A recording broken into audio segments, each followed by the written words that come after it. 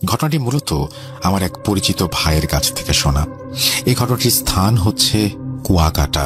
সেখানকার একটি tourist spot আছে মিস্ত্রিপাড়া কেন্দ্রিক স্থানে। সেখানকার পুরনো একজন মেম্বার আমার ভাইয়ের শ্বশুর, অর্থাৎ আমার তালুই হন। সঙ্গত কারণে তার নামটি আমি প্রকাশ করতে চাচ্ছি না। মূল ঘটনা হচ্ছে তার বাড়ির পাশে একটি ছোট্ট ডোবাকে নিয়ে। তার ওই ডোবা মূলত তার নলকূপ বা আমরা স্থানীয় ভাষায় চাপকল বলে থাকি, ওটার পানি দ্বারা সৃষ্ট। ডোবায় হাঁটু পরিমাণ পানি ছিল বা সর্বোচ্চ কোমর পরিমাণ পানি ছিল।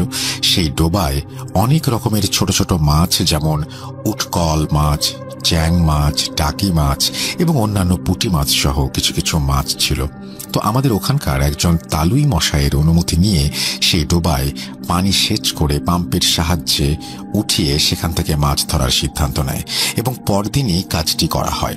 এবং যথারীতি সেখান থেকে অনেক টাকি মাছ, চ্যাং মাছ পাওয়া যায় এবং গ্রামের ছোট ছোট ছেলে মেয়েরাও সেখানে এসে মাছ নিতে থাকে।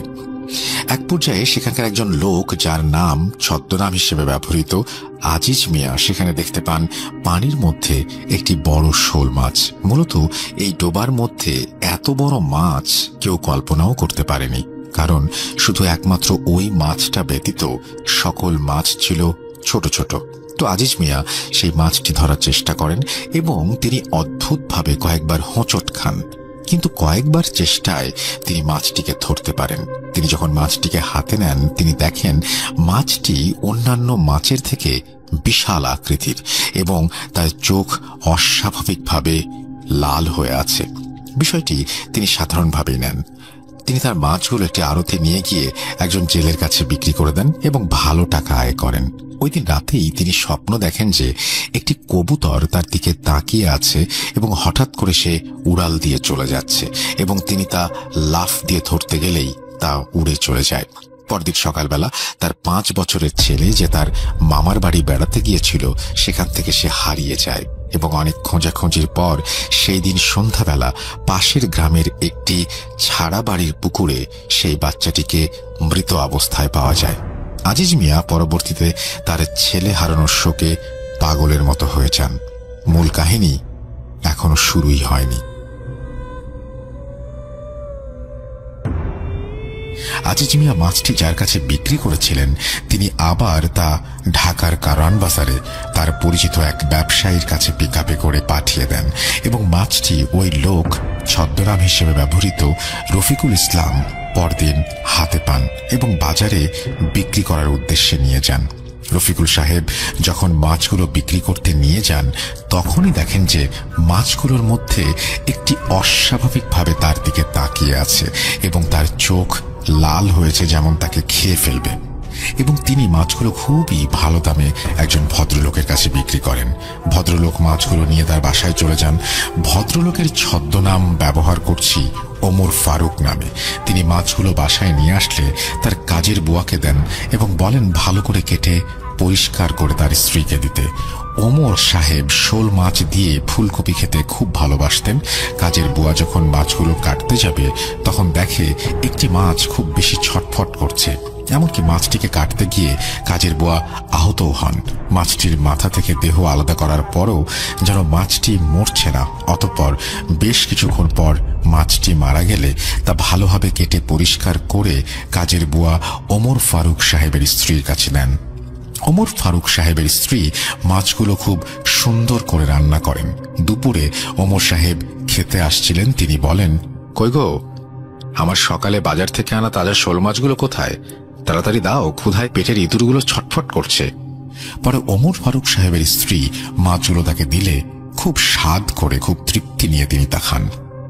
সেদিন রাতেই ফারুক সাহেবের স্ত্রীর চিৎকার শুনে ফারুক সাহেবের ঘুম ভেঙে যায় এবং তিনি দেখেন যে তার স্ত্রী খাট থেকে পড়ে ফ্লোরে কেমন গোঙাচ্ছেন। ফারুক সাহেব সাথে সাথে তার স্ত্রীকে ধরে জোরে জোরে আয়াতুল কুরসি পড়তে থাকেন। কিছুক্ষণের মধ্যেই তার স্ত্রী স্বাভাবিক হয়ে ওঠেন এবং বলেন, আমাকে বাঁচাও, ওরা আমাকে মেরে ফেলতে চায়। ও বলেছে যে যে তার সাথে অন্যায় করেছে সে প্রত্যেকের প্রতিশোধ নেবে। ও আমাকেও রাখবে না, কাউকেই ছাড়বে না। বলে রাখা ভালো, ওমর ফারুক সাহেব মূলত মাদ্রাসা লাইনের শিক্ষার্থী ছিলেন এবং তিনি কুরআনের হাফেজও ছিলেন। তিনি অনেক কিছুই জানতেন এই সমস্ত বিষয়ে, কিন্তু জিন বিষয়ক কোনো কাজ এখন পর্যন্ত তিনি করেননি। তারা ওই রাতটা কোনো মতে পার করেন ভয়ে ভয়ে। পরদিন ওমর ফারুক সাহেব তার পরিচিত একজন আলেমের সাথে কথা বলেন এবং তিনি জানান তিনি আসরের নামাজের পর তাদের বাসায় আসবেন।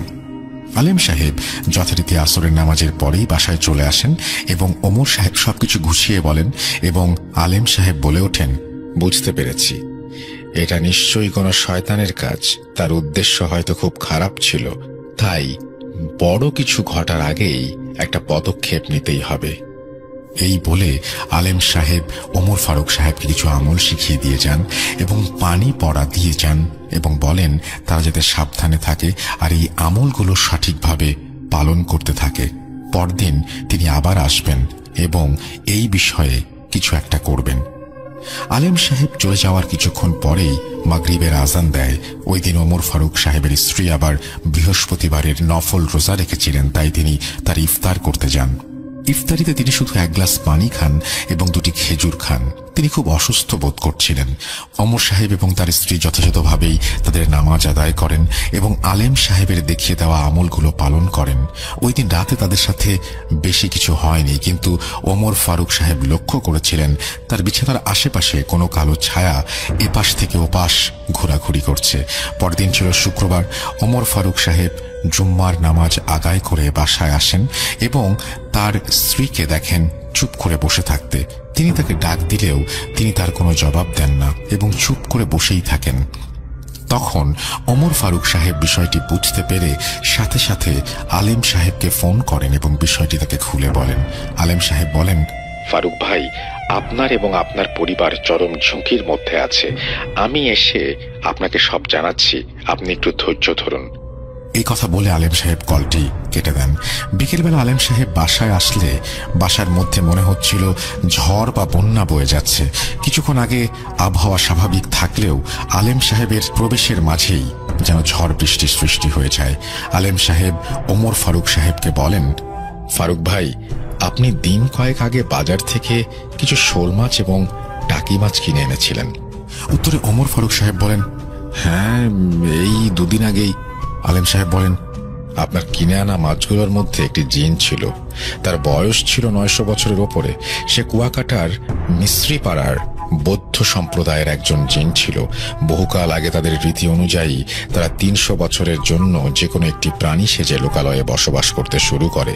তাদের মধ্যে এই জিনটি শোল মাছ, সে বিভিন্ন পুকুরে, ডোবায়, খালে বসবাস করে।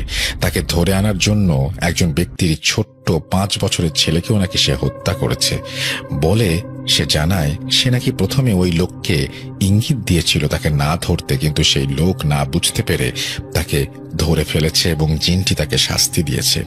আবার তিনি যার কাছে মাছগুলো হস্তান্তর করেছিলেন, এক জেলের কাছে, সেই জেলেরও একটি দুর্ঘটনার মাধ্যমে প্রাণ দিতে হয়েছে এবং বাজারে আনা সেই ব্যবসায়ীরও বড় ক্ষতি করে সে জানায়। সে নাকি এটাও জানিয়েছে এখন নাকি আপনার পালা। সে এবার আপনাকে কঠিন থেকে কঠিনতর শাস্তি দিতে চায়। বর্তমানে সে চায় আপনাকে প্রাণে মারতে এবং স্ত্রীর প্রাণ নিয়ে যেতে। এই কথাগুলো নাকি আলেম সাহেব তার বন্ধু এক জিনের কাছ থেকে জানতে পারেন। এসব কিছু শুনে ওমর ফারুক সাহেব এক প্রকার ভয়ের মধ্যে পড়ে যান এবং বলেন, ভাই, দেখেন না একটা সমাধান করা যায় কিনা। আরেকটা কথা, ওমর ফারুক সাহেবের স্ত্রী ছিলেন সন্তান সম্ভবা। তিনি তখন আলেম সাহেবকে বলেন, যে করে হোক আল্লাহর ওয়াস্তে আপনি আমাদের সাহায্য করুন। তখন আলেম সাহেব ওমর ফারুক সাহেবকে একজন হুজুরের কথা বলেন, যিনি ঢাকার কোনো এক জায়গায় জিন সম্পর্কিত রোগীদের চিকিৎসা দিয়ে থাকেন। সঙ্গত কারণে তার নামটিও বলছি না, কারণ তিনি বর্তমানে অনেক পপুলার একজন হুজুর। তার কাছে নিয়ে যাওয়ার পর তিনি ওই জিনকে কয়েকবার সতর্ক করেন এবং বলেন, চলে যা, কিন্তু সে কথায় নারাজ এবং তাকে ভেঙাতে থাকে। পরবর্তীতে হুজুর জিনটিকে জবাই করেন এবং পরবর্তীতে ওমর ফারুক সাহেব আলেম সাহেব হুজুরকে তার কর্মকাণ্ডে খুশি হয়ে কিছু হাদিয়া দেন এবং তাকে শুকরিয়া জানান। বেশ কিছুদিন কেটে গেল, তাদের কোনো সমস্যা হয়নি। কিন্তু ঘটনা এখানেই শেষ হয়নি।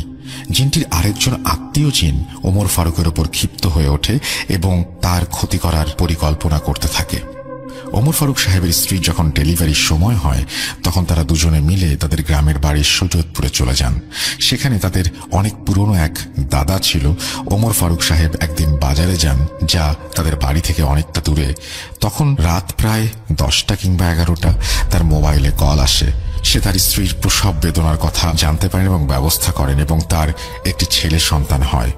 খুব আকস্মিকভাবে ঘটনাটি ঘটলে সে আনন্দে আত্মহারা হয়ে যায় এবং সেখানকার বাজারের একটি মিষ্টির দোকান থেকে মিষ্টি কিনে হাসি মুখে বাড়ির উদ্দেশ্যে রওনা দেয়। পথিমধ্যে সে একটি ঘটনার শিকার হয়।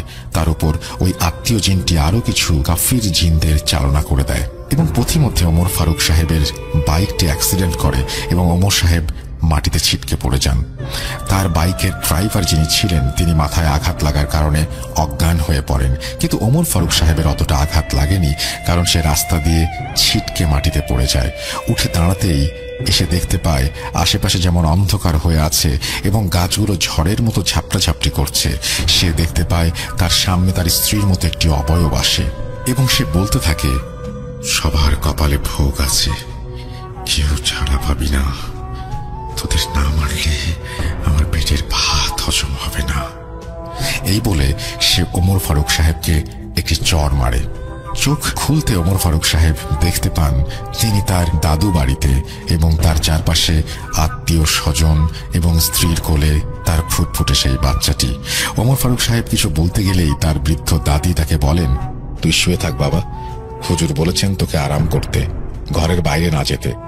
মূলত সেখানকার একজন মসজিদের ইমাম তার চিকিৎসার জন্য সেদিন রাতেই তার বাসায় আসেন এবং ওমর ফারুক সাহেবের এই অবস্থা দেখে তাকে একটি তাবিজ দিয়ে যান এবং কিছু দোয়া কালাম আর আমল দিয়ে যান।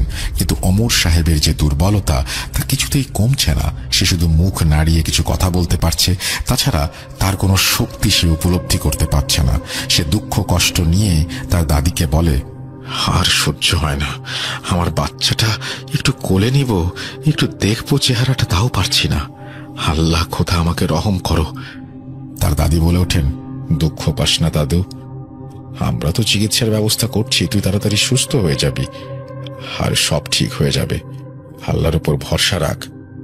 সেদিন রাতেই ওমর সাহেব ঘুমের মধ্যে দেখতে পান একটি বাচ্চা ছেলে, তার বয়স 4 থেকে 5 বছর হবে। সেই বাচ্চাটি তাকে ঘুমের মধ্যে বলছে, আব্বু আমার সাথে আসো, এই দিকে চলো, আমরা ওখানে যাব। ওমর ফারুক সাহেব ঘুমের মধ্যেই চলতে শুরু করেন এবং তিনি স্বপ্নের মধ্যে দেখছিলেন বাচ্চাটি তাকে ডাকছে এবং সে ঘুমের ঘোরের মধ্যেই বাচ্চাটির পেছন পেছন হাঁটতে হাঁটতে তাদের পুরনো এক পুকুরের পাড়ে এসে দাঁড়ান এবং সেখানে হঠাৎ তার ঘুম ভেঙে যায় এবং তিনি দেখতে পান যে তিনি বাসায় নেই, তিনি অন্য একটা স্থানে এসে পড়েছেন। পরবর্তীতে তিনি কিছু ভেবে ওঠার আগেই তার কানে শব্দ আসতে থাকে, তোর দিন শেষ, তোকে এখন পরলোক গমন করতে হবে, তোকে এমন ভাবে মারব আমার বুবুকে যেভাবে মেরেছিলি তার থেকেও নির্মম ভাবে তোকে মরতে হবে। এই বলে হঠাৎ করে তার পেছন থেকে একটি হাত এসে তাকে ধাক্কা দেয় এবং তিনি পানিতে পড়ে যান। পানিতে চুবানি খেতে থাকা অবস্থায় তিনি দেখতে পান তার মা পুকুর পাড়ে এসে তাকে বলছে, না রে বাবা, আমাকে ক্ষমা কর, আমাকে ক্ষমা কর, আমি অনেক চেষ্টা করেও তোকে বাঁচাতে পারছি না রে বাবা, ওরা তোকে বাঁচতে দিবে না। এই বলে তার মা ও হাওয়ায় মিলিয়ে যায় এবং সে চুবানি খেতে খেতে তার পায়ে কি যেন একটা টান অনুভব করেন। তিনি চেষ্টা করেও পানি থেকে উপরে উঠতে পারছেন না। এক পর্যায়ে ওমর ফারুক সাহেব শেষ নিঃশ্বাস ত্যাগ করেন এবং তিনি সেখানেই মারা যান। পরদিন তাকে বাসায় খুঁজে না পেয়ে গ্রামের লোকেরা খুঁজতে খুঁজতে এই পুকুরের মাঝখানে এসে লাশটি দেখতে পায়। বাসায় দুঃখের বন্যা বয়ে যায়। তারপর সবাই ধর্মীয় নীতি অনুসারে তাকে গোসল করিয়ে তার দাদার কবরের পাশে তাকে দাফন করে। তারপর বেশ কিছুদিন কেটে যায়। ওমর ফারুক সাহেব দুনিয়াতে নেই। বলে রাখা ভালো, ওমর ফারুক সাহেবের সেই পরিচিত আলেম সাহেব হঠাৎ একদিন উধাও হয়ে যান এবং তাকে আর কোথাও খুঁজে পাওয়া যায় না। তার পরিবার ভেবে নিয়েছিল তিনি হয়তো মারা গিয়েছেন। একদিন ওমর ফারুক সাহেবের মারা যাওয়ার প্রায় 6 মাস হতে চলল। ওমর ফারুক সাহেবের স্ত্রী স্বপ্নে ওমর ফারুক সাহেবকে দেখতে পান এবং ওমর ফারুক সাহেব বলেন, আমাকে ক্ষমা করে দিও, আমি জেনে বুঝে তোমাদের বিপদের মুখে ফেলে গিয়েছি, আল্লাহ মাফ করুক। এবং সে আরও স্বপ্নে বলে যে জিনটি এতেও শান্ত হয়নি, সে তার বোনের প্রতিশোধ নিতে ওমর ফারুক সাহেবের ছেলে ক্ষতি করতে পারে। সেই স্বপ্নের মধ্যে তিনি বলে যান ওই হুজুরের কথা যার মাধ্যমে তার প্রথম জিনটির কাছে তিনি রেহাই পেয়েছিলেন। ও আরেকটি কথা বলতে ভুলেই গিয়েছি, তখন ওমর ফারুক সাহেবের স্ত্রী তার বাবার বাসায় ছিলেন। তিনি তৎক্ষণাৎ সেই হুজুরের ব্যাপারে সন্ধান করেন এবং তার কাছে গিয়ে বিষয়গুলো জানান। হুজুর তার জিনের মাধ্যমে ওই জিনগুলোকে আটক করেন এবং বোতলবন্দি করে সিলেটের কোনো এক মাজারে দেখিতে ফেলে আসেন। আস্তে আস্তে তাদের এই দীর্ঘদিনের সমস্যার সমাধান হতে থাকে। এই ছিল আমার ঘটনাটি চাইলে আমি রেকর্ড করেও পাঠাতাম, কিন্তু আমার মুখের ভয়েসের থেকে আপনার মুখে ঘটনা শুনতে অনেক আনন্দ, এক প্রকার মজা লাগে। আমি কোনো প্রফেশনাল রাইটার না, আশা করি আমার লেখায় ভুল থাকলে ক্ষমা সুন্দর দৃষ্টিতে দেখবেন। আশা করি ঘটনাটি সিলেক্টেড হবে। আপনার জন্য দোয়া রইল রাসেল ভাই। ভূত.com চিরজীবী হোক এই আশা এবং প্রত্যাশা নিয়ে শেষ করছি। আসসালামু আলাইকুম। এই বলে তিনি ঘটনাটা শেষ করেছেন। আমার এখানে একটা প্রশ্ন আছে, সেটা হচ্ছে যে এই যে ওমর ফারুক সাহেব মারা গেলেন, তখন তিনি যে তার মাকে দেখলেন, এই পুরো দৃশ্যের বর্ণনা কি তিনি স্বপ্নতে দিয়েছিলেন? আমার মনে হয় এটা জানার একমাত্র উপায়, স্বপ্নে যেহেতু তিনি এসে তার স্ত্রীকে অনেক বিষয়ে বলেছেন, এই বিষয়টি হয়তো তিনি স্বপ্নতেই জানিয়েছিলেন। না হলে একজন মৃত মানুষ কিভাবে শেষ মুহূর্তে মারা গিয়েছিলেন, তার পা আটকে গিয়েছিল, এগুলো কিন্তু জানা সম্ভব না। প্রবাবলি এটা স্বপ্নে বলেছিলেন। এবং যেমন ঠিক আগে একটা জিনিস আমি খুব কনফিউশনে ছিলাম যে এই গ্রামের ঘটনা, মাছ যিনি বিক্রি করলেন, যিনি আড়তদার, এই সবার ঘটনা কে বর্ণনা করেছিল? ওমর ফারুক সাহেবকে। সেখানে আপনি পরিষ্কারভাবে বলে দিয়েছেন হুজুর তার জিনের মাধ্যমে এই ঘটনাগুলো জেনেছিল। আর এইখানেও আমার মনে হয় তার স্ত্রী হয়তো স্বপ্নের মাধ্যমে এই ঘটনাগুলো জেনেছিল, তাছাড়া কোনো উপায় নেই। তো আপনি যদি এটা ক্লিয়ার করতে চান আমাদের কমেন্ট সেকশনে এসে লিখতে পারেন, কারণ অনেকের মনেই এই প্রশ্নটা আসবে আমি জানি। সো ডেফিনেটলি আমি চাইবো যে আপনি এই ব্যাপারটাকে একটু ক্লিয়ার করবেন। আমরা চলে যাব আমাদের পরবর্তী ঘটনায়। আশা করছি আমাদের ঘটনা আপনাদের ভালো লাগছে। যদি ভালো লাগে অবশ্যই আমাদের জানাবেন, যদি ভালো না লাগে সেটাও আমাদের জানাবেন। আমি আমার নাম, ঠিকানা এবং যাবতীয় স্থানের নাম গোপন করার শর্ত চাইব। আমার ঘটনাটি সিলেক্টেড হলে আপনি পড়ে শোনাবেন। এটা আমার তৃতীয় ঘটনা। আগেও দুটো ঘটনা পাঠিয়েছি, এখনো জানি না সিলেক্টেড হয়েছে কিনা, কিন্তু যখন থেকে ভেবেছি আমার ঘটনাগুলো আমি শেয়ার করব, তারপর থেকে কেন জানি না নিজেকে ঘটনাগুলো লেখা থেকে কোনোভাবে বিরত রাখতে পারিনি। তাই র্যান্ডামলি লিখে যাচ্ছি আর পাঠিয়ে দিচ্ছি। আমি আমার দ্বিতীয় ঘটনায় আমার মামার বাড়ির একটা ঘটনা শেয়ার করেছিলাম এবং সেখানে আমার মামা বাড়ির সম্পর্কে বর্ণনা দিয়েছিলাম।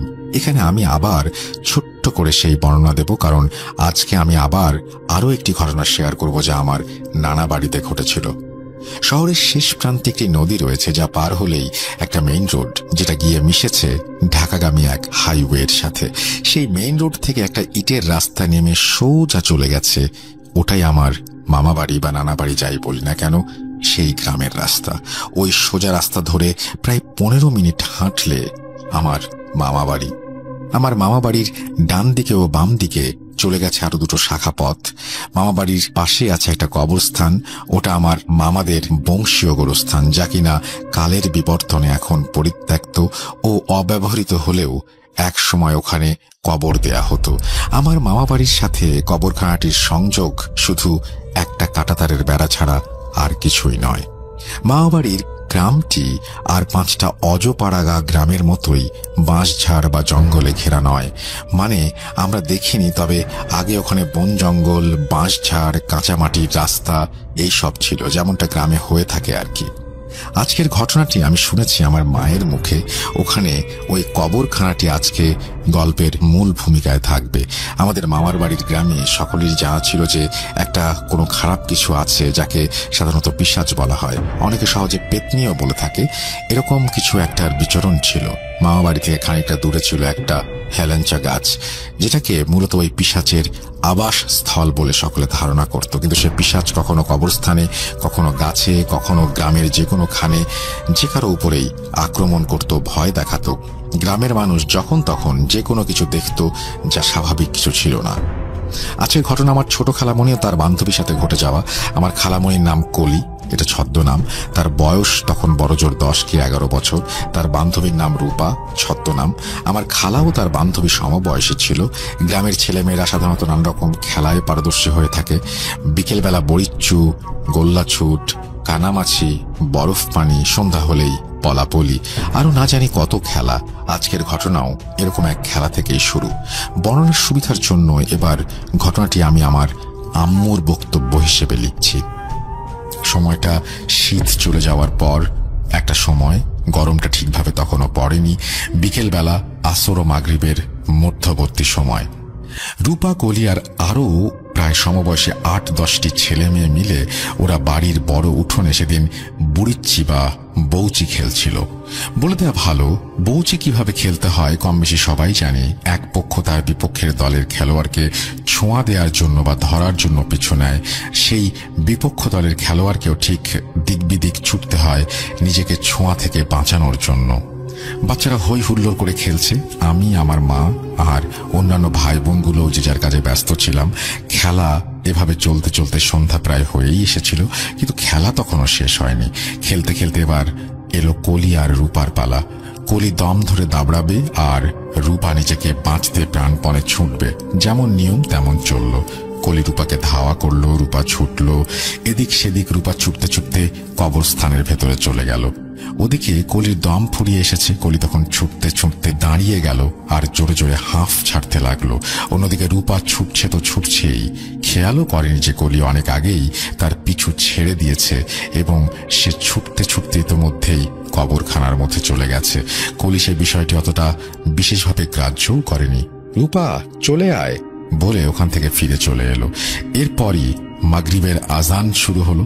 খেলায় ভঙ্গ দিয়ে সব ছেলেমেয়েরা যে যার বাড়ির পথে চলে গেল, অথচ রূপা কিন্তু ফেরেনি। এমনকি কেউ তা খেয়ালও করেনি।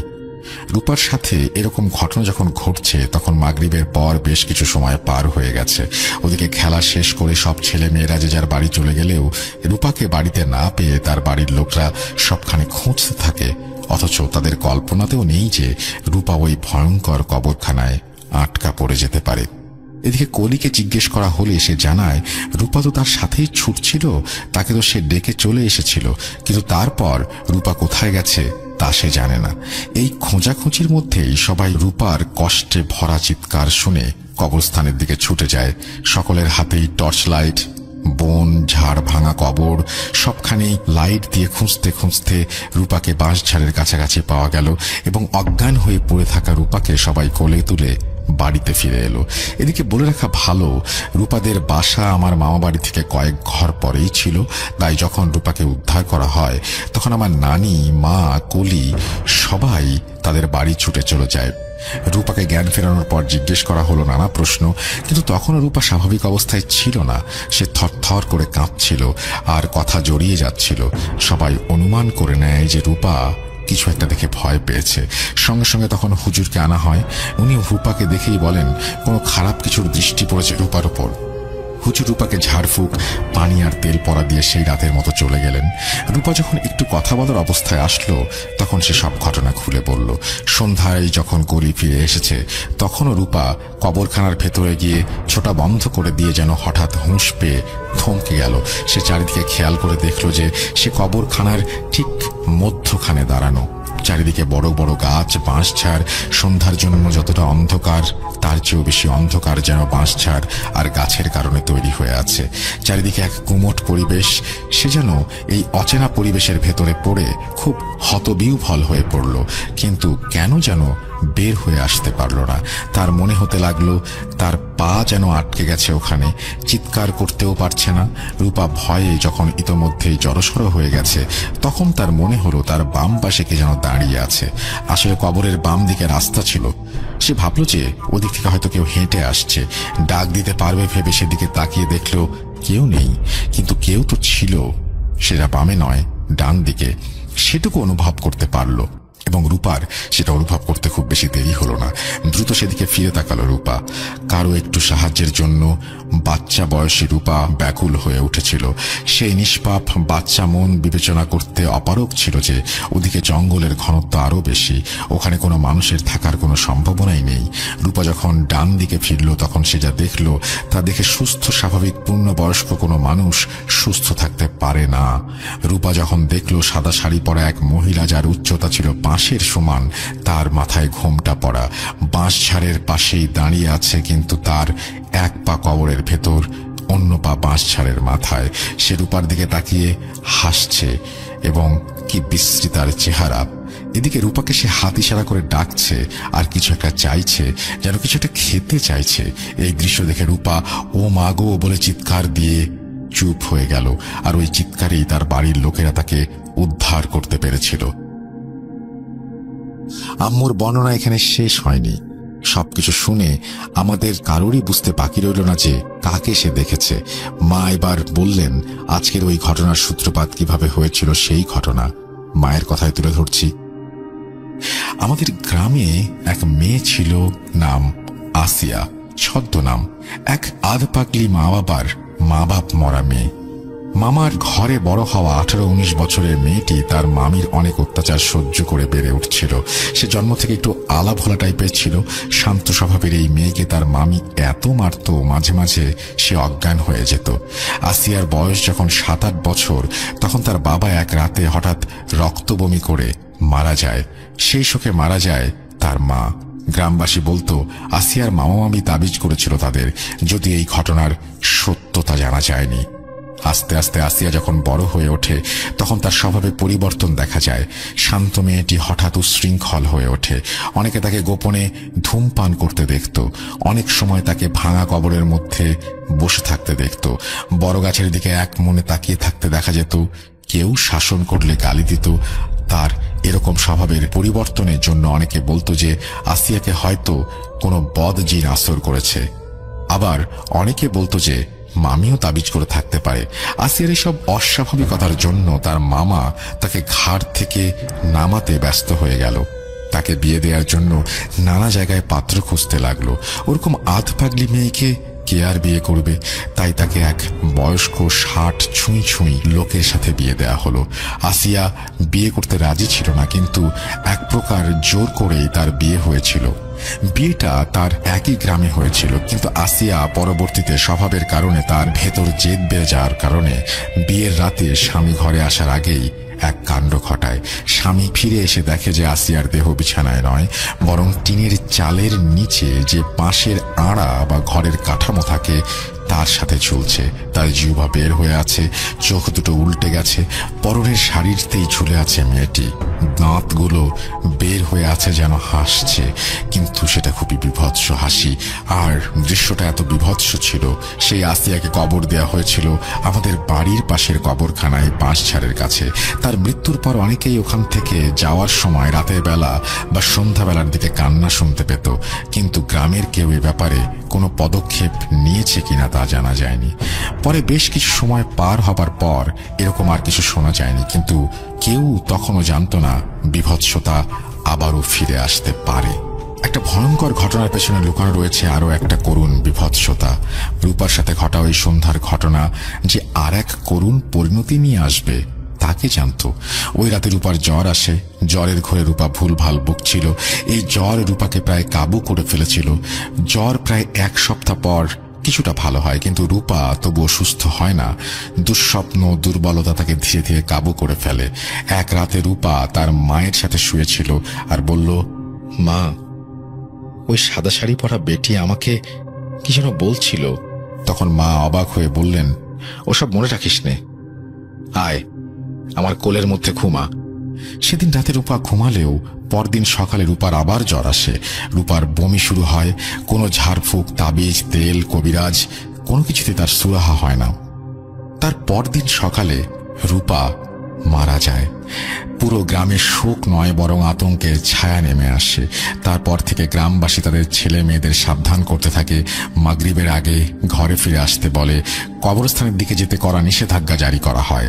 এমনকি ভর দুপুর ঠিক সন্ধ্যা এরকম সময় চলাফেরা, পুকুরে একা যাওয়া বা রাতে একা বাথরুমে যাওয়া, এসব কাজেও সবাই সব বাচ্চাদের চোখে চোখে রাখত। অনেকে ধারণা করত যে ওই গ্রামে যে পিশাচ ছিল সেই হয়তো আসিয়াকে আসর করে থাকবে। ওই দিন কবরখানায় যা রূপা দেখেছিল তা হয়তো পিশাচ, যা কিনা আসিয়ার রূপে ফিরে এসেছিল। আমি আপনাদের যে ঘটনাটি বলছি সেটা টাঙ্গাইল জেলার মির্জাপুর থানার একটি গ্রামের। সঙ্গত কারণে আমি আর কিছু উল্লেখ করছি না। এখন যে ঘটনাটি আপনাদের বলবো এটি আমার একজন ফ্রেন্ডের কাছ থেকে শোনা একটা রোমহর্ষক ঘটনা। এখানে আমার ফ্রেন্ডের নাম উল্লেখ না করার জন্য অনুরোধ করছি। ঘটনাটি ঘটে এই বছরের সেপ্টেম্বরের 17 তারিখে, অর্থাৎ 2022 সালের সেপ্টেম্বরের 17 তারিখ। এখানে বলে রাখা ভালো যে ঘটনাটি মূলত আমার ফ্রেন্ডের চাচার সাথে ঘটে, তাই আমার ফ্রেন্ড আমাকে যেভাবে বলেছে আমি সেভাবেই বলার চেষ্টা করছি। আগে থেকে আমাদের বংশগত স্বভাবে মাছ ধরার একটা পরিচয় আছে। আমাদের গ্রামের সামনেই রয়েছে একটা বিল। সেই বিলে প্রতি বছর বর্ষার সময় পানি আসে। বিল তখন কানায় কানায় পূর্ণ হয়ে যায় এবং গ্রামবাসীরা মাছ ধরার জন্য দিনরাত সেই বিলের সাথে লেগে থাকে। যেহেতু আমাদের বংশগত স্বভাবে মাছ ধরা একটি রীতি রয়েছে, সেহেতু আমার চাচাও প্রতি বছর এই বিলে মাছ ধরত। তো এবছরই আমার চাচার সাথে মাছ ধরাকে কেন্দ্র করে এমন একটা ঘটনা ঘটে যা আমাদের পরিবারের ওপর খুবই একটা কষ্টদায়ক ঘটনার জন্ম দেয়। একদিন রাতে আমার চাচা ও তার দুই বন্ধু রাত 11টার দিকে কি 11:30টার দিকে বিলে মাছ ধরতে যান। তখন মাছ ধরতে ধরতে রাত 1টা কিংবা 2টার কাছাকাছি চলে যায়। আমার চাচার বন্ধুরা বলে যে, চল, আজকে তো মাছ ভালোই ধরেছি, তাহলে চল আজকের মতো ফিরে যাই, এমনিতেই অনেক রাত হয়ে গেছে। কিন্তু আমার চাচা ছিলেন খুবই মাছ ধরার পাগল। মাছ ধরার নেশা তখন আমার চাচাকে পেয়ে বসেছে। তার দুই বন্ধুকে তিনি বললেন, আর একটু পরে যাব। তখন তার বন্ধুরা বলল, আজ তো ভালোই মাছ পেয়েছি, তাহলে আর কি করব, চল বাড়ি ফিরে যাই। কিন্তু আমার চাচা তাদের সাথে যেতে রাজি হলেন না। চাচা তার দুই বন্ধুকে বলল, তোদের মধ্যে যে কোনো একজন আমার সাথে থাক, একজন চলে যা। তখন আমার চাচার এক বন্ধু তার সাথে থাকার জন্য রাজি হলো এবং আরেকজন বাড়ি ফিরে গেল। এই ঘটনাটুকু আমার চাচার সেই বন্ধুর কাছ থেকে শোনা। বলছেন চাচার বন্ধু, আমরা যখন আবার মাছ ধরা শুরু করলাম তার কিছুক্ষণ পরেই বিলের মধ্যে দুটো আলো দেখতে পেলাম। আলোগুলো লাল রঙের ছিল। আস্তে আস্তে সেই আলোগুলো আমাদের কাছে আসতে থাকলো। একটু কাছে আসতেই ভালো করে লক্ষ্য করলাম যে আলোগুলো খুবই লাল আর দুটো চোখের মতো, যেন আগুনের দুটি ফুলকি। তখন আমরা দুজনেই ভাবলাম ওগুলো কি। আমাদের একটু ভয় লাগতে শুরু করলো। আস্তে আস্তে আলোগুলো যখন আমাদের দিকে এগিয়ে এলো, আমরা যা দেখলাম তা দেখার জন্য মোটেও প্রস্তুত ছিলাম না। তখন আমরা দেখতে পেলাম যে দৈত্যাকৃতির একটা জিনিস, তার মাথায় সাদা সাদা লোম ছিল, তার মুখটা ছিল ঘোড়ার মুখের মতো, আর তার দুই হাত ছিল ঘোড়ার খুরের মতো। তখন সেই সাদা অবয়বটা আমাদের দিকে ধেয়ে আসছে আর বিকট কর্কশ শব্দ করতে করতে আসছে। তখন আমরা দুজনেই খুব ভয় পেয়ে যাই এবং দৌড় দেই। আমাদের বিলে বর্ষার সময় হাঁটু সমান পানি। আমরা মাছ ধরতে ধরতে বিলের কাছাকাছি চলে এসেছিলাম। ঠিক তখনই সেই বিভৎস অবয়ব আমাদের দিকে তার দুই ঘোড়ার খুরের মতো হাত বাড়িয়ে দিল এবং শুধু তাই নয়, হাতগুলো বড় হতে শুরু করলো। ঠিক সেই মুহূর্তে দুজনেই পানির মধ্যে দৌড় দেওয়ার চেষ্টা করি। যেহেতু বিলে আমাদের হাঁটু সমান পানি থাকার কথা, ভালোভাবে দৌড়াতে পারছিলাম না। এরই মধ্যে বিলে পার হয়ে আমরা অনেক দূর চলে এসেছিলাম মাছ ধরতে ধরতে। ভয়ে কে কার মতো কোন দিকে দৌড়িয়েছিলাম বুঝতে পারিনি। আমি কোনোভাবে আস্তে আস্তে এসে বিলের পাড়ে উঠে বাড়ির দিকে দৌড় দেই। তখন আমার কোনো খেয়াল ছিল না। দৌড়াতে দৌড়াতে এসে এক সময় বাড়ির ভিতরে ঢুকে দরজার সামনে চিৎকার করে অজ্ঞান হয়ে যাই। আর কিছু মনে নেই।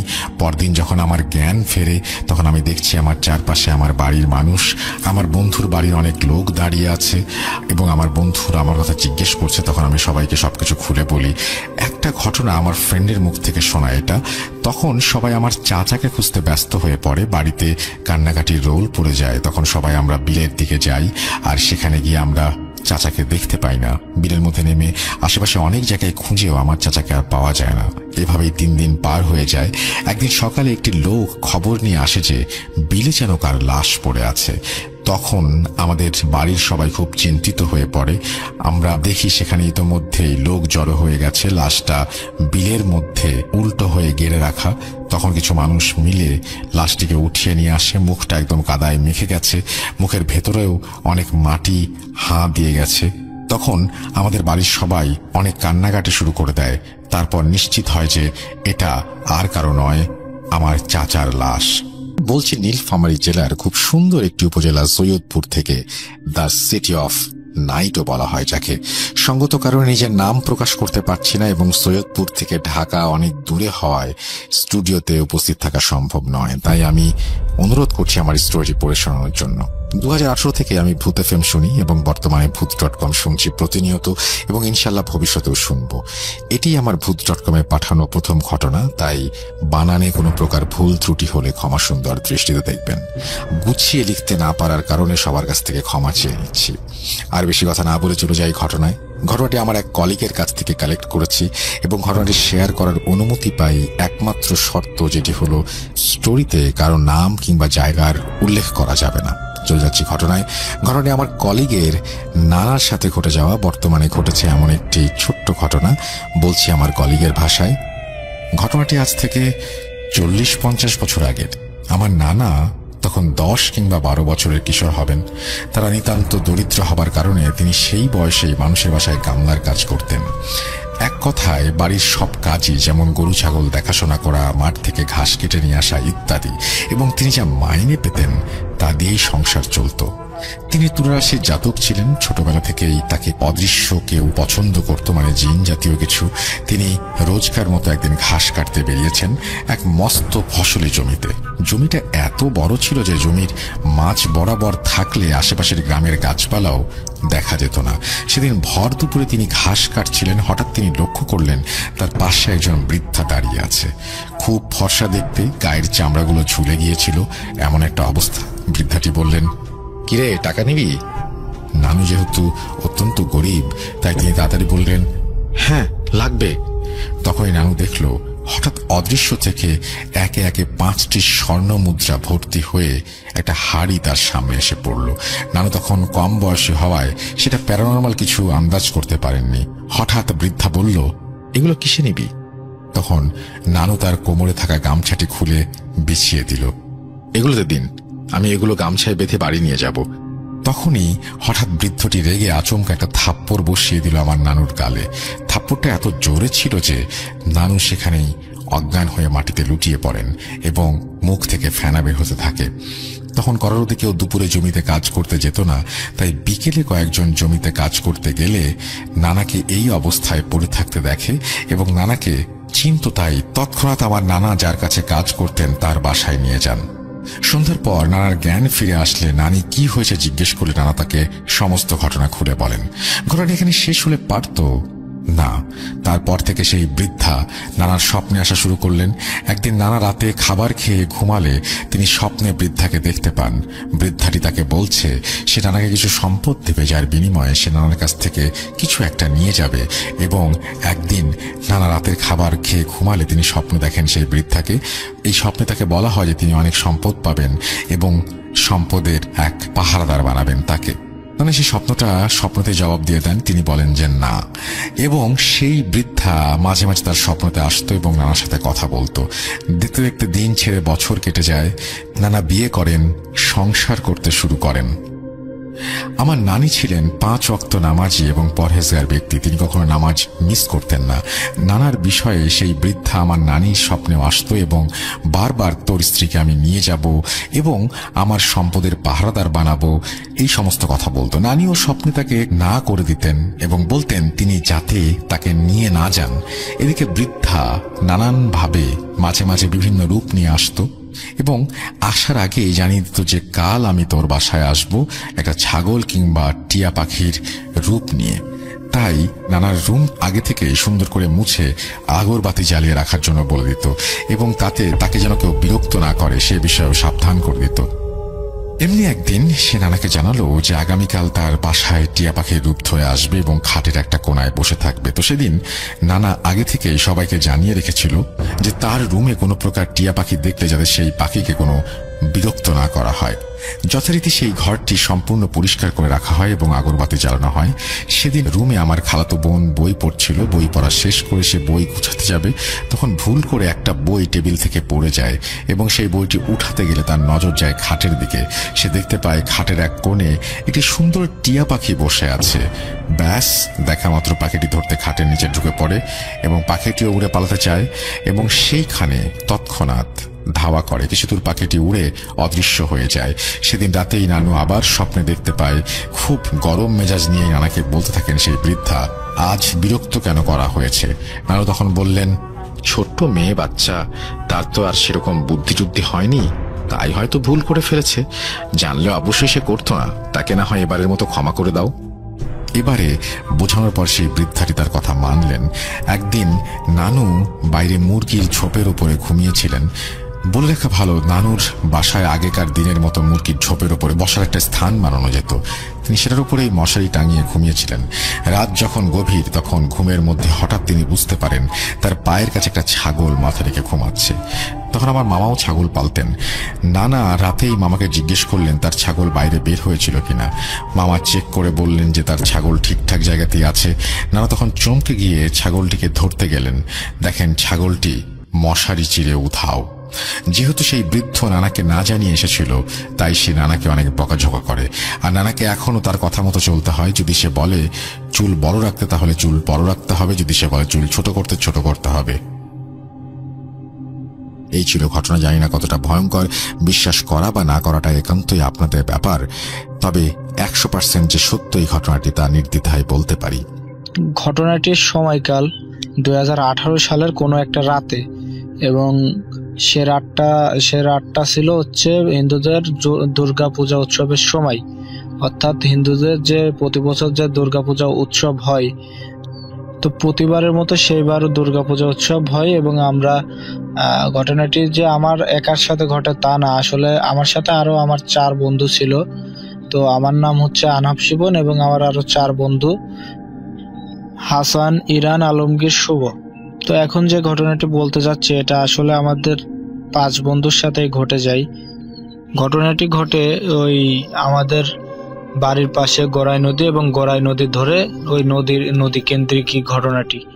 তো আমাদের জেলাটা পড়ছে ঝিনাইদহ জেলা, এবং ঝিনাইদহ জেলা শোলগোবা থানা। শোলগোবা থানার কোনো একটা গ্রাম, এবং যে গ্রামের পার্শ্ববর্তী দিয়ে যে গ্রামের সাথেই গড়াই নদী অবস্থিত, এবং গড়াই নদীর এই পাড়টা কুষ্টিয়া জেলা এবং ওই পাড়টা আমাদের জেলা ঝিনাইদহ। তো আমরা প্রতিবারের মতোই আমরা 5 বন্ধু ওই জেলেদের যে ছোট ডিঙি নৌকার থাকে মাছ মারা, ওই মাছ মারা নৌকা আমরা নিয়ে থাকি, এবং মাছ মারা নৌকা নিয়ে আমরা বৈঠা নিয়ে আমরা নদী পথে পাড়ি দিই। এবং নদীতে তখন অনেক পানি, এবং যার কারণে নদীতে প্রচুর স্রোত, নদী ভর্তি পানি। এবং আমাদের যে দিকটায় যাইতে হবে সেদিকটা আসলে স্রোতের অনুকূলে, মানে স্রোতের যে বিপরীত তা কিন্তু না। ওই স্রোত ধরে গেলেই আমাদের আর কি যাওয়া হয়, এবং বৈঠা মারা লাগে না। তো আমরা কি করে, আমরা নৌকাটা মাঝ নদীতে ছেড়ে দিই, এবং ছেড়ে দিয়ে আমরা চুপচাপ বসে থাকি নৌকার উপরে। এবং নৌকাটা যেহেতু নদীতে প্রচুর স্রোত, সেহেতু আমাদের যাইতে খুব একটা বেশি সময় লাগে না। যেহেতু 3 কিলোমিটার পথ যাইতে হয়, অতটা বেশি সময় লাগে না। তো আমরা নদী দিয়ে মাছ বরাবর দিয়ে আমরা সেই জায়গাটা যাই, এবং সেই জায়গাটা গিয়ে আমাদের ওই কোলে উঠতে হয়। এখানে একটা বিষয় বলা উচিত, আমরা আসলে যে জায়গায় পূজা দেখতে যাই, এই জায়গায় আসলে কুষ্টিয়া জেলাতে একটা পূজা উৎসব অনুষ্ঠিত হয়, এবং ঝিনাইদহ জেলাতে, আমাদের জেলাতে 2টা পূজা উৎসব অনুষ্ঠিত হয়, এবং 2টাই ওই নদী ধরে গেলেই পাওয়া যায়, এবং 2টাই আমাদের বাসা থেকে আর কি 3 থেকে 4 কিলো এরকম পথ। তো আমাদের প্রথম যাইতে হয় কুষ্টিয়া জেলার যে নদীর পাশে যে পূজা উৎসব বসে, ওখানে আর কি আমাদের প্রথম যাইতে হয়। তো আমরা নৌকা নিয়ে আমরা ওইখানে যাই, এবং নদী পথে গিয়ে একটা যেখানে আসলে নৌকাটা ঠেকাতে হয়, ওখানে একটা বট গাছ আছে অনেক পুরাতন, যেটা আসলে 300 থেকে 400 বছরের পুরনো এরকম শোনা যায়। এবং আরো শোনা যায় যে নৌকা মানে ওই বট গাছ কেন্দ্রিক অনেক ঘটনা নাকি ঘটে থাকে। তো একটা জিনিস কি, আসলে ওই বট গাছটা দিনের আলোতে দেখলে অনেক ভয় করে, এবং বট গাছটা এতই ভয়ানক যে আসলেই ভেতরে অনেক ভয় কাজ করে। তো আমাদের যেখানটা যেতে হয় ওইখানটা আসলে বট গাছের ওখানটাই নৌকা ভেড়ানো লাগে, এবং ওই বট গাছের সাথে আমরা প্রতি বছর আর কি বট গাছের কোনো একটা শিকড়ের সাথে আমরা নৌকা বেঁধে আমরা উপরে যাই আমরা দুর্গাপূজা উৎসব দেখি। এবং সেদিনও তার ব্যতিক্রম না, আমরা ওইভাবে যাই, নৌকাটা ঠেকাই ওই বট গাছের একটা শিকড়ের সাথে আমরা নৌকাটা বাঁধি, এবং নৌকাটা বেঁধে আমরা দুর্গাপূজা উৎসব দেখতে উপরে চলে যাই, এবং দুর্গাপূজা উৎসব আমরা উপভোগ করি। এবং দুর্গাপূজা উৎসব দেখে শেষ করতে আমাদের বেজে যায় রাত 11টা। তো আমাদের যেহেতু আরো 2টা জায়গা, আমাদের জেলাতেই 2টা জায়গায় আমাদের আরো দুর্গাপূজা উৎসব দেখতে হবে, সেহেতু আমাদের ওখানে বেশি দেরি করলে চলবে না। এবং এই জন্য আমরা কি করি, আমরা ওখান থেকে ব্যাক করি। আমরা ব্যাক করে সেই বট গাছটার নিচে আসি এবং বট গাছটার নিচে এসে একটু আশ্চর্যজনক হই। তার কারণ আশ্চর্য হওয়ার কারণ এটাই যে আমরা যে নৌকাটা বেঁধে রেখে গেছি শেকড়ের সাথে, আসলে শেকড়ের সাথে বাঁধলেও ওই শেকড়ের নিচে তখন অনেক পানি ছিল। কিন্তু আমরা যখন নৌকাটা খুলতে যাব তখন আসলে গিয়ে দেখি ওখানে মানে শেকড়ের তলে কোনো পানি নাই এবং নৌকাটা মনে হচ্ছে বালুর চরের উপরে জেগে গেছে এবং পানিটা অস্বাভাবিকভাবে এতটাই কমে গেছে, মানে এত অল্প সময়ের মধ্যে এত পানি কমার কথা না। এই জিনিসটা দেখে আসলে অনেকে আমরা আশ্চর্য হই যে এটা কিভাবে সম্ভব, এত পানি হঠাৎ করে কমে যায়, এটা তো আগে কখনো হয়নি। তো আমরা ওইটা নিয়ে বেশি খুব একটা মাথা ঘাটাই না এবং আমরা বলা বলি করি 5 জনে যে নৌকাটা যেহেতু খুব একটা মানে ভার না, 5 জন হলে আমরা নৌকাটা পানিতে নামাইতে পারবো। তো আমরা আমরা নৌকাটা শেকড় থেকে খসাই এবং শেকড় থেকে খসায় আমরা কাঁধে করে নিয়ে নৌকাটা 5 জনে কাঁধে করে নিয়ে আমরা পানিতে নামাই এবং পানিতে নামানোর পরে আমরা নৌকার উপরে উঠে বসি। কিন্তু আমরা যখন নৌকার উপরে উঠে বসি তখন ওই বট গাছটা থেকে একটা আওয়াজ আসে এবং আওয়াজটা এরকম, মানে ওই বট গাছটা থেকে 2টা কণ্ঠের আওয়াজ আসে, মানে মনে হয় যেন 2টা জিনিস কথা বলাবলি করতেছে ওদের নিজেদের মধ্যে। তো ওরা দুজন মানে বলা বলি করতেছে এরকম ভাষায়, দেখো দেখো পাগলরা কি করতেছে, পাগলরা নৌকা নিয়ে, এই অবস্থাতেও নৌকা নিয়ে পাগলরা পূজা দেখতে আসে। আবার একটা কণ্ঠ আর একটা কণ্ঠকে বলে উঠলো ওদের কপালে আজকে যা আছে এটা ওদের উপলব্ধি করা উচিত এবং কিছুটা শিক্ষা হওয়া উচিত এদের। তো কথাগুলো মনে হলো যে আমাদেরকে উদ্দেশ্য করে কথাগুলো বললো, কিছুটা স্পষ্টভাবে শুনতে পেলাম আমরা কথাগুলো এবং আমরা পেছন দিকে তাকাই, বট গাছের দিকে তাকালাম, তাকাই মোবাইলে যে ফ্ল্যাশ ছিল ফ্ল্যাশ মেরে আমরা দেখি আসলে বট গাছে 2টা কাক বসা, মানে বট গাছের একটা ডালে দেখি 2টা কাক বসা এবং কাকগুলো চুপচাপ আছে। আমরা যখন তাকাইছি তখন চুপচাপ আছে এবং ওই কথাগুলো বলছে। আমরা যখন নৌকার উপরে ছিলাম আমরা জানিও না কোথা থেকে বলতেছে, এদিক ওদিকে খুঁজতেছি, তখন ওই কথাগুলো তারা বলতেছিল। তো আমরা ওইটার দিকে অতটা কেয়ার করি না, আমরা ওইটা নিয়ে অতটা ভাবি না এবং আমরা কি করি, আমরা যে আমাদের জেলাতে যে 2টা দুর্গাপূজা উৎসব হয় ওখানে আমরা যাওয়ার জন্য আরেকটু সামনে আগায় গিয়ে আমরা পাড়ি দিই। তো আমরা স্বাভাবিকভাবেই নৌকাটা পাড়ি দিই এবং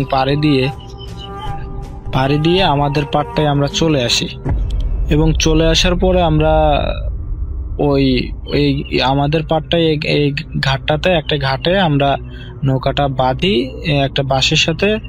তো একটা বাঁশের সাথে নৌকা বাঁধার পরে আমরা উপরে যাই আমরা সেই দুর্গাপূজা উৎসবে আমরা দেখতে যাই এবং আমরা ওখানে স্বাভাবিকভাবে দুর্গাপূজা উৎসব দেখতে যাই। তখনও আসলে আমাদের সাথে সেরকম কিছু একটা ঘটে না।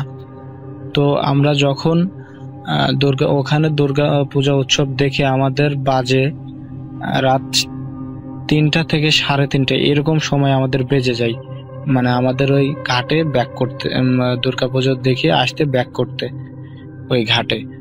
তো আমরা ঘাটে স্বাভাবিকভাবেই চলে আসি, এসে আমরা নৌকাটা খুলে আমি যেভাবে আমরা নৌকার উপরে 5 জন বসেছিলাম ঠিক সেইভাবে আসলে আমি নৌকার বৈঠা ধরে আমি আর কি নৌকার মাঝিগিরি করতেছি এবং আমার 4 বন্ধু ওরা 2 জন সামনে বসে 2টা বৈঠা নিয়ে ঠেলাঠেলি করতেছে আর 2 জন মাঝখানটায় বসে আছে আর আমি পিছনে বৈঠা নিয়ে ঠেলায় যাইতে হয়, যেহেতু পানি নদীর কুলে তো অতটা পানি থাকে না, সবসময় দেখা যায় যে মাঝখানটায় বেশি পানি থাকে, কুলে তো অতটা পানি থাকে না, কুলে অনেকটাই চর পড়া থাকে। তো একটা বিষয় বলে রাখি, আমাদের যে পাড়টা, আসলে আমাদের পাড়টা আমাদের আর ওই পারে পার হয়ে যাইতে হয় না, এখন আমাদের পাড় দিয়েই যাওয়া লাগে।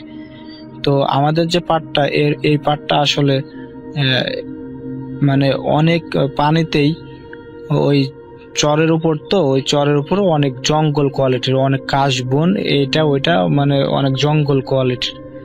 তো ওই জঙ্গলের ভিতর দিয়ে আমাদের আসলে আসতে হয়, এবং জঙ্গলটা প্রায় 1 কিলোমিটার ধরে অবস্থিত।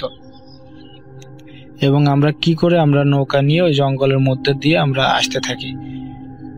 জঙ্গলের ভিতর যখন ঢুকে তখন মানে জঙ্গলের ভিতর ঢোকার 2-3 মিনিট পরেই আমরা কিছু একটা অনুভব করি। আর অনুভবটা এরকম যে মনে হচ্ছে জঙ্গল ভেঙে মরমর মরমর শব্দে কি যেন দানবের মতো মনে হচ্ছে চলে আসতেছে আমাদের দিকে, ধেয়ে আসতেছে জঙ্গল ভাঙতে ভাঙতে। তো ওই অত রাতে এইটা অনুভব করতে করতে আসলে তো অনেক ভয়, ভেতরে ভেতরে আমাদের 5 জনারই অনেক ভয় কাজ করতেছে। আমরা চারদিকে খালি লক্ষ্য করে দেখতেছি আসলে হচ্ছেটা কি, মানে ওই ভাঙাভাঙি শব্দটা একবার এদিকে একবার ওদিকে, অর্থাৎ আমাদের চারপাশে ঘোরপাক খাচ্ছে, এরকম একটা অবস্থা। তো আমরা তো এক প্রকার অনেক ভয় পেয়ে যাই, এবং আমরা যতটা তাড়াতাড়ি সম্ভব আমরা সামনের দিকে আগাইতে থাকি, অনেক ভয় নিয়ে। তো এরকম আরো 2-3 মিনিট চলার পরে হঠাৎ এক সময় যায় এটা থেমে যায়, ওটা আর কি, ওটার উপস্থিতি আর দেখা যায় না। তো 2-3 মিনিট পরে নৌকাটা এক প্রকার স্থির হয়ে যায়, এবং আমি খেয়াল করি যে আমার নৌকার আমার বৈঠাতে কোনো পানি পাচ্ছি না আমি। এবং আমার সামনে যে 2টা বন্ধু, ওরা বৈঠা দিয়ে যে পানিতে যে বৈঠা চালাচ্ছে, ওরাও কোনো পানির উপস্থিতি পাচ্ছে না, এবং ওরা আমাকে বলে ওঠে যে পানি কই গেল। একটা কথা বলতে ভুলেই গেছি, আসলে সে রাতটা ছিল অনেক অন্ধকার, এতটাই অন্ধকার যে মানে একটু দূরে খালি চোখে দেখাই যায় না। আমরা আর কি মোবাইলের ফ্ল্যাশ লাইট মেরে আমরা ব্যাক করতেছিলাম। তো ওই অন্ধকারে যখন নৌকার বৈঠাতে কোনো পানি পাচ্ছিলাম না, ওরাও পাচ্ছিল না, তখন ফ্ল্যাশটা ওরা একটু সামনের দিকে মারে, এবং আমিও চোখ করে রয়েছি, এবং সামনের দিকে ওরা ফ্ল্যাশটা মারার পরে যা দেখতে পাই সেটা দেখার জন্য আমাদের কোনো প্রস্তুতি ছিল না। আমরা দেখতে পাই বিশাল প্রকৃতির একটা অবয়ব দানব আমাদের নৌকা থেকে 20-30 হাত দূরে, তার 2টা হাত দিয়ে আমাদের নৌকাটা সন্নিতে উঁচা করে রাখছে, এবং আমরা সে উঁচাতেই রয়েছি, এবং এর কারণে আমরা আসলে পানি পাচ্ছি না। এবং তার চোখ দুটো লাল টকটকে বিশাল আগুনের গলার মতো, আর তার দাঁত দুটা অনেক বড় বড় বের করা 2টা দাঁত, এবং 2টা দাঁত দিয়ে মনে হচ্ছে তাজা রক্ত যেরকম বয়ে পড়ে ওরকম রক্ত পড়তেছে। কি একটা অবস্থা! এই দৃশ্য যখন চোখের সামনে দেখি তখন আসলে নিজেদেরকে আমরা ধরে রাখতে পারি না, এবং আমরা ওখানে নৌকার উপরে আমরা সেন্সলেস হয়ে পড়ে যাই। তারপর ঠিক কতটা সময় কেটে যায় এটা আসলে বলা বাহুল্য। আমরা আমাদেরকে আবিষ্কার করি, আমরা যেখান থেকে নৌকাটা নিয়ে আমরা গেছিলাম আর কি দেখতে, আমরা দেখি আমরা আমাদের সেই ঘাটে নৌকার উপরেই আমরা পড়ে আছি, এবং আমাদের চারপাশে 3-4 জন লোকজন, এবং তারাই আমাদের ওখান থেকে ধরে নিয়ে আমাদের বাসায় নিয়ে যায়, এবং যার যার বাসায় তার পৌঁছে দেয়। তো আমরা আমাদের নিজেদের মতো করে শুয়ে পড়ি, এবং পরের দিন যে সকাল 11টায় আমাদের ঘুম ভাঙে, তখন বিছানা থেকে উঠতে আর পারি না, তার কারণ শরীরে একটুকু শক্তি নেই, আর প্রচন্ড জ্বর গায়ে, এতটাই জ্বর যে একটা স্বাভাবিক মানুষ উঠে দাঁড়াতেই পারবে না, এরকম জ্বর গায়ে। এবং আমাদের ওই 4 বন্ধুরও নাকি ওদের একই অবস্থা, ওইরকম অবস্থা হয় অনেক জ্বর নিয়ে। তারপর সে জ্বর থেকে সুস্থ হতে হতে আমাদের ডাক্তার দেখানোর পরে আরো 3-4 দিন লেগে যায়, এবং এক পর্যায়ে আমরা সুস্থ হই। তো এই ঘটনার সমাপ্তিটাই আসলে এখানেই ঘটে। তো জানি না ঘটনাটি আপনারা আসলে কতটুকু সত্যিভাবে নেবেন, কিন্তু এটা যে আমাদের 5 জনের সাথে বাস্তব জীবনের সাথে ঘটে গেছে, সেই রাতের কথা চিন্তা করলে আজও অনেক ভয় লাগে। আর তারপর থেকে আমরা আর কখনো ওইভাবে পূজা উৎসব দেখতেও যাইনি। গেলেও হয়তো বা দিনের বেলায় টেলায় গেছি, তা নৌকা নদী পথে না, ওই এমনিতেই হাঁটা পথে গেছি, না হলে কোনো যানবাহনের পথে গেছি, গিয়ে দেখে আসছি। তো এই ছিল ঘটনা। তো আর একটা কথা, ওই যে আমি বলছিলাম যে এই ভূত এফএম দেখতে দেখতে, ভূত.com দেখতে দেখতে আসলে ঘুম আসাটা আমার একটা পেশা নেশা এক প্রকার যাই বলেন। তবে এর প্রতি যে আসক্তিটা নিয়ে একটা ঘটনা, সে ঘটনা আমি এখন বলবো। ঘটনাটি ঘটে আসলে বেশি দিন না, এই তো 6 মাস হলো। আমি আর কি যখন ভূত.com শুনি, তখন আমার কানে দুই কানে 2টা হেডফোন লাগাই এবং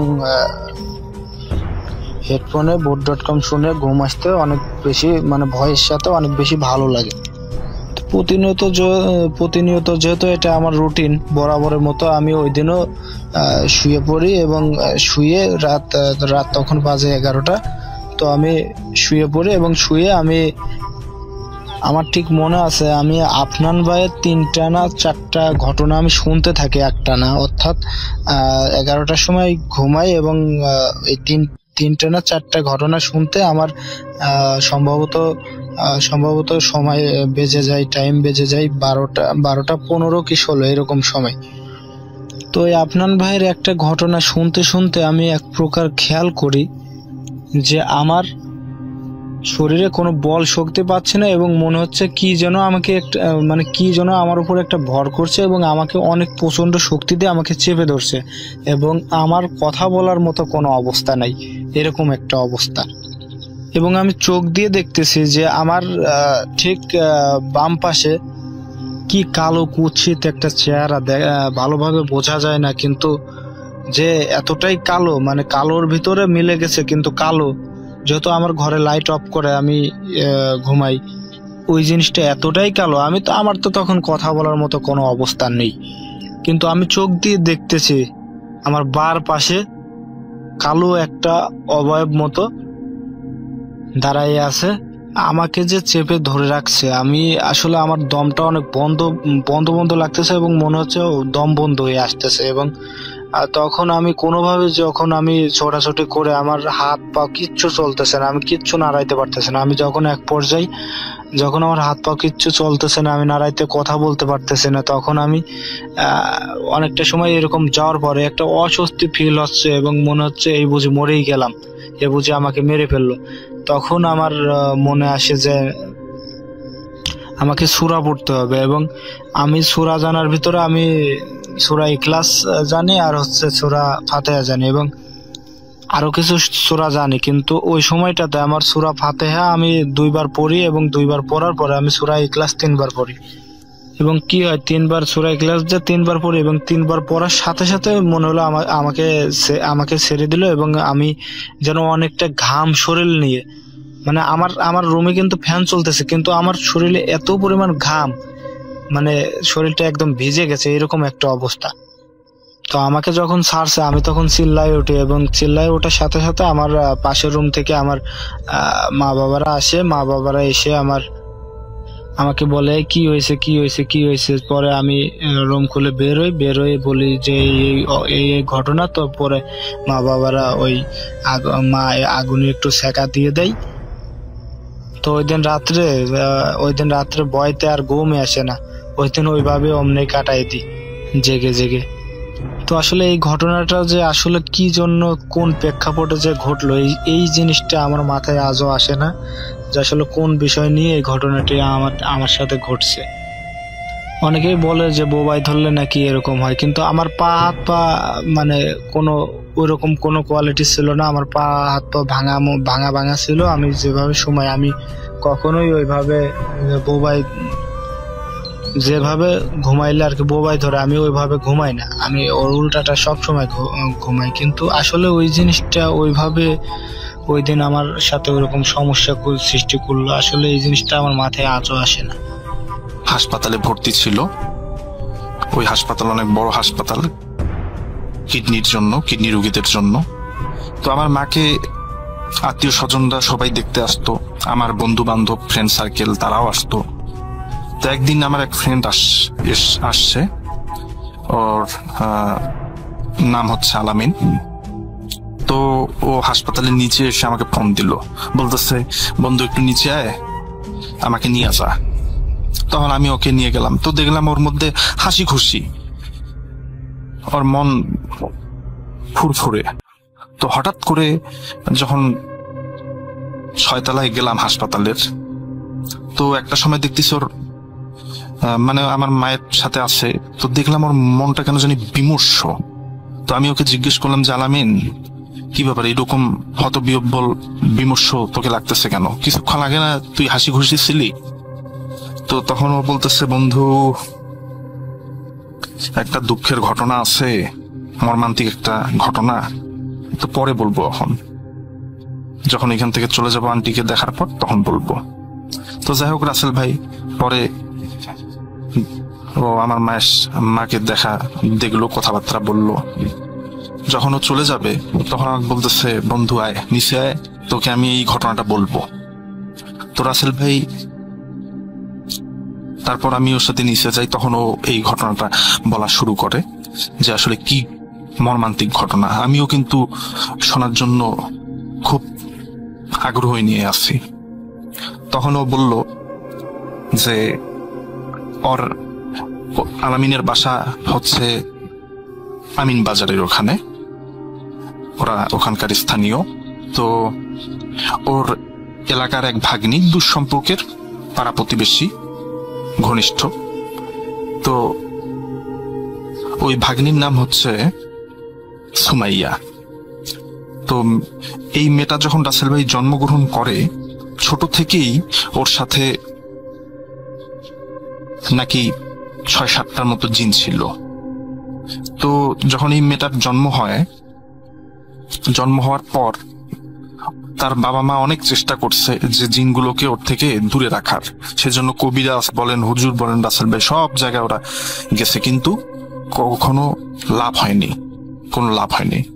একটা পর্যায়ে পরিবার হালটা ছেড়ে দেয় যে যাক, কার যেহেতু হচ্ছে না থাকুক এইভাবেই, তো তেমন তো তার মেজর কোনো সমস্যা করতেছে না। তো একটা সময় এইভাবেই চলতে থাকে, মেয়েটা বড় হতে থাকে। মাঝে মধ্যে দেখা যেত সমস্যা হতো, বিশেষ করে কুরবানির ঈদ আর রমজানের ঈদে গরুর মাংস বাসায় ওরা ঢুকাতে পারত, কিন্তু এই 2 ঈদ বাদে কখনো যদি আত্মীয় স্বজন আসছে বাসায়, তখন ওরা গরুর মাংস ঢুকাতে পারতো না। গরুর মাংস ঢুকালে ওই দিন জিন ওই মেয়েটার গায়ে শরীরে ভর করত। পরে হুজুর আবার সূরা মাধ্যমে তখন একটা সময় জিনগুলা ছেড়ে যেত মেয়েটাকে। তো এইভাবেই মেয়েটা বড় হয়, 16-17 বছর বয়স হয়। তো অনেকেই সলা পরামর্শ দেয় যে আপনারা আপনাদের সন্তানকে বিয়ে দেন। অনেক হুজুরও বলে এই কথা যে বিয়ে দেন, বিয়ে দিলে হয়তো সমস্যাগুলো সমাধান হবে। তো রাসেল ভাই যখন মেয়েটার বয়স 17 বছর, ওর যখন বিয়ের ঠিক করার জন্য পাত্রপক্ষ ঠিক করা হয়েছে, বিয়ে হবে কয়েকদিন পর বাদে। তো রাসেল ভাই 2020 সালের জুলাই মাসের ঘটনা। তখন রাসেল ভাই সারা বাংলাদেশে করোনা প্রচুর ভাবে ছিল, আমরা জানি সবাই। তো তখনকার এই মর্মান্তিক ঘটনাটা, তার আগে ওই মেয়ের সাথে, সুমাইয়ার সাথে অনেক ছোটখাটো ঘটনা ঘটে গেছে আলামিনের ভাগ্নির সাথে। যেমন দেখা গেছে, কিছু ঘটনা বলি রাসেল ভাই। ওই মেয়ে যে ঘরে থাকতো, দেখা গেছে ওই ঘরের পাশ দিয়ে মধ্যরাতে বিড়াল চিৎকার করে। দেখা গেছে কিছু পাখি শব্দ করে, কিচিরমিচির করে। তারপর মেয়েটা যে রুমে ঘুমাতো, দেখা গেছে ছাদের উপর দিয়ে কেউ হাঁটাহাঁটি করছে, কিন্তু ওর পরিবারের কেউ দেখতে পেত না। যে অনেকে সন্দেহবশত বের হয়ে দেখছে যে কি হচ্ছে, দেখে কিছুই নাই।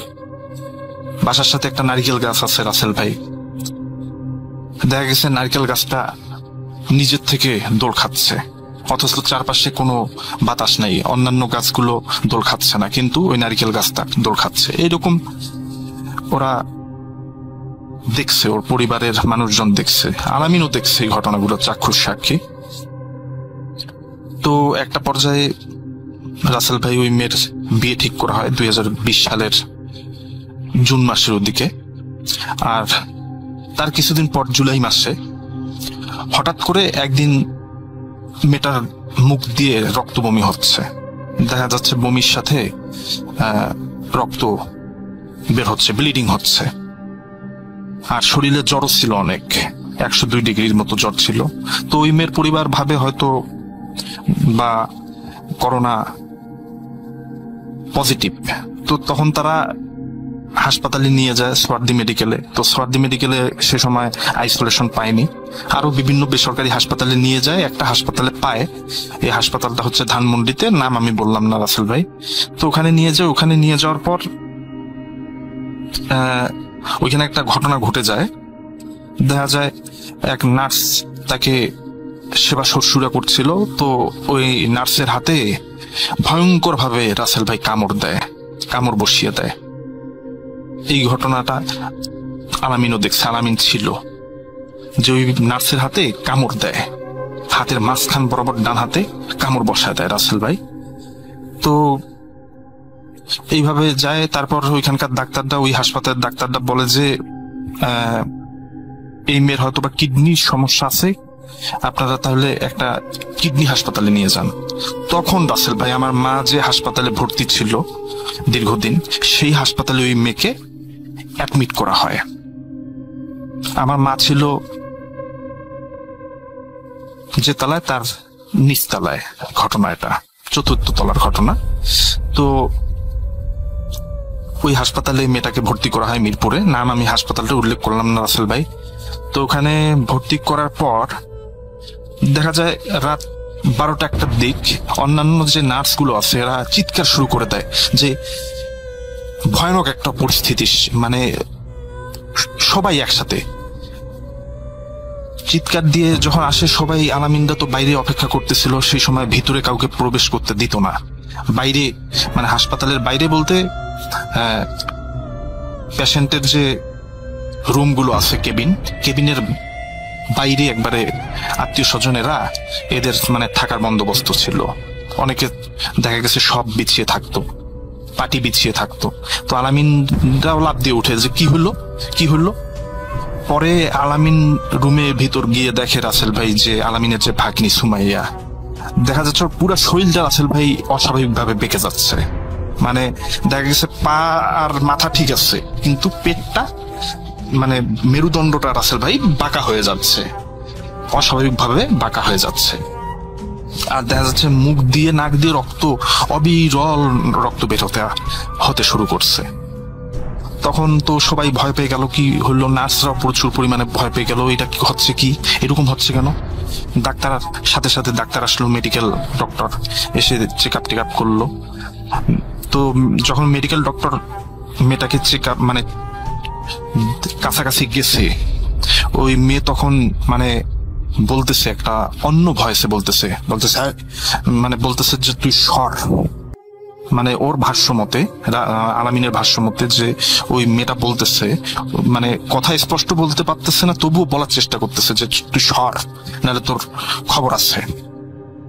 এই জাস্ট এতটুকু কথাই বলছে। তার কিছুক্ষণ পরক্ষণেই ওরা হয়তো বা আইসিইউতে নিয়ে যাবে। আর ওই সময় যেহেতু প্রচুর পরিমাণে করোনা, তখন মানে কি করবে, কি ব্যবস্থা করবে, মানে সময় পাচ্ছে না। আর অনেক বিলম্ব করার কারণে একটা সময় মেয়েটা ওই হাসপাতালে ওই কেবিনেই মারা যায় রাসেল ভাই। সর্বোচ্চ 40 মিনিটের মতো বেঁচে ছিল, তারপর নাকি মারা যায়।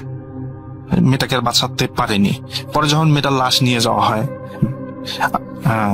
আমিন বাজারে, তো একটা হুজুর বলে ওদের পরিবারকে যে আসলে মেয়েটার যখন বিয়ে ঠিক করা হয় তখন যে ওর সাথে যে জিনগুলো ছিল ছোটবেলা থেকে ওকে পছন্দ করত, এই জিনগুলো প্রচুর পরিমাণে ক্ষিপ্র হয়ে যায় তার উপর, মানে ক্ষিপ্র হয়ে যায়। পরিবারের উপরও ক্ষিপ্র হয়ে যায়, কিন্তু পরিবারের মানুষের রাশি দেখা গেছে অনেকের সিংহ রাশি ছিল, এগুলো হুজুর বলে যে অনেকের সিংহ রাশি ছিল। না হলে যদি ওদেরও তুলা রাশি হয়ে থাকতো বা কারো রাশি পাতলা হয়ে থাকতো হালকা, তাদেরকেও শেষ করে দিত। জিনগুলো এতটাই ক্ষিপ্র ছিল। আমি আজকে একটি ঘটনা শেয়ার করতে যাচ্ছি। ঘটনাটি আমি কালেক্ট করেছি আমার এক ভাইয়ের কাছ থেকে। ভাই নাম প্রকাশ অনিচ্ছুক। তার আগে আমি আমার পরিচয়টা দিয়ে নিই। আমি মোহাম্মদ জাকারি ইসলাম, বরিশাল থেকে বলছিলাম। তো আমার কিছুদিন আগে এসএসসি পরীক্ষা শেষ হয়ে যাওয়ার কারণে অবসর সময় পার করছিলাম। তো এই ফাঁকে আমি অনেকগুলো কাহিনী সংগ্রহ করি। সেখান থেকেই একটি কাহিনী আজকে আমি পড়তে বসলাম। তো কোনো ভুল ত্রুটি হলে ক্ষমা সুন্দর দৃষ্টিতে দেখবেন। আমি চলে যাই আমার কাহিনীতে। কাহিনীটি দিয়েছে যে ভাই আমাকে, ওনার বাসা হচ্ছে কুষ্টিয়ায়। উনি নাম প্রকাশে আগেই বলেছে অনিচ্ছুক। কাহিনীটি ঘটে গিয়েছে ওনার মামার সাথে। ওনার মামার সাথে যখন কাহিনীটি ঘটে তখন সময়কাল ছিল 2009। তো আমি কাহিনীতে চলে যাই, ওনার মতো করে বলার চেষ্টা করছি। আমার মামার যখন এসএসসি পরীক্ষা শেষ হয়, আমার মামা তখন অবসর সময় পার করছিলেন। তো এই সময় আমার মামা রাতে অনেক আড্ডা দিতেন, এদিক ওদিক যেতেন, তার বন্ধুদের সাথে ঘুরে বেড়াতেন। রাত্রেবেলা একা একা যেতেন এবং তাদের বন্ধুদের সাথে ঘুরতেন। তো আমার মামা দেখতে ছিল যেমন সুন্দর, তেমনই ছিল অনেক সাহসী। তার গায়ে ছিল অনেক শক্তি, এর কোনো ছিল না। তা আমার মামা খুবই শক্তিশালী ছিল। তিনি 2-3 জন পুরুষের শক্তি একাই বহন করতেন। তো ঘটনা ঘটে একদিন আমার মামা তার বন্ধুদের সাথে এক জায়গায় গেছিলেন। সেখান থেকে টাস খেলে ফিরতে ফিরতে আনুমানিক রাত 1টা থেকে 1:30 বেজে যায়। তো তখন একটি রাস্তা দিয়ে উনি আসছিলেন। ওই রাস্তা ছিল একটি কালী মন্দির। আমার মামা যখন আসছিলেন তখন তার মাথায় একটি দুষ্ট বুদ্ধি খেলে আমার মামা খুবই একটা জঘন্য কাজ করেন। কালী মন্দিরের ভিতর ঢুকে ওই মন্দির থেকে কালী মূর্তির মাথা খুলে ওই মাথা দিয়ে মামা দুষ্টুমি করতে করতে বাসার দিকে আসতেছিলেন। এরকমই যাচ্ছিল। মামা যখন ওটা নিয়ে আসতেছিলেন, এসে বাসার সামনে একটি পুকুর আছে, ওখানে ওটা ফেলে দিলেন। তারপর ওটা ডুবে গেল। তারপর মামা বাসায় গিয়ে খেয়ে দিয়ে ঘুমালেন। তো মামা তো জানতো না যে তার সামনে আরো অনেক কিছু অপেক্ষা করতেছে। মামা রাত্রে ঘুমালেন। তারপর সকালে যখন ঘুম থেকে উঠলেন, উঠেই মামা সবার সাথে অনেক খারাপ ব্যবহার করা শুরু করে দিয়েছিলেন। সবাইকে অকথ্য ভাষায় গালিগালাজ করতেছিলেন, প্লাস সবাইকে মারধর, তার নিজের মাকেও পর্যন্ত অনেক গালিগালাজ করেছিলেন, যেগুলো খুবই জঘন্য ভাষা ছিল। মামা বাচ্চাদের খুবই ভালোবাসতেন। মামার একটা গুণ ছিল, কিন্তু ওই দিন সকাল থেকে তার কাছে যখনই কোনো বাচ্চা আসতো, উনি ওই বাচ্চার গলা চেপে ধরতেন, ওই বাচ্চাকে মারধর করতেন, ওই বাচ্চাকে ভয় দেখাতেন এবং মেরে ফেলার চেষ্টা করতেন। তো এই অবস্থা দেখে তাদের পরিবারের ভিতরে একটি আতঙ্ক ছড়িয়ে যায়। তখন তার বাবা বুঝতে পারেন যে এটা অন্য কিছু বা এটা প্যারানর্মাল কিছু এখানে আসে। তখন তার পরিবারের লোকজন যেটা করেন, তার বাবা মা মিলে একটি হুজুর নিয়ে আসেন। তো ওই হুজুর যখন আসে, তো হুজুর এসেই বুঝতে পারেন যে আমার মামার ভিতরে একটি খারাপ জিন ভর করেছে। তো তারপর ওই হুজুর এসে রিউচালের মাধ্যমে ওটাকে ছাড়ানোর চেষ্টা করেন। তো তখন আর কি মামা বেহুশ হয়ে পড়ে যায় যখন রিউচাল করেন। তখন সবাই ভেবেছিল যে মামার হয়তো বা জিন ছেড়ে চলে গেছে, এখানেই হয়তো বা কাহিনী শেষ। কিন্তু কে জানতো সামনে আরো বড় কিছু অপেক্ষা করতেছে। তারপর যখন আর কিছুদিন চলে গেল, তারপর মামা স্বাভাবিক হতে শুরু করলেন ধীরে ধীরে। তারপর হঠাৎ একদিন মামা দুপুরবেলা খেয়ে দিয়ে ঘুমিয়েছিলেন। তখন একটি ওনার ভাগনা আসলো, ওনার বোনের ছেলে বেড়াতে আসলো। তখন ওনার বোনের ছেলে ছিল ছোট, সে তার কাছে আসলো। হঠাৎ করে তার গলা চেপে ধরে তাকে ছুঁড়ে অনেক দূরে ফেলে দিলেন। এতে তার ভাগনা গুরুতর আহত হলো। তার ভাগনাকে তাড়াতাড়ি হসপিটালে নিয়ে গেল হলো। তারপর তার মামাকে জিজ্ঞেস করলেন, এরকম কেন করলে তুমি? তখন মামা বললেন যে আমি কিছুই করিনি, কি বলছো আমার নামে সব, মানে মামার কিছু মনে ছিল না। তারপর যখন বুঝতে পারলেন ওনার বাবা, তারপর আবার সেই কবিরাজকে ডাকলেন। কবিরাজ আসার পর বললেন কিভাবে কি হলো, আমি তো জিনটাকে সারাতে সক্ষম হয়েছিলাম, এটা আবার কিভাবে আসলো? তারপর কবিরাজ আবার রিউচাল শুরু করেন। একটি গন্ডিকেতে মামাকে সেটার ভিতর বসান এবং তার মতো রিউচাল করতে থাকেন।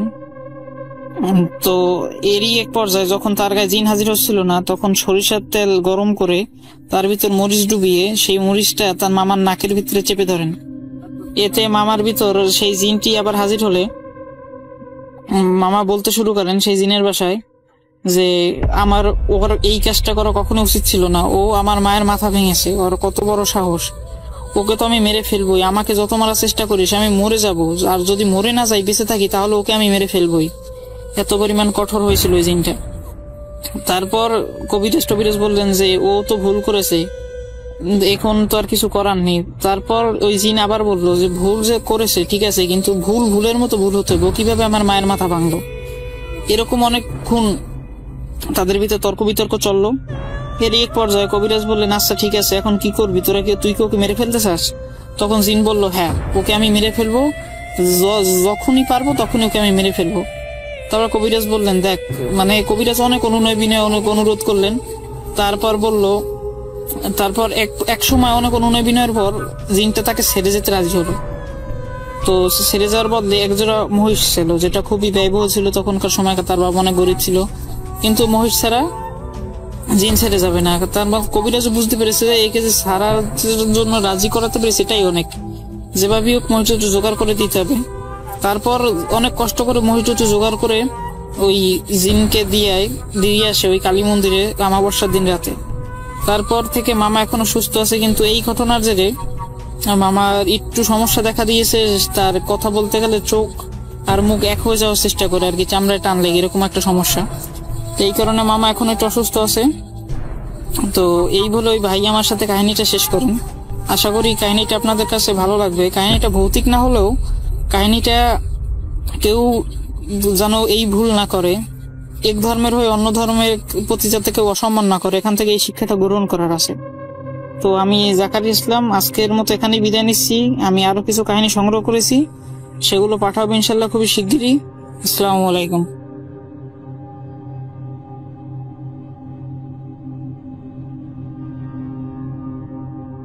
আমার নাম বাদশাহ সম্রাট, আর আমার জেলা বরগুনা জেলার পূর্ব গাবতলীতে, আর এখন আমি এই মুহূর্তে ঢাকার কেরানীগঞ্জের ছোটখাটো একটা গার্মেন্টস এ জব করি। এটা আমার ফোন নাম্বার। এরপর তিনি তার ফোন নাম্বার দিয়েছেন, বলেছেন একদিন আমি আমার দাদুকে বললাম, দাদু ভাই আজকে একটা ঘটনা বলো না, অনেকদিন তো হয়ে গেছে কোনো ঘটনাই বলো না, তাই আজকে একটা ঘটনা বলো। তখন আমার দাদু ভাই বলল, ও আচ্ছা তুই ঘটনা শুনবে, হ্যাঁ তাহলে তো আমার আজকে ঘটনা বলতেই হয়। তখন আমি বললাম দাদু ভাই তুমি এখন একটা ভয়ঙ্কর ঘটনা শোনাবে। তখন দাদু ভাই বলতে শুরু করলো, তাহলে মন দিয়ে শোনো। তখন আমি বললাম ঠিক আছে দাদু ভাই, কিন্তু ঘটনার নাম কি দেবা? তখন দাদু ভাই মাথা নিচু করে কিছুক্ষণ ভেবে চিনতে বললেন, ঘটনার নাম হলো ভয়ঙ্কর ইফরিত জিনের প্রতিশোধ। তখন আমি বললাম ঠিক আছে, এবার বড় এখন ঘটনা। যিশু ভাই দাদুজি ভাই বলেছেন আমি ঠিক সেভাবেই তুলে ধরছি। বলছেন আমার দাদু আব্দুল হাশেম কবিরাজ। দাদু বলে উঠলো, এই ঘটনাটা যখন ঘটেছে তখন আমার বয়স ছিল মাত্র 31 বছর। তখন দাদু বলল, একদিন আমি সকালবেলা ঘরে বসে কিছু হাদিসের বই পড়ছিলাম, তখন হঠাৎ করে বাইরে থেকে আমার নাম ধরে ডাক দিল। তখন ঘর থেকে বাইরে এসে দেখি দুজন মানুষ আমাকে ডাকছিল। তখন আমি হাশেম বলে উঠলাম, আসসালামু আলাইকুম, আপনার কাকে খুঁজছেন? তখন একজন লোক বলে উঠলো, ওয়ালাইকুম আসসালাম ভাই, এটা কি হাশেম কবিরাজের বাড়ি? তখন আমি বললাম হ্যাঁ এটা হাশেম কবিরাজের বাড়ি, আর আমি ওর নাম হাশেম কবিরাজ। তখন একজন মানুষ আমার হাত ধরে বলল, কবিরাজ সাহেব আপনি আমার ছেলেকে দয়া করে বাঁচান। তখন আমি হাশেম কবিরাজ বললাম, দেখেন বাঁচানোর মালিক তো আমি না, বাঁচানোর মালিক হলেন আল্লাহ তাআলা, ঠিক আছে? আর মহান আল্লাহ তাআলা যদি কাউকে বাঁচায় তাহলে অবশ্যই বাঁচবে আপনার ছেলে, ঠিক আছে? আমি শুধুমাত্র ওসিলা। তখন আমি তাদের দুজনকে বারান্দায় বসতে দিলাম, আর কিছু খেতে হালকা নাস্তা দিলাম। তারপর আমি হাশেম কবিরাজ বললাম, আপনার ছেলের সাথে কি হয়েছে সমস্ত ঘটনা আমাকে খুলে বলুন তো, কিন্তু মিথ্যা কোনো কথা কিন্তু লুকাবেন না। তখন একজন বলল, আমার নাম হলো মোহাম্মদ মনির হোসেন, আর আমার পাশে যাকে দেখছেন না সে হলো আমার মেছো ছেলে সাইফুল ইসলাম। আসলে আমার হলো 3টা ছেলে। আমার বড় ছেলের নাম হলো দেলোয়ার হোসেন, মেজো ছেলের নাম হলো সাইফুল, আর ছোট ছেলের নাম হলো ফয়সাল। আমার ছোট ছেলে নিয়ে খুব ভয়ের মধ্যে আছি। তখন আমি বলে উঠলাম, কেন আপনার ছোট ছেলের আমার কি হয়েছে, কোনো সমস্যা নাকি? আর সমস্যা শুরু হলে একদম প্রথম থেকে শেষ পর্যন্ত বললেন, ঠিক আছে? তখন মনির ভাই বলতে শুরু করলেন, আমার বাড়ি হলো আপনার গ্রামের মোটামুটি 4 গ্রাম পরে আমার গ্রামের নাম হলো দক্ষিণ গোন্ডমারা। তখন আবারও মনির ভাই বলে উঠলো, আজ থেকে প্রায় 16 দিন আগে একদিন আমার ছোট ছেলে ফয়সাল স্কুলে না গিয়ে সারাদিন বন্ধুদের সাথে খেলাধুলা আর ঘোরাফেরা করছিল। বিকেলবেলা ঘরে ফিরে আসছে, তখন আমার স্ত্রী সালমা মানে ফয়সালের মা বলল, তুই আজকে কেন স্কুলে যাসনি? আর বলল, তুই স্কুলে যাওনি তাই তোর আজকে ঘরে ভাত নেই, যা। এইটা বলে থাপ্পড় দিল আর একটা লাঠি দিয়ে দৌড়ানি দিল। তখন ফয়সাল দৌড়ে রীতিমতো পালিয়ে গেল। তখন ফয়সালের মা বলল, আবারও ঘরে আসিস তাহলে পিঠের চামড়া তুলে দেবো একেবারে। তখন এইটা শুনে ফয়সাল আর বাড়িতে আসেনি। তখন আমি আর আমার বড় ছেলে রাতের বেলা বাড়িতে আসলাম। আসলে আমি আর আমার বড় ছেলে দেলোয়ার রাজমিস্ত্রির কাজ করতাম। তখন আমার স্ত্রী আমাকে বলল, এই যে শুনছো, আমাদের ফয়সাল কিন্তু বাড়িতে আসেনি। তখন আমি বললাম, ফয়সাল তো কখনো এত রাত করে বাইরে থাকে না, তাহলে আজ এত রাত করে কেন বাইরে আছে? তখন আমি আমার স্ত্রীকে বললাম, তুমি ফয়সালকে কিছু বলেছো নাকি? তখন আমার স্ত্রী বলল, আজকে অনেকদিন পর আমি ফয়সালের গায়ে হাত দিয়েছি। তখন আমি বললাম, কেন, ফয়সাল কি করেছে বলো তো?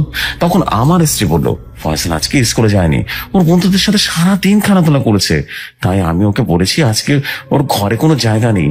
তারপর আমি আর সাথে করে রীতিমতো দেলোয়ার ফয়সালকে খুঁজতে বের হয়ে গেলাম। তারপর আমরা ফয়সালের সব বন্ধুদের বাড়িতে গিয়ে জিজ্ঞেস করলাম, কিন্তু সবাই বললো ফয়সাল আমাদের বাড়িতে আসেনি। তখন আমি আর দেলোয়ার মিলে অনেক জায়গা খুঁজলাম, যেমন খেলার মাঠ, পুকুরের আশেপাশে, রাস্তার পাশে, কিছুই খুঁজে পাইনি।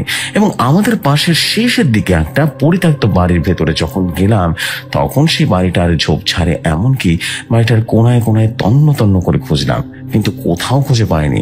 যখনই আমার সেই পরিত্যক্ত বাড়িতে পুকুর পাশ দিয়ে আসতে যাব, ঠিক সেই সময় টর্চ লাইটের আলোতে ফয়সালের দুইটা পা পানিতে ছিল, আর মাথার দুই হাত পুকুরের পাড়ে ঢাকা সেই গাছের শিকড় ধরে অজ্ঞান হয়ে পড়ে আছে। তখন আমরা গিয়ে ফয়সালকে ধরে কাঁধে নিয়ে বাড়িতে রীতিমতো নিয়ে আসলাম। তারপর ফয়সালের এই অবস্থা দেখে ফয়সালের মা কান্নাকাটি করা শুরু করে দিল। তখন দেলোয়ার বলল, মা কান্না করো না, একটু পরে ফয়সালের জ্ঞান ফিরে আসবে। তারপর ফয়সালের মা মানে সালমা কান্না শুনে পাশের ঘরের মানুষজন চলে আসে। তারপর আমরা সবাই ফয়সালের জ্ঞান ফেরানোর জন্য অনেক চেষ্টা করতে থাকি, কিন্তু ফয়সালের কোনো রকমের জ্ঞান ফিরল না। তারপর যখন ফজরের আজান দিবে ঠিক তখন কিছুক্ষণ আগে ফয়সালের জ্ঞান ফিরলো। তখন ফয়সাল চোখ খুলে তাকালো। তখন ফয়সালের মা সালমা আল্লাহর দরবার শুকরিয়া আদায় করলো। তখন ফয়সাল বলল, আমি কোথায় আছি? তখন দেলোয়ার বলল, এখন তুমি আমাদের বাড়িতেই আছো। তখন ফয়সাল চারদিকে তাকিয়ে দেখলো তার মা, বাবা আর পাশের বাড়ির মানুষজন তাকে ঘিরে বসে আছে। যখন ফজরের আজান শেষ হয়ে গেল, ঠিক সেই সময় ফয়সাল আবারও অজ্ঞান হয়ে গেল, আর এইটা দেখে সবাই ভয় পেয়ে গেল। তখন দেলোয়ার আর মনির ভাই আর সালমা বেগম মানে ফয়সালের মা সবাই এটা দেখে কান্নাকাটি করা শুরু করে দিল। তখন পাশের বাড়ির মানুষজন, একজন মানুষ বলল মসজিদের হুজুরকে নিয়ে আসতে। তখন দেলোয়ার গিয়ে মসজিদের হুজুরকে নিয়ে বাড়িতে চলে আসলো। তারপর হুজুর এসে দেখলো ফয়সাল অজ্ঞান হয়ে পড়ে আছে। তখন হুজুর ঝাড়ফুঁক করা শুরু করলো, কিন্তু ফয়সালের কোনো হদিস নেই, কোনো হুঁশই ছিল না। তখন হুজুর অনেক শক্তিশালী কিছু কোরআনের আয়াত বলল এবং পানি ফয়সালের শরীরে ছিটিয়ে দিল। তখন হঠাৎ করে ফয়সালের শরীরটা কেঁপে উঠলো আর মুখ থেকে কোঁড়ানোর মতো আওয়াজ হলো। এটা দেখে হুজুর একটু স্বস্তি পেল। তখন হুজুর খেয়াল করে দেখলো ফয়সালের শরীর থেকে একটা কালো ধোঁয়া বেরিয়ে গেছে। তখন হঠাৎ ফয়সাল তার চোখ দুটো খুলে দেখে হুজুরের পাশে বসে আছে। তখন হুজুর বলল, আলহামদুলিল্লাহ, ফয়সালের জ্ঞান ফিরে এসেছে। তখন হুজুর বলল, ফয়সাল এখন তোমার শরীর কেমন লাগছে বলো তো?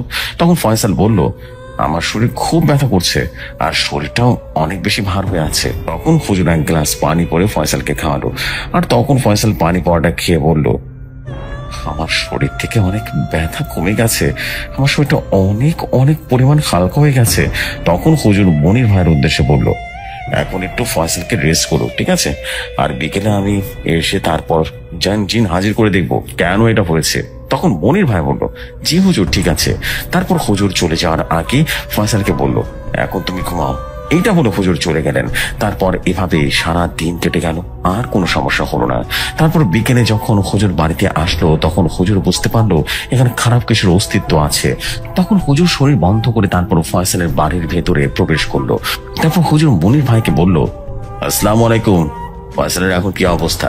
তখন মনির ভাই বলল, ওয়ালাইকুম আসসালাম, এখন ফয়সাল আগের চেয়ে একটু সুস্থ বোধ করছে। তখন হুজুর বলল, তাহলে ফয়সালকে বাইরে নিয়ে আসেন, আমি ওকে রোকা করব। তখন মনির ভাই ফয়সালকে বাইরে নিয়ে আসলো, আর ভেতরে হুজুরের উঠানে দুটো বৃত্ত আঁকলো। একটার ভিতরে ফয়সালকে বসানো হলো, আর একটাতে হুজুর নিজেই বসে গেলেন।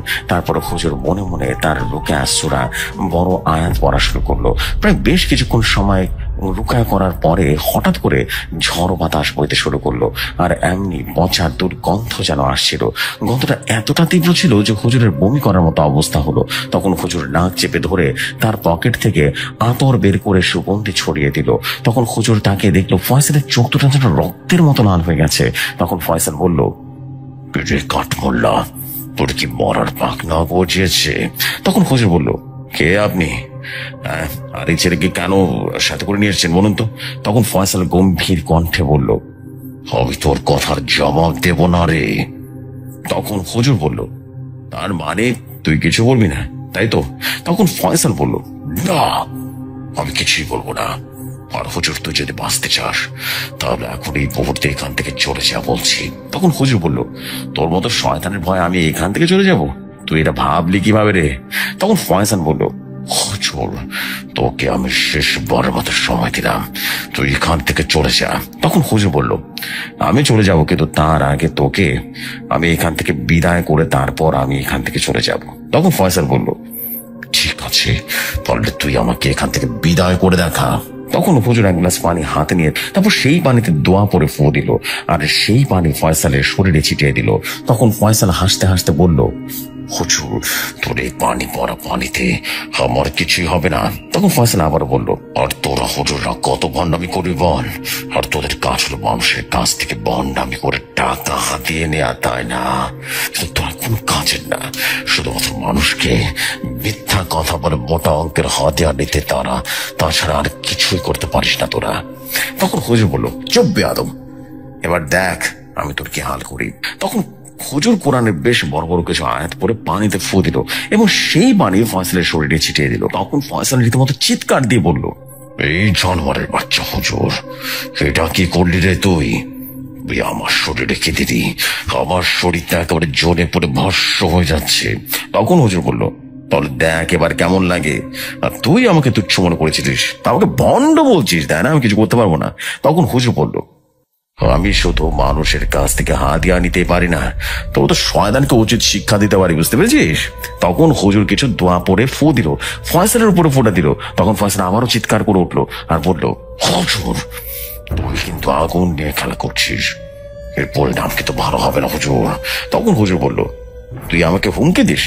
দাঁড়া, তোকে আরো কিছু শিক্ষা দিতে হবে, যা বুঝতে পারছি। তখন ফয়সাল বলল, হুজুর, তোর তো দুটো মেয়ে আছে, তাই না? এবং আরো বলল, হুজুর, তোর একটা মেয়ের বয়স 7 আর একটা মেয়ের বয়স 3 বছর। কি সুন্দর! হুজুর, তুই কি তাদের মৃত্যুটা মেনে নিতে পারবি? তখন এইটা শুনে রীতিমতো হুজুর ভয় পেয়ে গেল। হুজুর তো তাদের বলল, কে আপনি? তখন ফয়সাল হাসতে হাসতে বলল, রে বীর পুরুষ কাঠমোল্লা, তোর ব্যাটারি কি ফিউজ হয়ে গেছে নাকি রে? আর আমি তো এখনো আমার পরিচয় দেনি, আর তুই যদি আমার পরিচয় শুনিস তাহলে এই জায়গায় স্ট্রোক করে মারা যাবি।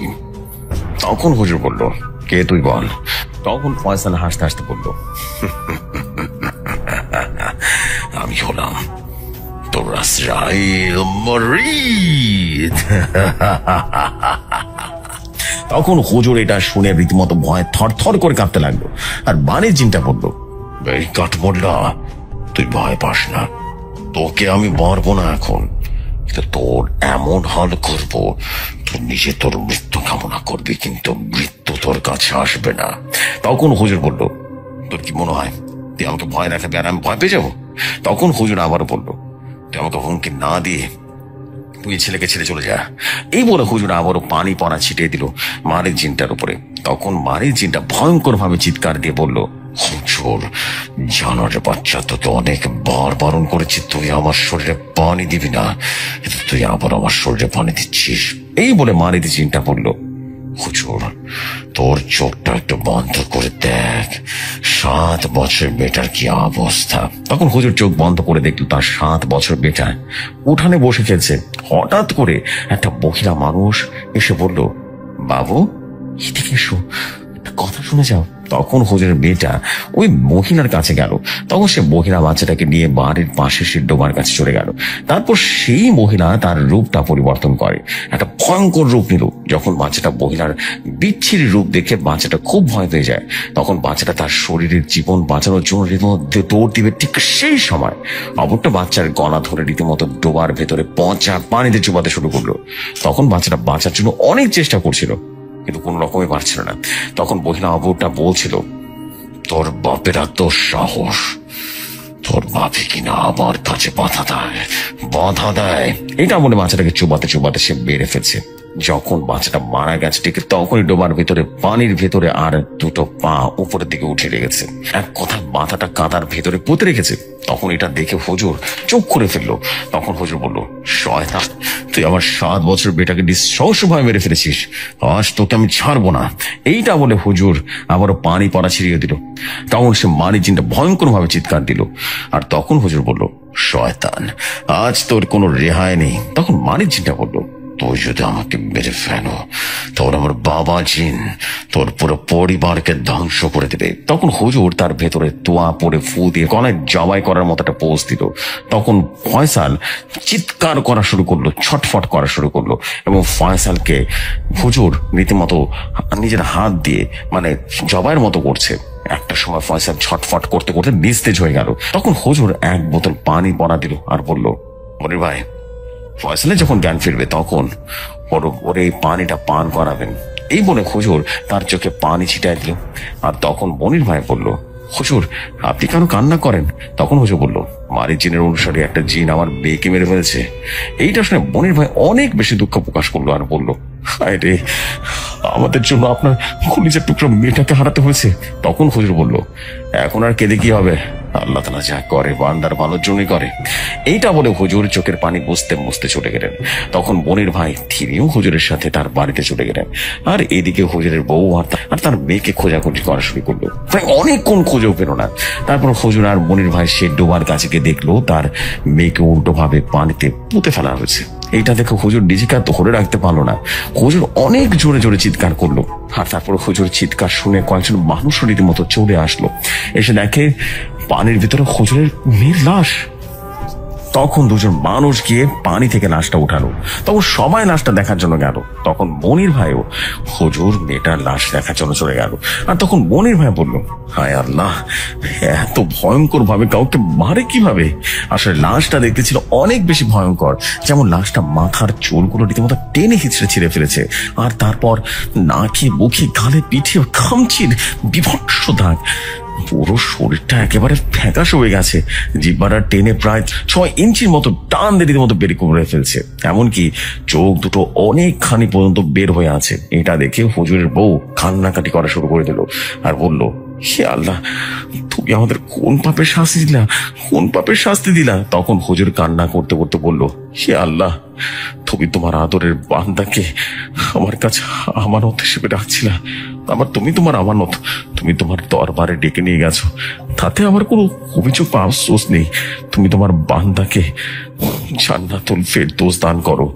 তারপর হুজুর বলল, হে আল্লাহ, তুমি আমাদের ধৈর্য সহ্য করার শক্তি দান করো, এমনকি আমার স্ত্রীকেও সবর করার শক্তি দান করো, আমিন। তারপর হুজুর তার আত্মীয় স্বজনদের বলল, এশার নামাজের পর দাফন করতে হবে, লাশ বেশিক্ষণ রাখতে নেই। এইটা বলে হুজুর কান্না করতে লাগলো। তারপর লাশ গোসল করানোর পর জানাজা পরে কবরে রাখার আগে হুজুর তার মেয়েকে শেষবারের মতো দেখলো আর ভাঙা ভাঙা কণ্ঠে বলল, হে আল্লাহ, আমি আমার এই কলিজার টুকরো বেটাকে যেভাবে আদর করে রেখেছি, তুমি তোমার বান্দিকে তোমার দরবার তার অনেক যত্ন করে রেখো। হে আল্লাহ, তোমার দরবারে এটাই ফরিয়াদ, তুমি আমার মেয়েকে জান্নাতুল ফেরদৌস দান করো আল্লাহ। এইটা বলে সে শেষ বিদায় দাফন করে দিল। আর এদিকে হুজুরের বউ কান্না করতে করতে বারবার অজ্ঞান হয়ে যায়। আর কান্না করারই কথা ছিল। আসলে কোনো মা তার সন্তানের মৃত্যু দেখে সহ্য করতে পারে না, কারণ একটা মা জানে এটা সন্তান পৃথিবীতে আসার জন্য কত কষ্ট করতে হয়। তারপর এভাবে 2 থেকে 3 দিন কেটে গেল। তারপর 3য় দিন রাতে হুজুরের কাছে ফয়সালের বাবা মনির ভাই আসলো। এসে বলল, আসসালামু আলাইকুম হুজুর, আপনি কেমন আছেন? তখন হুজুর বলল, ওয়ালাইকুম আসসালাম, আলহামদুলিল্লাহ ভালো আছি। এখন অসময়ে আপনি আসলেন, কোনো সমস্যা হয়েছে নাকি? তখন মনির ভাই বলল, আসলে ফয়সাল তো আবারও আগের মতো পাগলামি করা শুরু করেছে। তখন হুজুর মনির ভাইকে একটা বোতল পানি দিয়ে বলল, এই পানিটা ফয়সালকে খেতে বলবেন। তখন হুজুর বলল, যদিও ফয়সাল পানি খেতে চাইবে না, তারপরে জোর করে খাওয়াবেন। তখন মনির ভাই বলল, ঠিক আছে হুজুর, আমি তাহলে আসি, আর আমাদের জন্য দোয়া করবেন, আসসালামু আলাইকুম।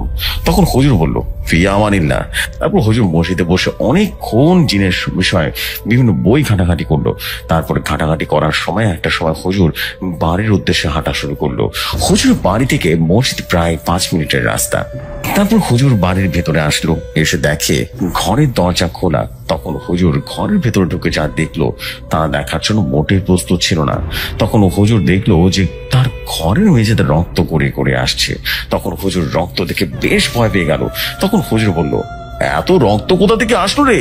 তখন হুজুর রক্ত অনুসরণ করতে করতে দেখলো রক্তটা তার রুম থেকে আসছে।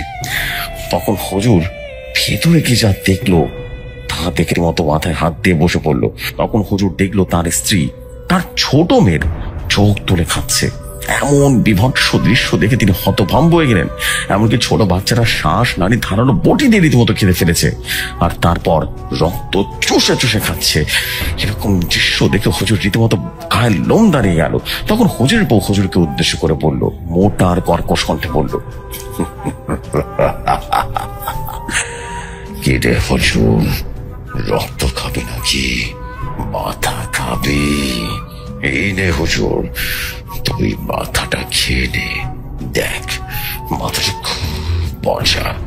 আমি তোর বের করে যা খাবো, বাচ্চা বাচ্চা পরিজাতে কত মজা সুস্বাদু।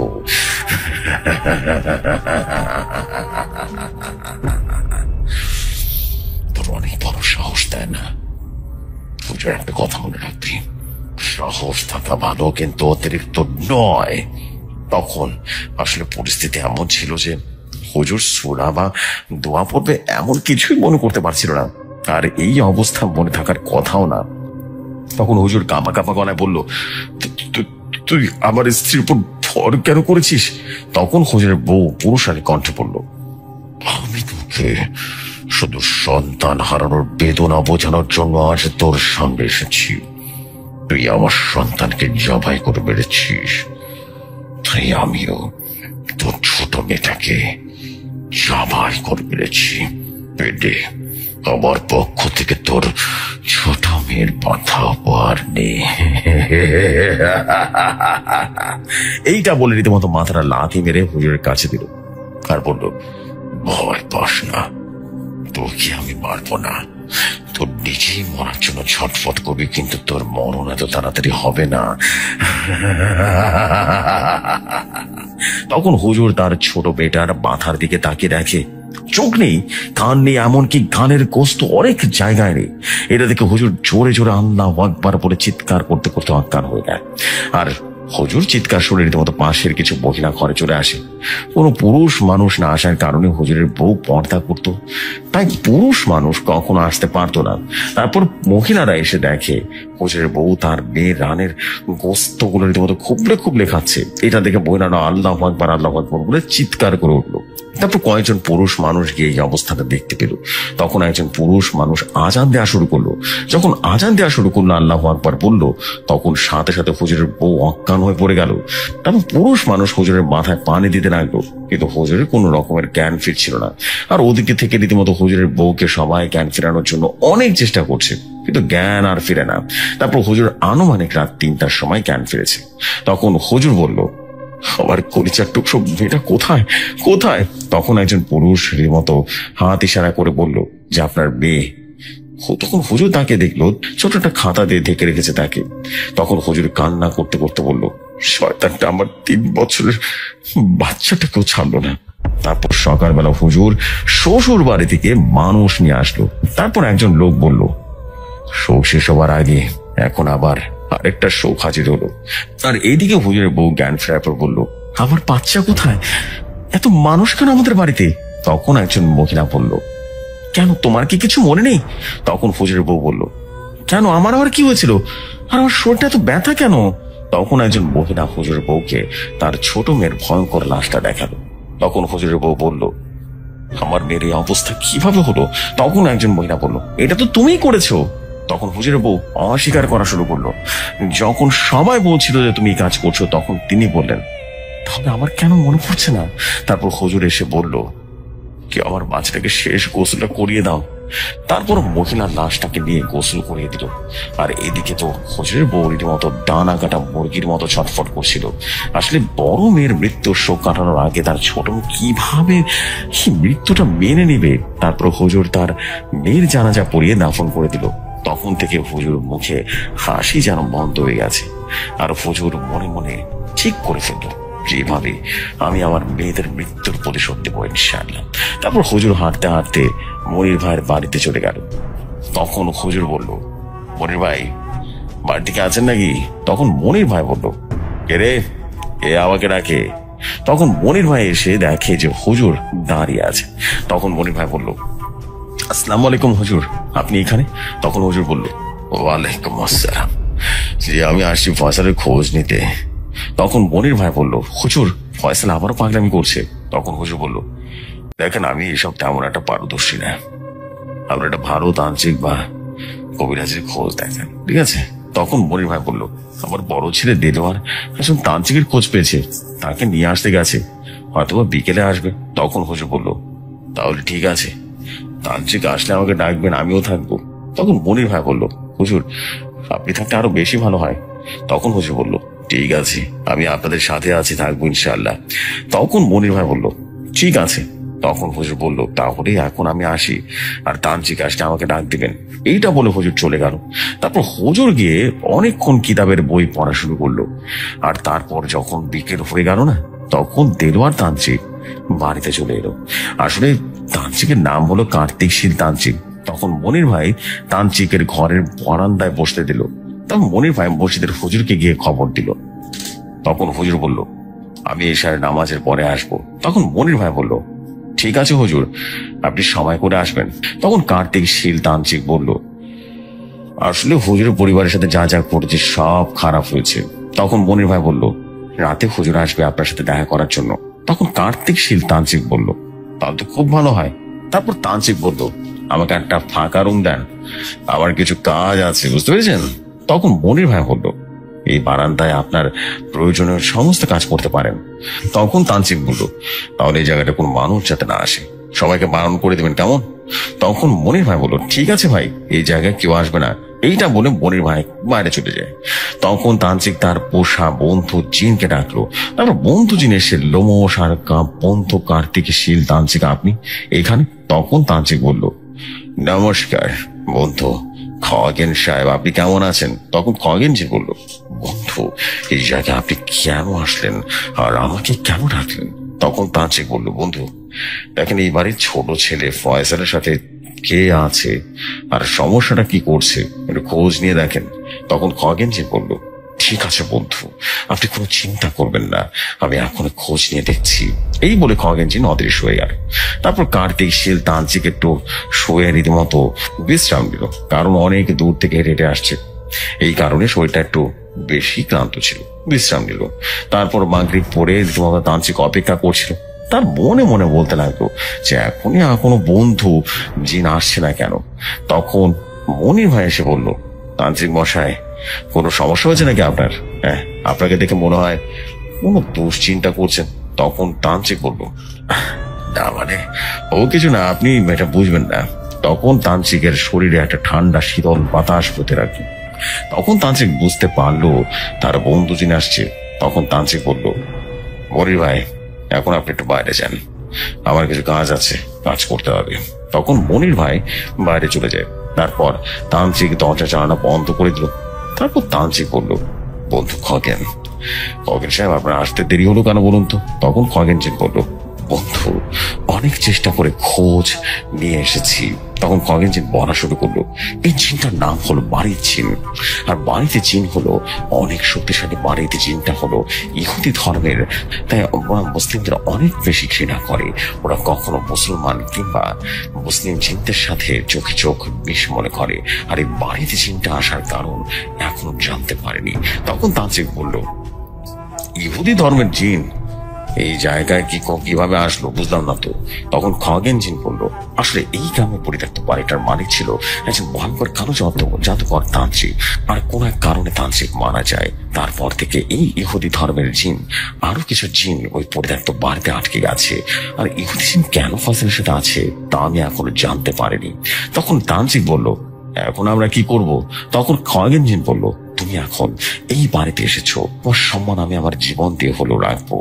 তখন তান্ত্রিক বলল, ঠিক আছে বন্ধু, আমরা সবাই মিলে চেষ্টা করে দেখি। তখন খগেন জিন বলল, ঠিক আছে বন্ধু, তুমি তোমার চোখ কান খোলা রাখবে। এখন আমি চলি, সবাই হলে আমি চলে আসবো। এই বলে সমাদেশ হয়ে যায়। তারপর যখন রাত হলো তখন হুজুর চলে আসছে মনির ভাইয়ের বাড়িতে। তখন মনির ভাই হুজুরকে কার্তিক শীল তান্ত্রিকের সাথে পরিচয় করিয়ে দিল। তখন তান্ত্রিক বলে উঠলো, হুজুর, আপনার পরিবারের সাথে যা যা হয়েছে তা খুবই খারাপ হয়েছে। তারপরও হুজুর বললেন, আসেন আমরা ফয়সালকে রুকার কাজ করি, ঠিক আছে? তখন তান্ত্রিক বলল, হুজুর রুকা করেন আর আমি পাশে আছি, কেমন? তখন হুজুর দুটা বৃত্ত আঁকলো, একটার ভিতর ফয়সালকে বসানো, আর একটা তো হুজুর আর তান্ত্রিক বসলো। তারপর হুজুর রুকা করা শুরু করলো। প্রায় 30 মিনিট রুকা করার পরে হঠাৎ করে আকাশে একদম কালো মেঘে ঢেকে গেল। এমনকি গরম একটা বাতাস শুরু হয়ে গেছে। তার সাথে পচাটা বোটকা দুর্গন্ধ ভেসে আসতে লাগলো। পচা দুর্গন্ধটা এতটাই বাজে ছিল যে বমি হওয়ার মতো। তখন হুজুর তার পকেট থেকে একটা সুগন্ধি আতর বের করে দিল এবং সেটা সুবাস ছড়িয়ে দিল।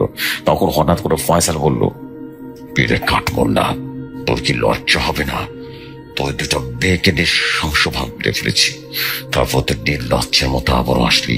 তখন হুজুর বলল, চুপ কর শয়তান, আজকে তোর কোনো রেহাই হবে না, বুঝতে পেরেছিস? তখন মারির জিনটা বলল, বাঁচতে চাইলে এখান থেকে চলে যা, পরে কিন্তু পালানোর সময় পাবি না। তখন পাশ থেকে তান্ত্রিক বলে উঠলো, আজকে দেখবো কে পালায়। তখন বাড়ির জিন বলল, তুই আবারও মরতে এখানে আসলি কেন রে? তখন তান্ত্রিক বলল, এখন দেখবি কে কিভাবে মারে, বুঝতে পেরেছিস?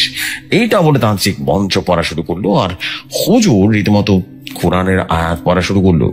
তখন সে বাড়ির জিনটা কান চেপে ধরে পড়লো, বন্ধ কর, মন্ত্র পড়া বন্ধ কর, আর কোরআন আর সহ্য করতে পারছি না, চুপ কর।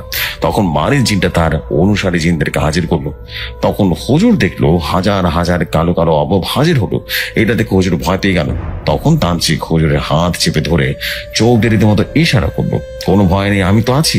তখন মারির জিনটা তার অনুসারী জিনদেরকে বললো হুজুরের উপরে আর তান্ত্রিকের উপরে নজর রাখতে এবং তাকে আক্রমণ করতে। তখন খারাপ জিনগুলো আক্রমণ করার জন্য এগিয়ে গেল। ঠিক সেই তান্ত্রিকের পোষা জিনগুলো এসে মধ্যে হাজির হলো। তখন পিশাচগুলো বলে উঠলো, দেখি কে কাকে মারে।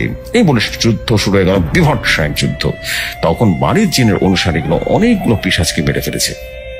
তখন মারির জিনটা হাসতে হাসতে বলল, কে রে তান্ত্রিক, তোর অনেক পিশাচ তো মরে গেছে, এখন তুই কিভাবে আমার সাথে যুদ্ধ করবি বল। তখন তান্ত্রিক হাসতে হাসতে বলল, এবার দেখ কে কাকে মারে। তখন তান্ত্রিক তার প্রিয় বন্ধু জিন খগেনকে ডাকলো। তখন আকাশটা একদম মুহূর্তে সাদা হয়ে গেল আর মনে হলো এখন দিনের বেলাও ঠিক যেন সাদা হয়ে গেছে।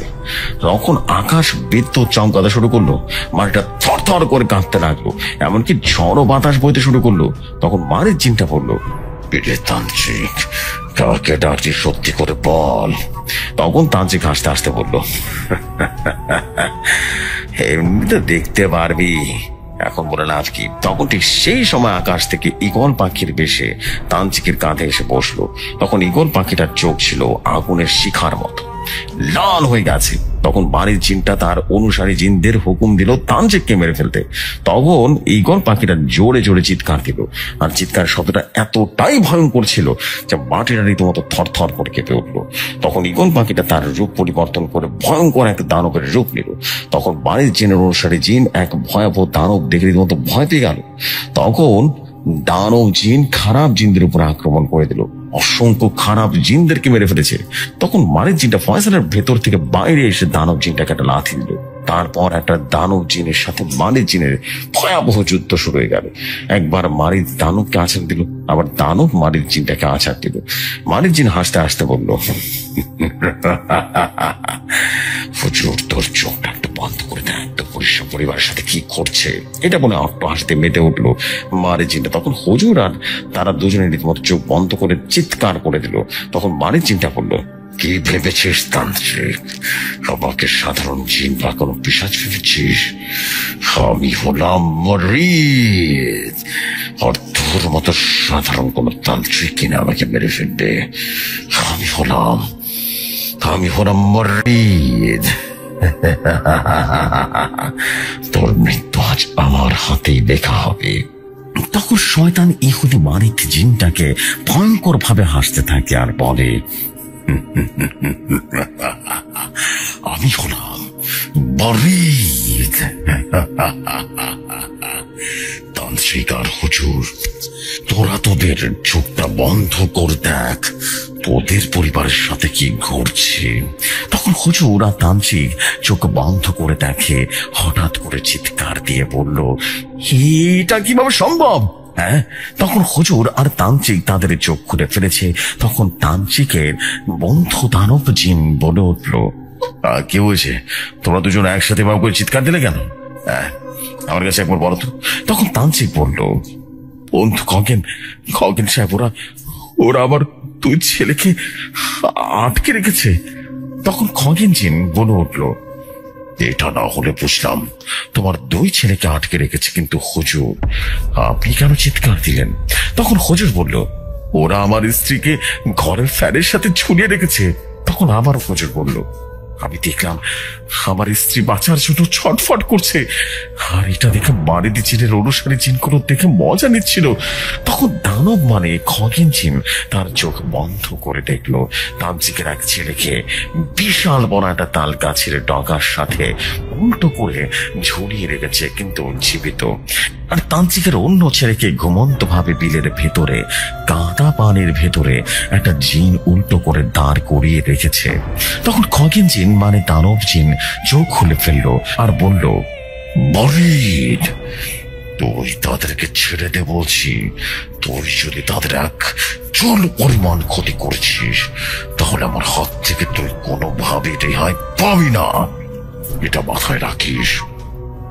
তখন মারিদ জিনটা হাসতে হাসতে বলল, তান্ত্রিক, তোর বন্ধু জিনকে আমার এই বোতলে বন্দী হতে পান, আর নইলে আমি তোদের পরিবারের সবাইকে মেরে ফেলবো। তখন তান্ত্রিক অসহায় দৃষ্টিতে তার বন্ধু জিনের দিকে তাকালো। তখন খগেন জিন মানে দানব জিন বলল, ঠিক আছে মারিদ, আমি তোর কাছে বন্দী হব, কিন্তু তুই কথা দিয়ে সবাইকে ছেড়ে দিবি। তখন মারিদ জিন বলল, আমি কথা দিলাম আমি তাদের কোনো ক্ষতি করব না। তখন খগেন মানে দানব জিন একবার তান্ত্রিক আর হুজুরের দিকে তাকালো। তখন তান্ত্রিক আর হুজুরের চোখ পানি বসছিল। আসলে সেই সময় তান্ত্রিক আর হুজুরের কিছুই করার ছিল না, শুধুমাত্র অসহায় দৃষ্টিতে দেখা ছাড়া আর কোনো উপায় ছিল না। তখন খগেন মানে দানব জিন একটা সাদা ধোঁয়ার মতো হয়ে বোতলের ভেতরে বন্দী হয়ে গেল। তখন মারিদ জিনটা হাসতে হাসতে বলল, হুজুর আর তান্ত্রিক, তোরা আমার সাথে কিভাবে লড়াই করবি বল। তখন মারিদ জিনটা হাসতে হাসতে বলল, এই তোরা তোদের কাজ শুরু করে দে। তখন একটা খারাপ জিন তান্ত্রিক ছেলেকে পা ধরে তাল গাছের সাথে সজোরে পাড়ি দিল। তখন সাথে সাথে তান্ত্রিকের ছেলের মাথাটা ফেটে মগজটা বের হয়ে গেল। তখন সেই মগজগুলো রীতিমতো চেটে চেটে খারাপ জিনগুলো খেতে লাগলো, এমনকি তান্ত্রিকের ছেলের রক্ত মাংস খেতে লাগলো। তখন এটা দেখে তান্ত্রিক বলল, শয়তান মারিদ, তুই আমার ছেলেকে কেন মারলি? তুই তো বলেছিস আমার ছেলেকে ছেড়ে দিবি, তাহলে কেন মারলি বল। তখন মারিদ জিনটা হাসতে হাসতে বলল, আমি বলেছি আমার হাতে মারবো না, কিন্তু এটা বলিনি আমার অনুসারী জিনরা ছেড়ে দিবে। তখন এটা দেখে খগেন জিন বলল, মারিদ, এটা তুই ভালো করলি না। আমি যদি একবার মুক্ত হতে পারি, তাহলে তোকে টুকরো টুকরো করে শেষ করে দেবো, মনে রাখিস। তখন মানিক জিনটা হাসতে হাসতে বলল, তো আগে ভক্ত হয়ে দেখা। তখন খগেন জিন বোতলের ভেতরে থাকা অবস্থায় ছোটার জন্য অনেক চেষ্টা করলো। তখন মানিক জিনটা বলে উঠল, তোর লাভ নেই, তুই কোনদিন মুক্ত হতে পারবি না। তখন মানিক জিনটার অনুসারী খারাপ জিন তান্ত্রিকের অন্য ছেলেকে ঘাটটা মোটকে ভেঙে কাদা পানির সাথে পুঁতে রাখলো। তখন এটা দেখে কার্তিকশীল তান্ত্রিক তার নিজের ছেলেদের এত ভয়াবহ মৃত্যু দেখে নিজেকে আর ধরে রাখতে পারলো না। তখন তান্ত্রিক জোরে জোরে চিৎকার দিয়ে বুকে হাত দিয়ে মাটিতে শুয়ে পড়লো। তখন হুজুর তান্ত্রিকের শরীরে হাত না দিয়ে দেখলো তান্ত্রিক কোনোভাবেই নাড়াচাড়া করে না। তখন হুজুর তার হাত দিয়ে তান্ত্রিকের নাকের কাছে নিয়ে দেখলো তান্ত্রিকের নিঃশ্বাস নিচ্ছে না। তখন হুজুরের আর বুঝতে বাকি রইল না যে তান্ত্রিক এত ভয়াবহ দৃশ্য দেখে হার্ট স্ট্রোক করে মারা গেছে। ঠিক তখনই মানিক জিনটা হাসতে হাসতে বলল, কে কাঠমোল্লা, তোর বউকে কে বাঁচাবে, একটু বল শুনি। এটা শুনে ভয়ঙ্কর ভাবে হাসছিল আর বলল, তখন হুজুর আল্লাহর কাছে অনেক বেশি প্রার্থনা করলো আর বলল, হে আল্লাহ, তুমি যদি আমার ছেলেকে কোনো আমল পছন্দ করে থাকো তাহলে সেই আমলের বিনিময়ে তুমি আমার স্ত্রীর উপরে দয়া করো, বাঁচাও তাকে। তখন মানিক জিনটা বলল, হুজুর, তোর চোখটা বন্ধ করে দেখ, তোর স্ত্রীর কতটা ভয়ঙ্কর মৃত্যু হয়। তখন হুজুর চোখ বন্ধ করে দেখলো তার স্ত্রীকে কিছু খারাপ জিন ঘরের ফ্যানের সাথে গলায় দড়ি দিয়ে ফাঁস লাগিয়ে মারার চেষ্টা করছে। তখন হুজুরের স্ত্রীর দম চলে যায়, অবস্থা ঠিক তখন ফ্যানটা ছুঁড়ে পড়ে গেল। তখন হুজুর একটা মুচকে হাসি দিল আর এটা দেখে মানিক জিনটা বলল, হুজুর, যতই হাসিস না কেন তোর বউ আজকে মরতে হবে। তখন হুজুর বলল, চুপ কর শয়তান, আমার স্ত্রী হায়াত যতদিন আছে আল্লাহ তাআলা যতদিন রাখে ততদিন শয়তান আমার স্ত্রী কিছুই করতে পারবে না। তখন মানিক জিনটা হাসতে হাসতে বলল, হুজুর, তোর চোখটা আবার বন্ধ করে দেখ। তখন হুজুর তার চোখটা বন্ধ করে দেখলো খারাপ জিনগুলো আবারও তার স্ত্রীর মরার জন্য এগিয়ে আসতে লাগলো। তখন হুজুর এটা দেখে বেশ ঘাবড়ে গেল। যখনই হুজুরের বউকে খারাপ জিনগুলো ধরতে যাবে ঠিক সেই সময় দরজাকে গিয়ে যেন কড়া নাড়লো। তখন খারাপ জিনগুলো বলল, শব্দ শুনে ভেনিশ হয়ে গেল। তখন দরজার উপাস থেকে কে একজন বলে উঠলো, ভাবি, দরজা খুলুন। তখন হুজুরের স্ত্রী অনেক কষ্ট করে এগিয়ে এলো। তখন সেই মহিলা বলল, ভাবি, আপনার কি হয়েছে? আপনি তো ভয় কেন পাচ্ছেন? তখন হুজুরের স্ত্রীর হাত দিয়ে রীতিমতো ইশারা করে বলল, পানি খাবে। তখন সে মহিলা এক জগ পানি দিল। হুজুরের স্ত্রী এক জগ পানি সবকিছু ঢং ঢং করে গিলে ফেললো। তখন সে মহিলা বলে উঠল, ভাবি, আপনার কি হয়েছে? আরে তো কেন ভয় পাচ্ছেন? আর আপনাদের ফ্যানের সাথে দড়ি কেন? তারপর ফ্যান কেন নিচে পড়ে আছে? আমি তো কিছুই বুঝতে পারছি না। তখন হুজুরের স্ত্রী আস্তে আস্তে কথা বলা শুরু করলো। তখন সে বলল, ভাবি, আপনি কেন আমাদের বাড়িতে আসছেন? তখন সে মহিলা বলল, ভাবি, আমাদের ঘরে লবণ শেষ হয়ে গেছে, তাই আপনার কাছ থেকে এক বাটি লবণ নিতে এসেছি আর কি। আর এসে দেখি আপনার এই অবস্থা। তখন হুজুরের স্ত্রী বলল, ভাবি, আপনার যত লাগে নিয়ে যান, আমি সব দেব, কিন্তু যতক্ষণ হুজুর বাড়িতে না আসে আপনি ততক্ষণ পাশে থাকবেন প্লিজ। তখন সে মহিলা বলল, ঠিক আছে ভাবি, আমি আপনার পাশে আছি। তখন হুজুর চোখ খুলে আকাশের দিকে তাকিয়ে আল্লাহর নামে প্রশংসা করে বলল, হে আল্লাহ, তুমি হলা খুব দয়ালু, এমনকি তুমি হলা রহমান রাহিম গফফার, তুমি হলা রাজ্জাক। তোমার দয়ায় আমার স্ত্রী এবারের মতো প্রাণে বেঁচে গেছে। তখন ভয়ঙ্কর মানিক জিনটা বলল, এবারের জন্য তোর বউ বেঁচে গেছে, আর কখনো যদি আমাদের বিষয় না করাস তাহলে তোকে মেরে ফেলবো আর তোর স্ত্রীকেও মেরে ফেলবো, কথাটা ভালো করে মাথায় ঢুকিয়ে নে। এটা বলেই ফয়সাল অজ্ঞান হয়ে গেল। তখন হুজুর মনির ভাইকে বলল, এখনো ফয়সালের সাথে জিনটা আছে, আর একটু ফয়সালের কাছ থেকে সাবধানে থাকবেন, কারণ শয়তান জিনটা যখন খুশি আক্রমণ করতে পারে। আর শুনেন, কার্তিকশীল তান্ত্রিকের লাশটা সকালবেলা তার বাড়িতে পাঠিয়ে দেবেন, এমনকি তান্ত্রিকের এক ছেলে তাল গাছের সাথে ঝুলে আছে, আর ছোট ছেলের লাশ বিলে হালকা পানির ভেতরে পোতা অবস্থায় আছে, এটা বলে দেবেন। তখন মনির এই ভয়াবহ নৃশংস মৃত্যুর কথা শুনে কেঁদে দিল। তখন হুজুর বলল, এখন আমাদের বাড়ি যেতে হবে, কারণ আমার বাড়ির অবস্থাও খারাপ। তখন দেলোয়ার আর সাইফুল হুজুরকে তার বাড়িতে এগিয়ে নিয়ে আসলো। তখন হুজুর ঘরের দরজায় কড়া নাড়ছিল। তখন ভেতর থেকে বলে উঠল, কে আপনি? তখন বাইরে থেকে বলল, আমি হুজুর। তখন দরজা খুলে দিল। তখন হুজুর ঘরের ভিতরে প্রবেশ করে তার স্ত্রী চুপ করে বসে আছে এমনটা দেখলো। তখন হুজুর বলল, শোনো, আর ভয় পাওয়ার কোনো কারণ নেই, আমি চলে আসছি। তখন সে মহিলা পাশ থেকে বলল, হুজুর আপনার সাথে কেন এরকম সমস্যা হয়? তারপর সে মহিলা আবার বলল, এই 15 দিনের ভিতরে আপনার সংসারটা একদম ধ্বংসের পথে এসে গেছে।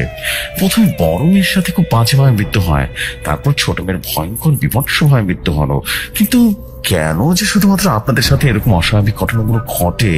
তখন হুজুর বলল, দেখেন, এসব ঘটনা ঘটার কারণ হলো আমার কিছু ভুলের কারণে। তখন মহিলা বলল, আপনার ভুলের কারণে বলে বুঝলাম না, কিন্তু কি এমন ভুল করেছেন যার কারণে আপনাদের সংসারটা ভেঙে পড়ছে, বলুন তো? তখন হুজুর ফয়সালের সাথে এমনকি ওদের পরিবারের সাথে যা যা ঘটেছে সবকিছু শুরু থেকে বর্তমান পর্যন্ত, এমনকি আজকে তান্ত্রিকে তার ছেলের মৃত্যুর কথাও বলে উঠল।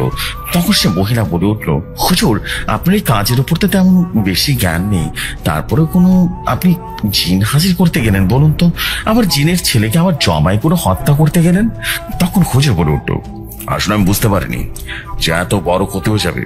যদি একবার আগে বুঝতাম এই কাজ কখনো করতাম না। তখন সে মহিলা বলল, হুজুর এখন আর কেঁদে কি লাভ হবে, যা হওয়ার তা তো হয়ে গেছে। তখন মহিলা বলল, আপনার স্ত্রীর শরীরটা ভালো করে বন্ধ করে নেন, শক্তিশালী তাবিজ বেঁধে দেন, আর আপনি বেশি রাত করে বাইরে বের হবেন না। তখন হুজুর বলল, আপনি একদম ঠিক বলেছেন, আমি এটাই করব।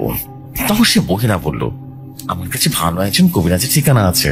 তখন হুজুর বলল, কবিরাজের বাড়ি কোথায় আর তার নাম কি? তখন মহিলা বলল, কবিরাজের নাম হলো লোকমান কবিরাজ। তারপর তার ঠিকানাটা দিল। তখন হুজুর বলল, কালকে সকালবেলা মনির ভাইকে বলবেন লোকমান কবিরাজকে নিয়ে আসতে। তখন হুজুর বলল, আপনাকে অসংখ্য ধন্যবাদ। তখন সেই মহিলা বলল, ধন্যবাদের কোনো প্রয়োজন নেই, কারণ আমরা সবাই তো একে অপরের বিপদে পাশে দাঁড়াবো, এটাই তো স্বাভাবিক। তারপর মহিলা বলল, হুজুর এখন আমি আমার ঘরে চলে যাই। হুজুর তখন বলল, খাওয়া দাওয়া করে যান। তখন মহিলাটা বলল, খেতে হবে না, আপনি যদি পারেন আমার এই বাড়িটার ভিতরে একটু লবণ দিন। তখন হুজুর তার ঘর থেকে লবণ এনে দিল। তারপর সে মহিলা লবণ নিয়ে চলে গেল। তারপর হুজুর তার স্ত্রীকে ধরে তাদের রুমের চৌকিতে শুয়ে দিল। তারপর হুজুর ঘরে থাকা কিতাব নিয়ে বসে গেল। তারপর অনেকগুলো কিতাব পড়ে কিছু শক্তিশালী আয়াত তার দেওয়া মাদুলির ভেতরে আটকে গেছে। তারপর সেই মাদুলি হুজুরের স্ত্রীর ডান হাতে পরিয়ে দিল। আসলে এটা হলো শরীর বন্ধ করা তাবিজ। তারপর হুজুর খাওয়া দাওয়া না করে শুয়ে পড়ল। তারপর যখন ফজরের আজানের সময় হলো, তারপর হুজুর ঘুম থেকে উঠে ওযু করে মসজিদের উদ্দেশ্যে হাঁটা শুরু করলো। তারপর হুজুর মসজিদে এসে তার সুমধুর কণ্ঠে আজান দিল। তারপর হুজুর ইমামতি করে নামাজ শেষ করে মনির ভাইয়ের উদ্দেশ্যে বা মনির ভাইয়ের বাড়ির উদ্দেশ্যে হাঁটা শুরু করলো। একটা সময় হুজুর মনির ভাইয়ের বাড়িতে এসে পৌঁছে গেল। এসে বলল, মনির ভাই বাড়িতে আছেন? তখন মনির ভাই বাইরে এসে বলল, আসসালামু আলাইকুম হুজুর, আপনি এখন এই জায়গায়? তখন হুজুর বলল, ওয়ালাইকুম আসসালাম, আমি আসলাম একটু আপনাদের খোঁজ খবর নিতে। তখন হুজুর আবার বলল, তান্ত্রিকের লাশ কি বাড়িতে পাঠিয়েছেন? তখন মনির ভাই বলল, না হুজুর, লাশ এখনো পাঠাতে পারেনি, এই তো এখনই লাশ পাঠিয়ে দিব। তখন হুজুর বলল, লাশের সাথে কে কে যাবে? তখন মনির ভাই বলল, আমার বড় ছেলে দেলোয়ার আর মেজ ছেলে সাইফুল ইসলাম, তারা যাবে। তখন হুজুর বলল, একটা সাদা খাতা আর একটা কলম দেন তো, আমার কিছু লিখতে হবে। তখন মনির ভাই ঘর থেকে একটা খাতা আর একটা কলম নিয়ে আসলো। তখন হুজুর একটা চিঠি লিখলো। চিঠিটা লেখা ছিল অনেকটা এইভাবে, বিসমিল্লাহির রহমানির রাহিম, প্রথমে আমার সালাম দেবেন। তারপর হুজুর লিখলো যে কার্তিক শীল তান্ত্রিক ছিলেন নিঃসন্দেহে একজন ভালো মানুষ, তার মৃত্যুতে আমরা সবাই কষ্ট পেয়েছি, তার মৃত্যুর সাথে কোনো মানুষের হাত নেই, আর তান্ত্রিকের মৃত্যুর কারণ অশরীরী কোনো ভয়ঙ্কর জিনের আক্রমণে এমনটা হয়েছে। শুধু তান্ত্রিকের একার মৃত্যু হয় হয়নি, এমনকি তার 2 ছেলেরও খুব বিভৎসভাবে মৃত্যু হয়েছে। তার বড় ছেলের লাশ তাল গাছের পাশে লাশ পড়ে আছে, আর ছোট ছেলের লাশ বিলের ভেতরে কাদা পানির ভেতরে পুঁতে রাখা হয়েছে। আপনারা তাদের লাশ এনে আপনার ধর্ম অনুযায়ী শেষ সমাধি করে ফেলবেন। এটি এক অসহায় দুঃখিনী মসজিদের ইমাম হুজুর। তখন হুজুর বলল, মনির ভাই, এই চিঠিটা আপনি তাদের দিয়ে আসবেন। তখন মনির ভাই বলল, ঠিক আছে হুজুর। তখন দেলোয়ার এসে বলল, আমি গরুর গাড়ি নিয়ে আসছি। তখন মনির ভাই বলল, সাইফুল আর তোমার ছোট চাচুকে তো নিয়ে যাওয়ার কথা। তখন মনির ভাই তান্ত্রিকের ফ্যামিলিকে কিছু টাকা দিয়ে দিল। তখন দেলোয়ার আর সাইফুল আর ছোট জানান তারা রীতিমতো 3 জন মিলে তান্ত্রিকের লাশ গাড়িতে উঠিয়ে নিয়ে চলে গেল। তখন হুজুর বলল, মনির ভাই, আমি আর ভালো একজন কবিরাজের ঠিকানা দিচ্ছি, খুব তাড়াতাড়ি তাকে নিয়ে আসেন। তারপর হুজুর মনির ভাইকে লোকমান কবিরাজের ঠিকানা দিল। তখন মনির বলল, ঠিক আছে, দেলোয়ার আসে তাকে পাঠিয়ে দেব। তখন হুজুর বলল, আচ্ছা ঠিক আছে, তাহলে আমি এখন আসি। তখন মনির ভাই বলল, ঠিক আছে হুজুর, আবারও আসবেন। তারপর বিকেলে যখন দেলোয়ার তান্ত্রিকের লাশ নিয়ে বাড়িতে আসলো, তখন মনির ভাই বলে উঠল, হে দেলোয়ার, তুই ঠিকানা নিয়ে লোকমান কবিরাজ ডেকে নিয়ে আসছিস? হ্যাঁ। তখন দেলোয়ার ভাই বলল, ঠিক আছে আব্বা, আমি কালকে সকালে যাব। তখন মনির ভাই বলল, যত দ্রুত পারো নিয়ে আসবি। ঠিক আছে, ঠিক আছে। তারপর যখন রাত হলো, তখন দেলোয়ার বলল, ফয়সাল, ভাত খেতে আসো। তখন ফয়সাল আর কোনো কথা না বলে চুপ করে মাথা নিচু করে বসে আছে।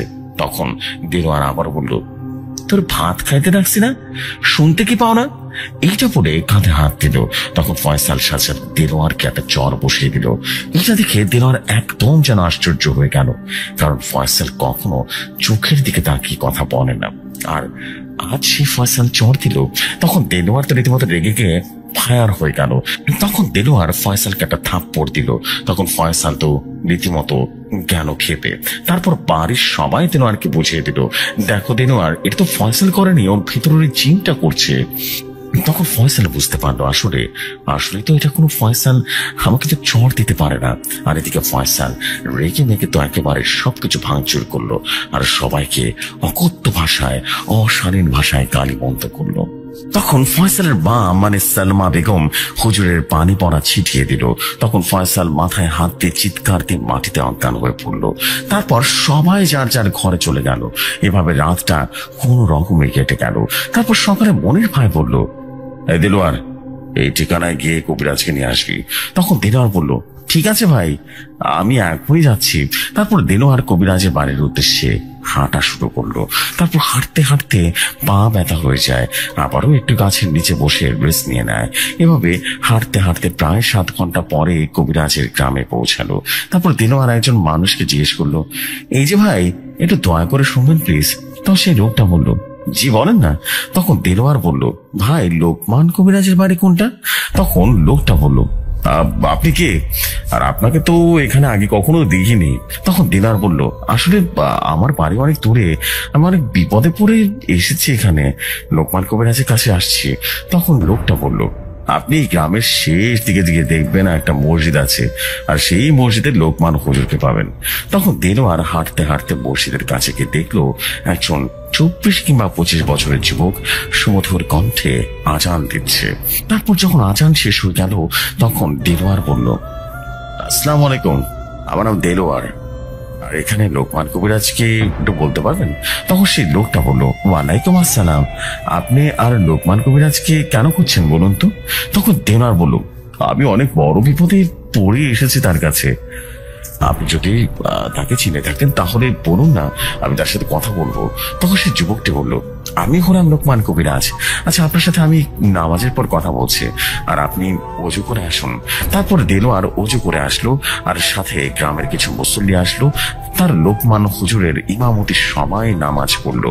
তারপর গ্রামের লোকজন জিজ্ঞেস করলো, এই যে ভাই, আপনি কে আর কোথা থেকে এসেছেন? তখন লোকমান হুজুর বলল, এই লোকটার নাম হলো দেলোয়ার, সে আমার কাছে এসেছে, আর এই লোকটা ক্ষুধার্ত, কেউ যদি পারেন মেহমানদারি খাবারের ব্যবস্থা করুন। তখন লোকমান হুজুর মনে খুব কষ্ট পেলেন, আর বললেন, এই লোক অনেক দূর থেকে বিপদে পড়ে এসেছে, আর তাকে একবার খাবার দেওয়ার মতো মানুষ নেই। তখন দেলোয়ার বলল, থাক হুজুর, আপনার খাবারের দরকার নেই। তখন লোকমান হুজুর বলে উঠল, আপনারা কি সমস্যা নিয়ে আসছেন বলুন তো? তখন দেলোয়ার বলল, আসলে আমার ছোট ভাইয়ের সাথে ভয়ঙ্কর একটা জিন আসছে, তাড়াতে পারছি না তাকে। তখন লোকমান হুজুর বলল, আমার খোঁজ পেলেন কিভাবে? তখন দেলোয়ার বলল, আসলে আপনার খোঁজ আমাদের মসজিদের হুজুর দিয়েছে। তখন লোকমান হুজুর বলল, আপনাদের মসজিদের হুজুরের নাম কি? দেলোয়ার তখন বলল, আমাদের মসজিদ হুজুর নাম হলো আনিসুর রহমান ইলিয়াস। তখন লোকমান হুজুর বলল, আমি তো এই নামে কাউকে চিনি না, তাহলে সে আমার খোঁজ কিভাবে পেলেন? তখন দেলোয়ার বলল, আমি তো তা জানি না, আপনার খবর কিভাবে পেয়েছে? তখন লোকমান হুজুর বলল, ঠিক আছে, এইটা আমি পরে জানতে পারবো। তারপর দেলোয়ার তাদের সাথে তারপর হুজুর পরিবারের এমনকি কার্তিক শীল তান্ত্রিকের পরিবারের সাথে ঘটে যাওয়া সমস্ত ঘটনা খুলে বলল।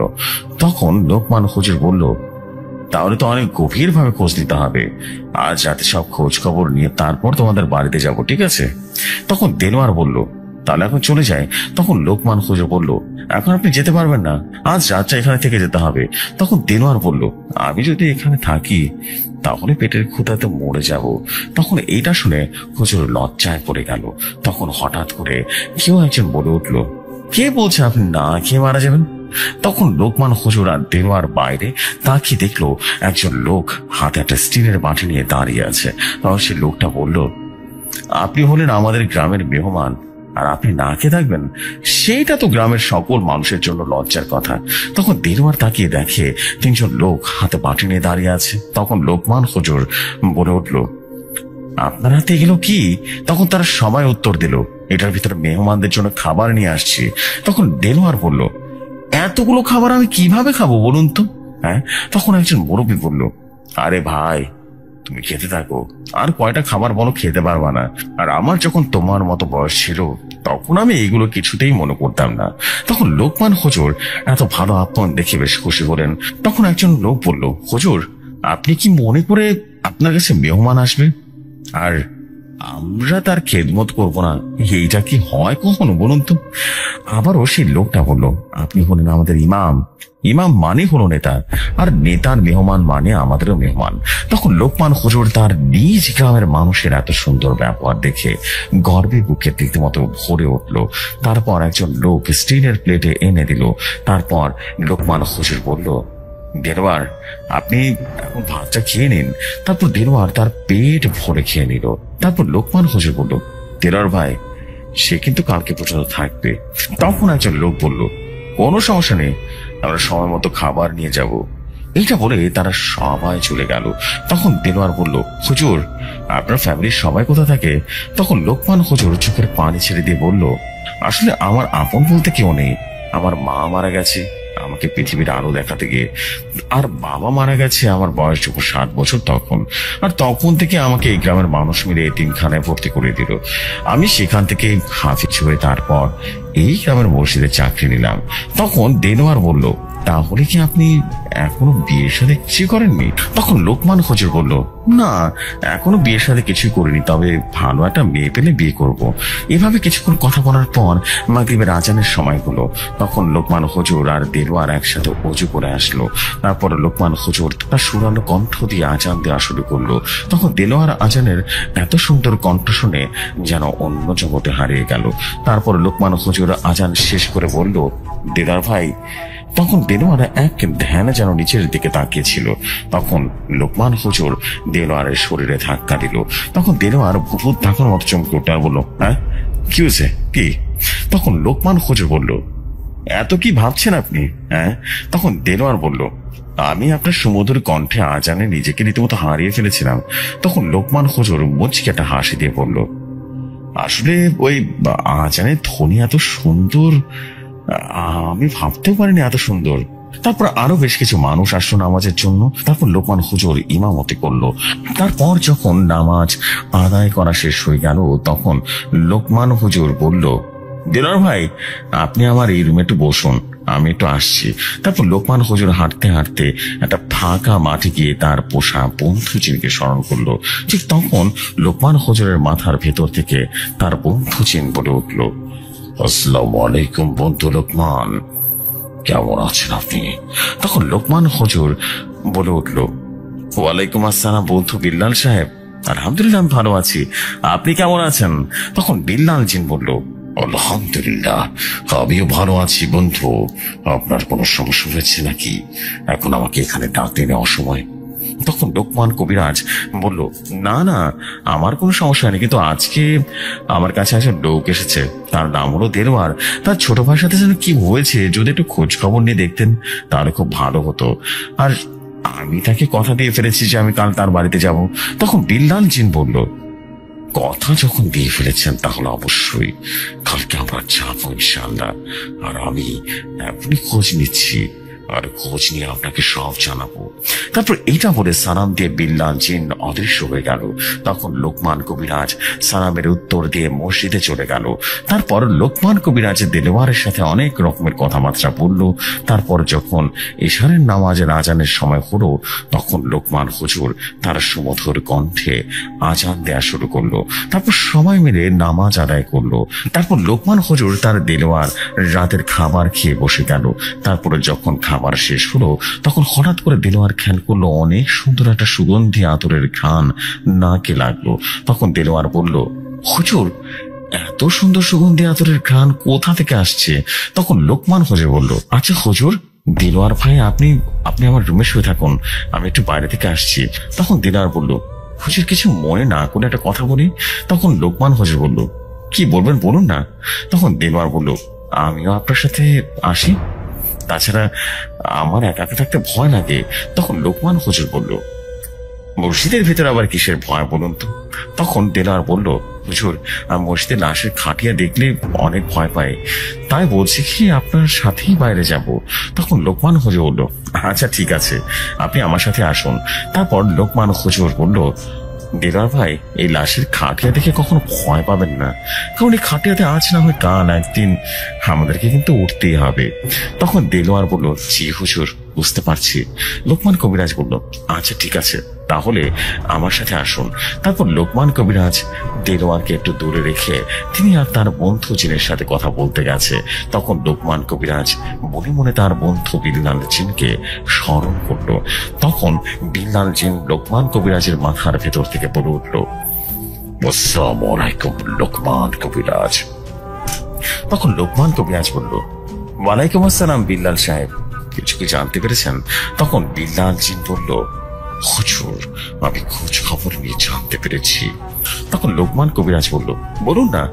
বিল্লাল জিন বলল, আসলে দেলোয়ারের ছোট ভাইয়ের সাথে জিনটা হলো মারিদ জিন, আর এই মারিদ জিনটা হলো অন্য জিনদের চাইতেও অনেক বেশি শক্তিশালী। কারণ হলো এই মারিদ জিনটা ইহুদি ধর্মের, আর ইহুদি জিন অনেক বেশি শক্তিশালী হয়। তখন লোকমান কবিরাজ বলল, তাহলে কি আপনি ওইটার সাথে শোক দিতে পারবেন না? তখন বিল্লাল জিন বলল, বন্ধু আমি তো একবারও বলিনি যে আমি এই জিনটার সাথে পারবো না। তখন লোকমান কবিরাজ বলল, তাহলে সমস্যাটা কোথায় বলুন তো? তখন বিল্লাল বলল, সমস্যা আছে। তখন লোকমান কবিরাজ বলল, কি সমস্যা? তখন আবারও বিল্লাল জিন বলল, ফয়সালের সাথে শুধু মারিদ জিন একাও নয়, ওর সাথে আছে মারিদ জিনের সাথে আছে এফরিদ, হিন, ভয়ঙ্কর সব প্রজাতির জিন। তখন লোকমান কবিরাজ বলল, এত ভয়ঙ্কর জিন কিভাবে আসলো? তখন বিল্লাল জিন বলল, সব সময় শুধু শক্তি দিয়ে হয় না, কিছু সময় বুদ্ধি দিয়ে কাজ করতে হয়। তখন লোকমান হুজুর বলল, তাহলে বন্ধু বুদ্ধি কি করলেন বলুন তো? তখন বিল্লাল জিন বলল, বন্ধু তোমাকে তাহাজ্জুদের নামাজের সময় জানিয়ে দেব, তুমি এখন ঘুমিয়ে পড়ো। তখন লোকমান কবিরাজ বলল, ঠিক আছে, আর বন্ধু আপনি বুদ্ধি করে আমাকে জানাবেন, তাহলে আমি এখন চলে যাই। তারপর লোকমান কবিরাজ চলে আসলো এবং দিনার বলল, হুজুর আপনাকে কেমন যেন টেনশনে আছে, কোনো সমস্যা হয়েছে নাকি? তখন লোকমান কবিরাজ বলল, না না এমনি, এগুলো আপনি বুঝবেন না। তারপর লোকমান কবিরাজ আর দেলোয়ার ঘুমিয়ে পড়ল। তারপর লোকমান হুজুর গভীর রাতে ঘুম থেকে উঠে তাহাজ্জুদের নামাজে দাঁড়িয়ে গেল। তারপর নামাজ শেষ করে দু হাত জাগিয়ে আল্লাহর দরবারে সাহায্য চাইল। তারপর মোনাজাত শেষ করে বসে বসে পবিত্র কোরআন শরীফে তার সুমধুর কণ্ঠে পড়া শুরু করলো। তার কিছুক্ষণ পরে বিল্লাল জিন এসে লোকমান কবিরাজের পেছনে দাঁড়িয়ে কোরআন তেলাওয়াত শুনছিল। তখন লোকমান কবিরাজ বুঝতে পারলো যে তার বন্ধু জিন বিল্লাল আসছে। তখন বন্ধু জিন বিল্লাল বলে উঠল, বন্ধু, আপনি কেন কোরআন পড়া থামালেন? তখন লোকমান কবিরাজ বলল, বিল্লাল সাহেব আপনি কখন আসলেন? তখন বিল্লাল জিন বলল, আমি আসছি বেশ কিছুক্ষণ আগে থেকে। আপনি খুব সুন্দর করে কোরআন তেলাওয়াত করছিলেন, তাই আর ডাকিনি। তখন লোকমান কবিরাজ বলল, তাহলে কি বুদ্ধি করছেন বলুন না। তখন বিল্লাল জিন বলল, এখন আমি যা যা বলবো মন দিয়ে শুনবেন। তখন লোকমান কবিরাজ বলল, ঠিক আছে আমি মন দিয়ে শুনবো। তখন বিল্লাল জিন বলল, আগে আমরা বাড়িতে জিনটাকে বন্দি করব, তাহলে ইফরিত জিন এমনিতেই আসবে, আর আসলে সেই সময় আমরা ইফরিত জিনটাকে বন্দি করে ফেলবো। আর যদি আমি না পারি তাহলে আমি একটা ঠিকানা দিচ্ছি, আপনি এই ঠিকানায় গিয়ে তাকে নিয়ে আসবেন। তারপর লোকমান কবিরাজ বলল, না পারি এইটা মানে আপনি কি বলতে চাইছেন বুঝলাম না।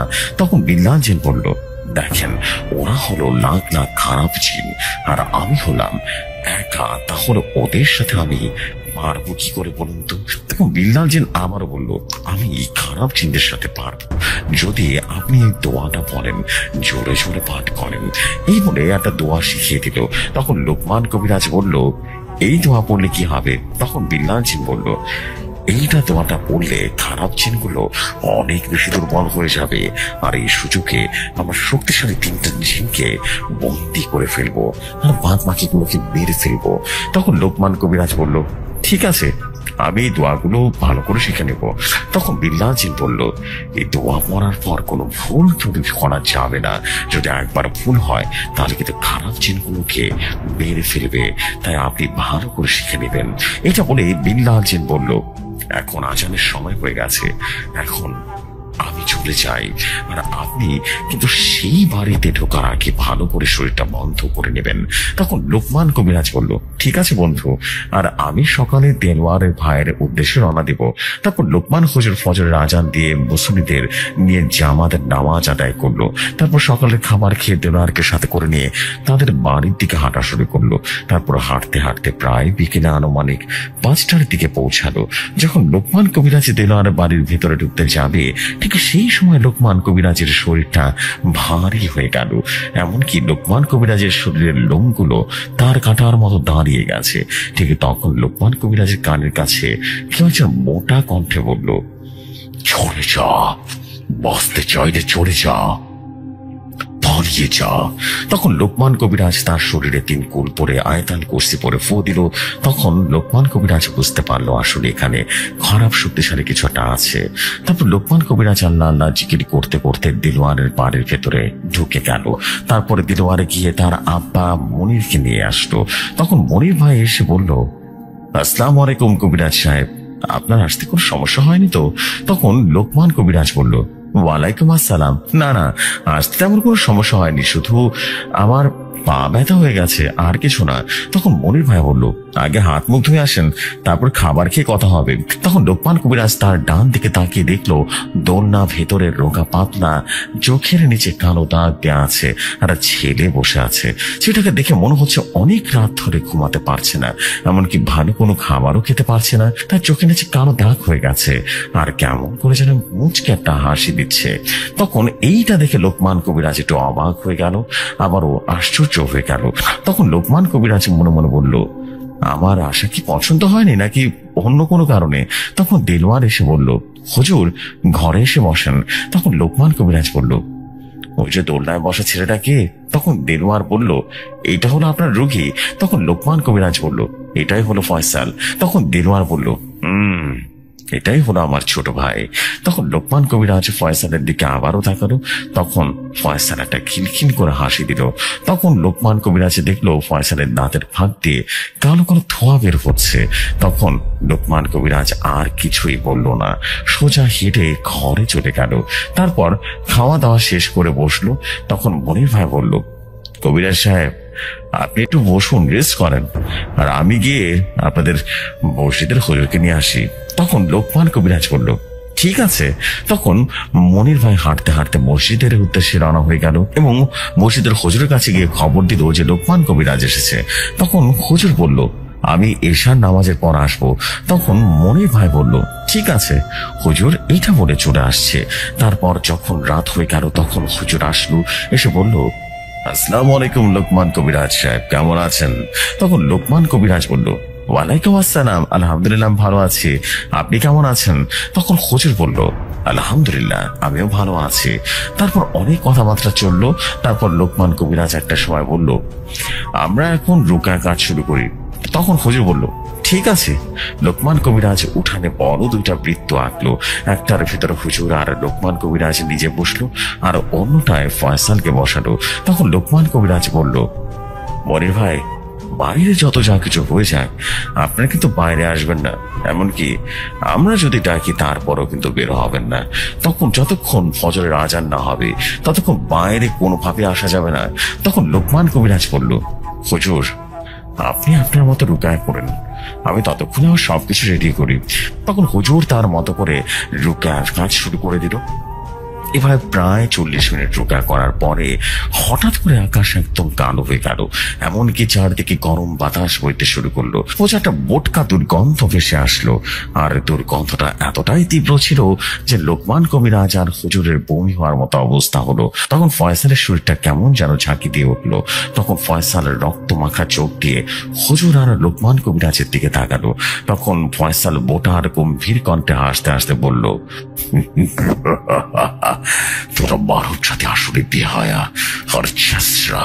কারণটা হলো তোর দুই মেয়েকে মরার পরেও তুই আবারও আমাকে বিরক্ত করছিস। এবার কিন্তু তুই আমার হাত থেকে বাঁচতে পারবি না। তখন হুজুর বলল, আজ তুই বুঝবি মৃত্যু কি জিনিস, আর তোর মৃত্যু এতটা ভয়ঙ্কর ভাবে হবে যা তুই কোনো কল্পনাও করতে পারবি না। তখন লোকমান কবিরাজ তার হাতে একটা ছোট চামচে সরিষার তেল আর রসুন আর কালো জিরা মধু গরম করে একটা কাঠিতে সীমন্তনা পেঁচিয়ে ফয়সালের নাকের কাছে ধরলো। তখন ফয়সাল ঝটফট করতে শুরু করলো। তখন ভয়ঙ্কর শয়তান মারিদ চিন্তা বলল, লোকমান কবিরাজ, তুই আমাকে ছেড়ে দে বলছি, আর না হলে তোর বংশ নির্বংশ করে দেব বলে দিচ্ছি। তখন লোকমান কবিরাজ বলল, আজ দেখা যাবে কে কার বংশকে নির্বংশ করে দেয়। এটা বলে ব্যাগ থেকে পবিত্র জমজমের পানি বের করলো। সেই পানিতে অনেক দোয়া পরে ফু দিয়ে সে জিনটার উপরে ছিটিয়ে মারলো। তখন মারিদ জিনটা জোরে জোরে চিৎকার করা শুরু করলো। তখন মারিদ জিনটা তার অনুসারী খারাপ জিনদেরকে বলল, কবিরাজ আর হুজুরকে শেষ করে দিতে হুকুম দিল। তখন খারাপ জিনগুলো লোকমান কবিরাজ আর হুজুরের উপর আক্রমণ করলো। তখন হুজুর বলল, কবিরাজ সাহেব এখন কি হবে আমাদের? তখন লোকমান কবিরাজ তার পরা সেই জমজমের পানি ছাড়িয়ে দিল, তাদের চারপাশে ছিটিয়ে দিল। যখন এই পরা জমজমের পানি যেই জিনের উপরে পড়েছে তখন সেই জিন অলৌকিক ভাবে আগুনে পুড়ে ভস্ম হয়ে গেল। তখন লোকমান কবিরাজের উদ্দেশ্যে বলে উঠল, ভয় পাবেন না হুজুর, আমি তো আছি। এটা বলেই লোকমান কবিরাজ জোরে জোরে বিশেষ আয়াত পড়া শুরু করলো, আর হুজুর কোরআন পড়া শুরু করলো। তখন মারিদ জিন হাসতে হাসতে বলল, লোকমান, তোদের এই আয়াতে আর কিছুই হবে না, কিন্তু আজ আমার হাত থেকে তোদের কেউ রেহাই পাবে না। তখন লোকমান কবিরাজ বলল, শয়তান মারিদ, ভালো করে শুনে রাখ, আল্লাহর কোরআনের উপরে কিছুই নেই। এটা বলে আরো জোরে এবং শক্তিশালী আয়াত পড়া শুরু করলো। একটা পর্যায়ে মারিদ জিনটা আস্তে আস্তে দুর্বল হওয়া শুরু করলো। তখন লোকমান কবিরাজ আরো জোরে জোরে আয়াতটা পড়া শুরু করলো। তার প্রতিটা শব্দ যেন মাটি থর থর করে কাঁপতে লাগলো। তখন মারিদ জিনটা তার 2 হাত দিয়ে কান চেপে ধরে বলছিল, বন্ধ কর তোদের আয়াত পড়া, আমি আর সহ্য করতে পারছি না। তখন লোকমান কবিরাজ সুযোগ বুঝে যখন মারিদ জিনটাকে বন্দি করতে যাবে ঠিক সেই সময় অনেকগুলো খারাপ জিন এসে হাজির হলো। তখন এইটা দেখে লোকমান কবিরাজ বলল, ও আচ্ছা, তোরাও মরার জন্য এসেছিস তাহলে। তখন সে জিনদের ভেতর থেকে একটা জিন বলে উঠল, আমরা মরতে আসিনি রে কবিরাজ, তোকে মরতে এসেছি। এটা বলে তাদের উপরে আক্রমণ করে দিবে ঠিক তখনই অনেকগুলো জিন দেখে লোকমান কবিরাজ ঘাবড়ে যায়। তখন তার বন্ধু জিনে বিল্লালকে স্মরণ করলো। ঠিক সেই সময় আকাশে বিদ্যুৎ চমকে গেল। আকাশটা একদম যেন দিনের মতো পরিষ্কার হয়ে গেল। চারিদিকে তুমুল আকারে বাতাস বইতে শুরু করলো। মাটিটা যেন মুহূর্তেই রীতিমতো থর থর করে কাঁপতে লাগলো। আর তখন আকাশ থেকে বিদ্যুৎ এসে মাটিতে আছড়ে পড়লো, আর সে ভেতর থেকে বেরিয়ে এলো এক বিশাল আকার বিল্লাল জিন। তখন সে বিল্লাল জিন এসে বলে উঠল, তোদের সাহসে তারিফ করতে হয়, তোরা কিনা আমার প্রাণ প্রিয় বন্ধু লোকমান কবিরাজের উপর আক্রমণ করতে এসেছিস। তখন মারিদ জিনটা হুকুম করলো বিল্লাল জিন সহ সবাইকে মেরে ফেলতে। তখন বিল্লাল জিন আকাশের দিকে তাকিয়ে জোরে জোরে চিৎকার করে দিয়ে রূপটা চেঞ্জ করে ফেললো। তখন বিল্লাল জিন তার রূপ এমন ভাবে করে ফেললো যে তার শরীর থেকে শুধু আগুনের লাভা গলে গলে মাটিতে পড়তে লাগলো। আর যেখানে আগুনের লাভা পড়ছিল সেখানে জোরে পড়ে কয়লার মতো ছাই হয়ে যাচ্ছিল। তখন খারাপ জিনের সাথে বিল্লাল জিনের একটা ভয়ঙ্কর যুদ্ধ লেগে গেল। তখন বিল্লাল জিন খারাপ জিনটাকে ধরে রীতিমতো তার পায়ে পিষে মারলো। এক সময় বিল্লাল জিন সবগুলোকে মেরে ফেললো। তখন আবারও হাজার হাজার জিন আসলো যুদ্ধ করবার জন্য। তখন বিল্লাল জিন তাদের সাথে আবারও যুদ্ধে লিপ্ত হলো, অনেকগুলো খারাপ জিনগুলোকে মেরে ফেললো এবং হঠাৎ করে আকাশটা আবারও কালো মেঘে ঢেকে গেল। চারিদিকে শাঁ শাঁ করে বাতাস বইতে শুরু করলো, পচাটা দুর্গন্ধ যেন আসতে লাগলো। তখন হঠাৎ করে মারিদ জিনটা ভয়ঙ্কর ভাবে হাসতে শুরু করলো। হাসতে হাসতে বলল, এসেছি বিল্লাল, তোকে সহ সবাইকে মেরে ফেলবে এবার, শেষে গেছে। তখন হঠাৎ করে বিল্লাল জিন একটা লাথি দিল আর বলল, তোর এত বড় সাহস, তো সামান্য ফেটে জিন হয়ে আমার অনুসারী জিনদেরকে মারছিস। আজ আমি তোদের এমন বৃত্ত দেব বরং যাতে আর কোনোদিন দেখেনি। মনে রাখবে, ইহুদি জিনদের সাথে শত্রুতামি করলে কি হয়। তখন বিল্লাল জিন আর ইহুদি ইফরিত জিনের যুদ্ধ লেগে গেল। একবারে বিল্লাল জিন ইহুদি জিনকে আঘাত করে, আবার ইহুদি জিন বিল্লাল জিনকে আঘাত করে। এভাবে অনেকক্ষণ সময় ধরে যুদ্ধ চলতে লাগলো। একটা পর্যায়ে বিল্লাল জিন অনেক বেশি আহত হয়ে পড়ে। তখন বিল্লাল জিন বলল, বন্ধু লোকমান, এবার তুমি আমার শেখানো দোয়া পড়তে শুরু করো। তখন লোকমান কবিরাজ সে বিশেষ দোয়া পড়তে শুরু করলো। তখন ইফরিত জিনগুলো কান চেপে ধরে বলল, বন্ধ করো, এই দোয়া বন্ধ কর। তখন লোকমান কবিরাজ আরো জোরে জোরে দোয়া পড়তে শুরু করলো। তখন সে ইফরিত ইহুদি জিন বলল, এই বিশেষ দোয়া তুই কিভাবে জানতে পারলি, সত্যি করে বল। তখন বিল্লাল জিন বলল, আমার দাদু আমাকে শিখিয়ে দিয়েছিল তোদের মতো শয়তানকে শায়েস্তা করার জন্য। তখন হঠাৎ করে দেলোয়ারের হাতে বন্দা নিয়ে বাইরে বাথরুমে জন্য ধরলো। ঠিক তখনই খারাপ জিনটা এসে দেলোয়ারকে ধরে ফেললো। তখন ইহুদি ইফরিত জিন বলল, ধন্যবাদ বন্ধুহীন। তখন সে জিন বা হিন জিন বলল, লোকমান কবিরাজ, তোর দেওয়ার দোয়া বন্ধ কর, না ওরা আমি ছেলেকে একেবারে মেরে ফেলবো। এটা দেখে লোকমান কবিরাজ ওই ছেলেটার কাছে গিয়ে বলল, আজকে আমি শয়তানগুলোকে বন্দি করতে পারলাম না। তখন লোকমান কবিরাজ দোয়া পড়া বন্ধ করে দিল। তখন বিল্লাল জিন বলল, আমাদের কারণে আজ নির্দোষ মানুষ মরে যেতে পারে না। তখন হিন জিনটা বলল, লোকমান, আমি এতক্ষণ তোর সাথে শুধু ফ্যামিলিকে খুঁজছিলাম, তোর কোনো ফ্যামিলির মানুষ নেই, তুই এতিম, আর তোর যদি কোনো ফ্যামিলির মানুষ থাকতো তাদেরকে শেষ করে ফেলতাম। তখন ইফরিত জিন বলে উঠল, লোকমান, তোর বন্ধু জিন বিল্লালকে বল আমাদের কাছে বন্দী হতে, তার না হলে এই ছেলেকে আমি মেরে ফেলবো। তখন লোকমান কবিরাজ তার বন্ধু বিল্লাল জিনের দিকে অসহায় দৃষ্টিতে তাকালো। তখন বিল্লাল জিন বলল, আজ তুই আমাকে পা টিপে বন্দি করেছি কি আমি তোর কাছে বন্দি হব? তুই ছেলেটাকে ছেড়ে দিতে বল। তখন ইহুদি ইফরিত বলে উঠল, না, তার আগে তুই আমাদের কাছে বন্দি হবি, তারপরে ছেলেকে ছেড়ে দিব। তখন বিল্লাল জিন নিরুপায় হয়ে তার কাছে বন্দি হলো এটাই বলল, আর বলল, তোর শুধু একটা কথা আমাকে দে, এই ছেলের কোনো ক্ষতি করবি না, কখনো না। তখন ইহুদি ইফরিত জিন বলল, ঠিক আছে, আমরা কথা দিলাম ক্ষতি করব না। তখন বিল্লাল জিন একটা সাদা ধোয়া হয়ে বোতলে বন্দী হয়ে গেল। তখন এইটা দেখে জিনটা একটা শয়তানে হাসি দিল, আর হা হা করে হাসি দিয়ে দিল, আর 2 হাত টেনে ছিঁড়ে ফেলে দিল, এমনকি মাথাটা এক টানে শরীর থেকে আলাদা করে ফেললো। তখন এটা দেখে লোকমান কবিরাজ হতভম্ব হয়ে বলল, ইফরিত, তুই কথা দিয়েছিলিস তুই কোনো ক্ষতি করবি না, তাহলে এই ছেলেটাকে কেন মারলি? তখন ইফরিত জিন বলল, আমি বলেছিলাম আমি ছাড়তে পারবো না, আমি মারিনি, বাড়ছে তো আমার বন্ধু হিম। তখন ইফরিত বলল, আমার জন্য কলিজা রাখবি, কারণ আমার মানুষের কলিজা খেতে ভালো লাগে। তখন ইফরিত জিনটা দেলোয়ারের বুকটা তার ধারালো নখ দিয়ে টেনে হিচড়ে কলিজাটা বের করে ইফরিতে জিনকে দিল। তখন ইফরিতে জিনটা সেই জায়গাতেই মাটিতে বসে কলিজাটা জিব্বা দিয়ে চেটে চেটে খেতে লাগলো। মানুষের কলিজা খেলে খুব নেশা লেগে যায়। তখন এইটা দেখে হুজুর রীতিমতো ভয় জ্ঞান হারিয়ে ফেলে, আর লোকমান হুজুরের মাথায় হাত দিয়ে বসে কান্নাকাটি করে। কারণটা হলো তার সামনে একটা নিরীহ মানুষ এত ভয়ঙ্কর ভাবে মারা গেল, সে কিছুই করতে পারলো না।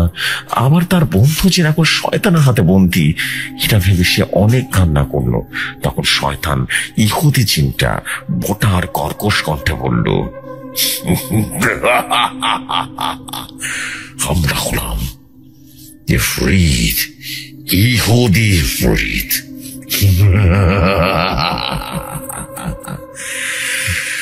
আমাদেরকে মাথায় রাখি, সব রাখি, তোমরা ইহুদি। আমাদের সামনে যারা আসবে সবাইকে এভাবে মরতে হবে।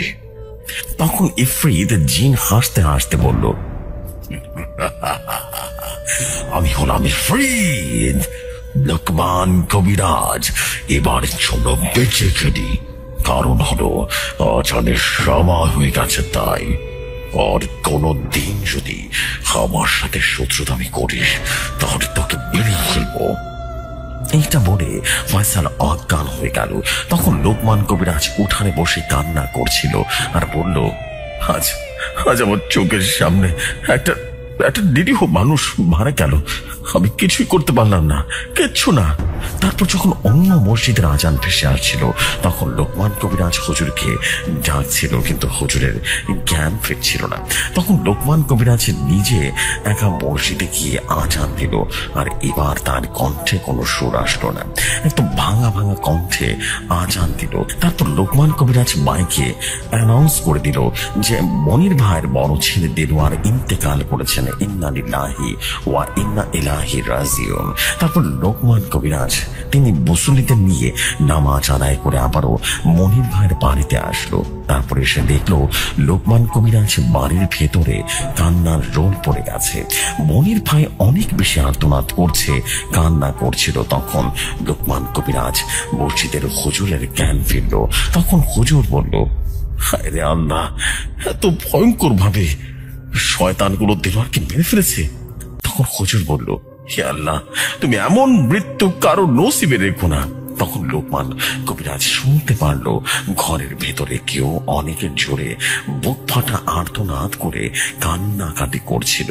তখন লোকমান কবিরাজ ধমক দিয়ে বলল, এভাবে আর্তনাদ করে কান্না করা যাবে না, মানুষ মারা যাবে, কান্না করবেন তাতে কোনো সমস্যা নেই, কিন্তু আর্তনাদ করে কান্না করা যাবে না, কারণ হলো এটা শরিয়াতে নেই। তখন একজন লোক বলল, আপনি কি বুঝবেন সন্তান হারানোর ব্যথা? তখন লোকমান কবিরাজ তাকে ধমক দিয়ে বলল, আপনি কি কোনো হাদিস জানেন যে মারা গেছে আমরা তার জন্য মাগফিরাতের কামনা করব, কিন্তু এমন কোনো কাজ করব না যাতে মৃত ব্যক্তির আযাব হবে, অশান্তি হবে, এরকম কাজ তো আমরা কখনো করতে পারি না। তখন লোকমান কবিরাজ বলল, দেলোয়ার ভাই মারা গেছে তাতে আমিও অনেক শোকা হতো, তাই বলে তো আমরা তার কষ্ট হবে সেই কাজ করতে পারি না। তখন লোকমান কবিরাজ হুজুরের কাছে গিয়ে বলল, আসলে আমরা তাদেরকে এভাবে সান্ত্বনা দেব ভাষা খুঁজে পাচ্ছি না। তখন হুজুর মনির ভাইকে অনেক রকম ভাবে বুঝিয়ে সুঝিয়ে বলল, দেখেন, আমরা এই পৃথিবীতে চিরস্থায়ী নই, আজ না হয় কাল আমাদের এই পৃথিবীর মায়া ত্যাগ করে চলে যেতে হবে। তখন লোকমান কবিরাজ এসে বলল, আর্তনাদ করে কান্না করা যাবে না, দেখেন এভাবে কান্না করলে মৃত ব্যক্তি খুব কষ্ট হবে, এরকম কোনো কাজ তো আমরা করতে পারি না। তখন মনির ভাই বলল, আচ্ছা ঠিক আছে, আমি একটু ধৈর্য ধরার চেষ্টা করব, কিন্তু মনকে তো বোঝাতে পারছি না। তখন হুজুর বলল, এখন তো লাশটাতে গোসল দিতে হবে। লোকমান কবিরাজ বলল, কে দিবে এই লাশের গোসল? আসলে লাশটা এমন ভাবে ছিল যে গোসল করার মতো কোনো অবস্থা ছিল না। লাশের শুধু হাড্ডি ছিল, কোনো মাংস ছিল না। এতটা বিভৎস খারাপ ভাবে দেলোয়ারকে মারছিল যে শয়তানগুলো। তখন হুজুর বলল, তাহলে আপনি আর আমি দেলোয়ারের শেষ গোসল দিয়ে দিব। তখন লোকমান কবিরাজ বলল, ঠিক আছে হুজুর, আপনি দেখে ভয় পাবেন। তখন হুজুর বলল, না আমি ভয় পাবো না। তারপর উঠোনের পাশে আম গাছের নিচে পর্দা লাগিয়ে দেলোয়ারের শেষ গোসল করাতে নিয়ে যাওয়া হলো। তারপর হুজুর দেলোয়ারের লাশের পাশে দাঁড়িয়ে গোসল দেওয়ার পরে যখন গরম পানি দেলোয়ারের লাশের উপরে দিবে, ঠিক সেই সময় হুজুর বমি করতে করতে পর্দার বাইরে বেরিয়ে আসলো। তখন লোকজন বলে উঠলো, কি হয়েছে হুজুর? তখন হুজুর বলল, আসলে দেলোয়ারের লাশটা ভয়ঙ্কর বিভৎস, যে আমার জীবনে এরকম ভয়ঙ্কর লাশ আমি দেখিনি। তখন সে লোকটা বলল, ছি হুজুর, আপনি কিনা সামান্য একটা লাশ থেকে ভাবাচ্ছেন? তখন হুজুর বলল, যদি আপনার সাহস থাকে আপনি একবার কে লাশটা দেখে আসুন যান। তখন সে লোকটা বলল, ঠিক আছে আমি দেখে আসবো, গোসলও করে দিয়ে আসবো। তখন সে লোকটা হেঁটে হেঁটে পর্দার ভেতরে চলে গেল। তখন সে লোকটা লোকমান কবিরাজকে ধমক দিয়ে বলল, শুধু ভয় করতে পারেন আর হাতিয়ার নিতে পারেন, কিন্তু কাজের কাজ মোটেও পারেন না। তখন লোকটা বলল, এখান থেকে চলে যান, আমি একাই লাশকে গোসল করাবো। তখন লোকমান কবিরাজ বলল, না না না, আপনাদেরকে ভয় পাবেন। তখন সে লোকটা তার নিজের বুকে থাপ্পড় দিয়ে বলল, আমি হলাম সত্যিকারের বীর পুরুষ। তখন লোকমান কবিরাজ তাকে অনেক বোঝানোর চেষ্টা করলো, কিন্তু লোকটা বোঝার মতো ছিল না।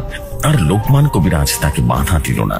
তখন সেই লোকটা দেলোয়ারের লাশের উপরে গামছাটা যখনই সরালো, ঠিক তখনই সেই লোকটা চিৎকার দিয়ে অজ্ঞান হয়ে গেল।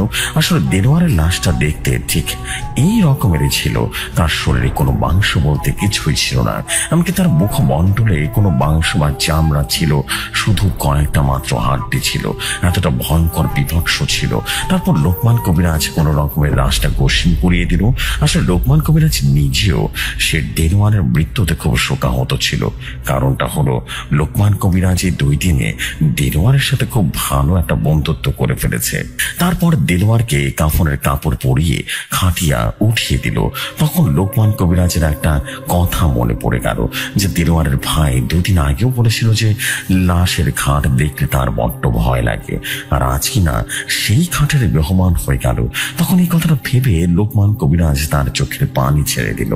তারপরে দেলোয়ার লাশটা আর কোনো মানুষকে না দেখিয়ে কবর দিতে নিয়ে গেল। কারণটা হলো দেলোয়ারের লাশটা দেখলে মানুষ ভয় পাবে, তাই কাউকে না দেখিয়ে কবর দিতে নিয়ে গেল।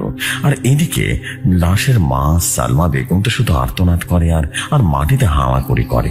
আসলে সালমা বেগমের বড় ছেলের এরকম মৃত্যুতে সে মেনে নিতে পারেনি। তারপর দেলোয়ারের জানাজায় হুজুরকে ডাকলো। তখন হুজুর বলল, লোকমান সাহেব আপনি জানাজা পড়ান। তখন লোকমান কবিরাজ বলল, না হুজুর, এটা হলো আপনার গ্রাম, তাই এখানে আপনার হক। তখন লোকমান কবিরাজ সেখানে উপস্থিত হয়ে মানুষজনকে বলল, এই যে আজকে ছেলেটা মারা গেছে, আপনারা যদি তার কাছে কোনো টাকা পয়সা পেয়ে থাকেন তাহলে তার বাবার কাছে যান, তাকে বলেন। আর না হলে আপনারা মসজিদের হুজুরের কাছে বলবেন। আর যদি এই দেলোয়ার আপনাদের কাছে কোনো টাকা পয়সা পেয়ে থাকে তাহলে সেই টাকা তার বাবার কাছ থেকে নিয়ে যাবেন। আর হ্যাঁ, এই মৃত ব্যক্তি যদি কখনো কোনো দিন আপনাদের কাছে বেয়াদবি করে, আপনারা কষ্ট দিয়ে থাকে, তাহলে আল্লাহর ওয়াস্তে তাকে ক্ষমা করে দিবেন।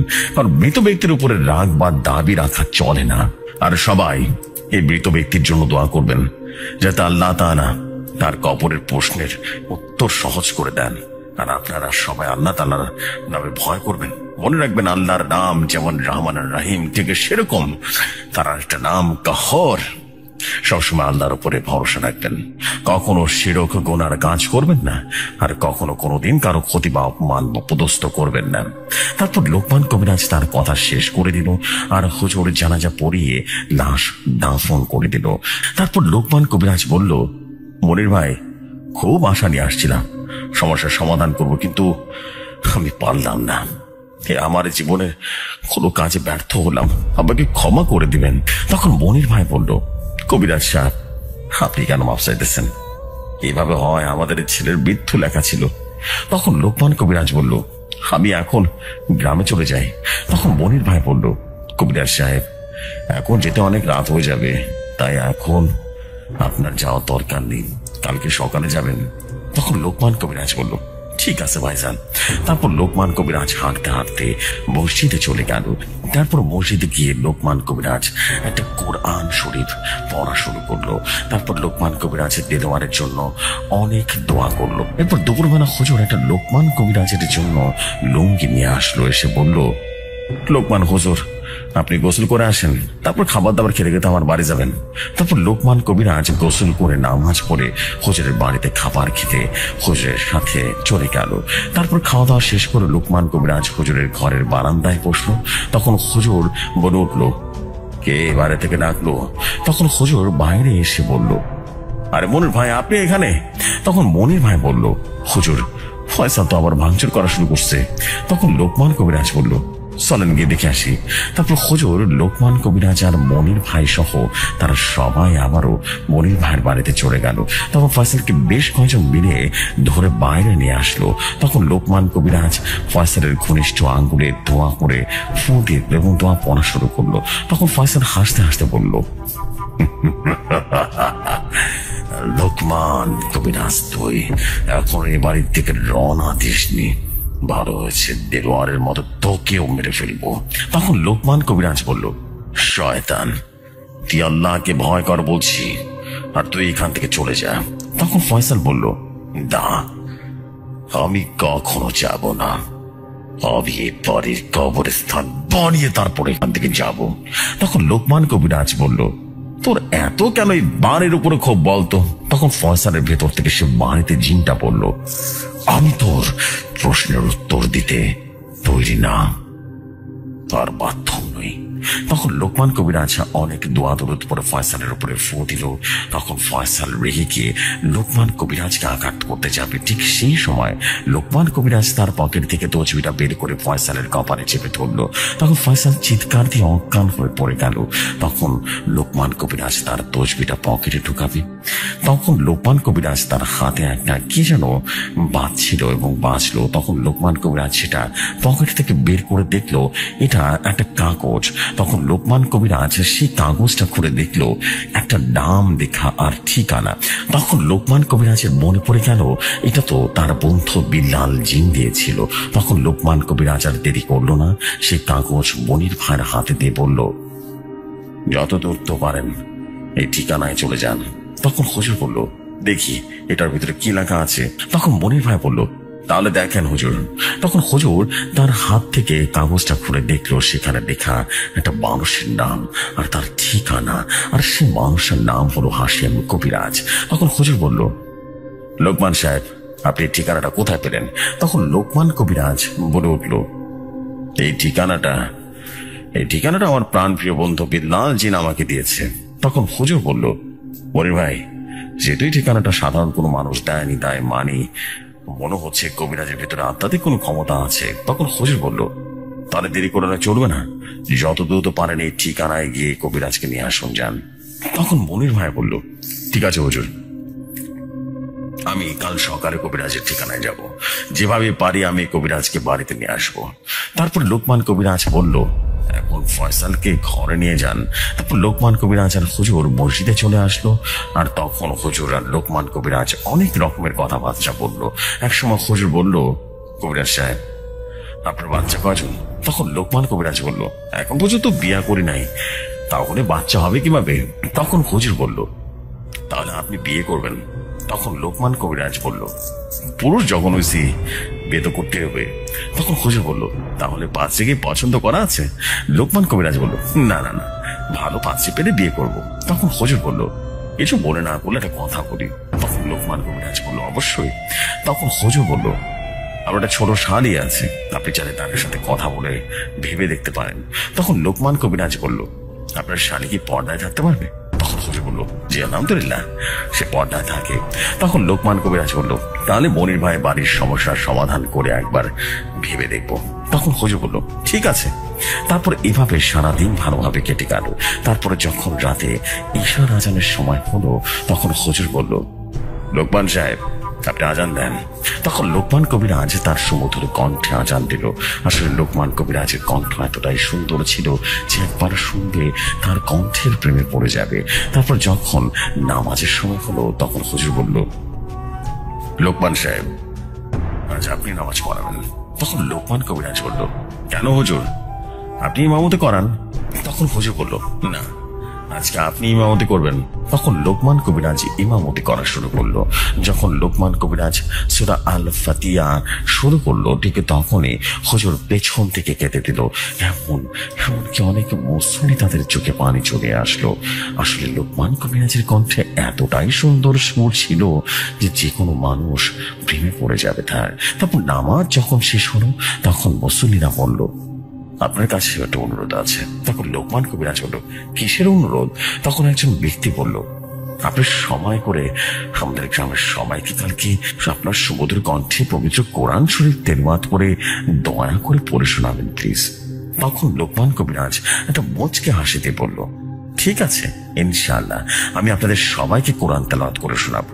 তারপর হুজুর আর লোকমান কবিরাজ সেই মসজিদ থেকে বের হয়ে মনির ভাইয়ের বাড়ির দিকে হাঁটা শুরু করলো। একটা সময় মনির ভাইয়ের বাড়িতে এসেও গেল। তখন হুজুর বলে উঠল, মনির ভাই, ও মনির ভাই, বাইরে আসেন। তখন মনির ভাই বাইরে এসে বলল, আসসালামু আলাইকুম। তখন হুজুর আর লোকমান কবিরাজ বলল, ওয়ালাইকুম আসসালাম।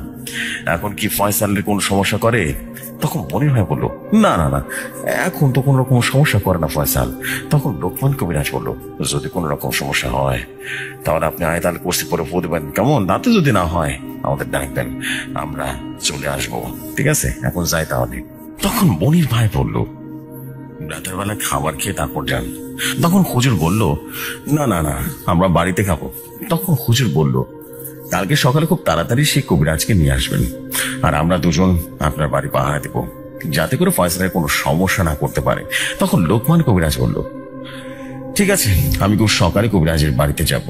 তখন হুজুর বলল, ঠিক আছে, তাহলে এখন আমরা চলে যাই, আপনারা সবাই ভালো থাকবেন। এটা বলে হুজুর সালাম দিয়ে চলে আসলো।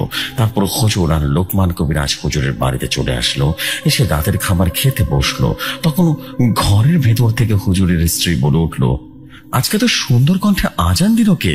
তখন হুজুর বলল, এটা আমাদের মেহমান লোকমান সাহেব আজান দিয়েছেন। তখন হুজুরের স্ত্রী বলল, আলহামদুলিল্লাহ, তার কণ্ঠ তো খুব সুন্দর। তখন লোকমান কবিরাজ বলল, আমার জন্য দোয়া করবেন। তখন যখন খাওয়া শেষ হলো তখন হুজুর লোকমান কবিরাজকে তার থাকার জায়গা দেখিয়ে দিল আর বলল, যদি কোনো সমস্যা হয় তাহলে আমাকে ডাক দিবেন। তখন লোকমান কবিরাজ বলল, ঠিক আছে। তারপর লোকমান কবিরাজ আল্লাহর নামে জিকির করতে করতে ঘুমিয়ে পড়লেন। তারপর লোকমান কবিরাজ গভীর রাতে ঘুম থেকে উঠে ওযু করে তাহাজ্জুদের নামাজ পড়তে বসলেন। তারপর নামাজ শেষ করে লোকমান কবিরাজ আল্লাহর দরবারে অনেক সাহায্য চাইলেন আর বলেন, মনির ভাইয়ের পরিবারকে হেফাজত করতে, এমনকি দেলোয়ারের জন্য অনেক দোয়া করলো। তারপর যখন ফজরের আজানের সময় হলো তখন হুজুরকে নিয়ে মসজিদে আসলো। তখন হুজুর বলল, লোকমান সাহেব, আপনি আজান দেন। তখন লোকমান কবিরাজ তার সুমধুর কণ্ঠে আজান দিল। তারপর নামাজ পড়ল। তারপর নামাজ শেষ করে লোকমান কবিরাজ কবরের ভয়ঙ্কর আযাবের বর্ণনা দিলেন এবং লোকমান কবিরাজের মুখে জাহান্নামের বয়ান শুনে প্রত্যেকটা মুসল্লি যেন কান্নার রোল ফেলে দিল। তারপর হুজুর আর লোকমান কবিরাজ মসজিদ থেকে বের হয়ে মনির ভাইয়ের বাড়িতে চলে গেল। গিয়ে মনির ভাই বলে ডাক দিল। তখন মনির ভাই বাইরে এসে বলল, আসসালামু আলাইকুম হুজুর। তখন হুজুর বলল, ওয়ালাইকুম আসসালাম, কেমন আছেন? তখন মনির ভাই বলল, আলহামদুলিল্লাহ, ভালো আছি, আমি এখন সেই কবিরাজের বাড়ির উদ্দেশ্যে রওনা দিব। তখন লোকমান কবিরাজ বলল, আপনি একা যাবেন? তখন মনির ভাই বলল, না, আমার সাথে আমার বেজো ছেলে সাইফুলকে নিয়ে যাব, আর আপনারা আমার বাড়িতে থাকেন। তখন হুজুর বলল, আপনি কোনো টেনশন করবেন না, আমরা আছি আপনার বাড়িতে। তখন মনির ভাই বলল, ঠিক আছে, তাহলে আপনারা থাকেন আর আমরা কবিরাজকে নিয়ে আসি।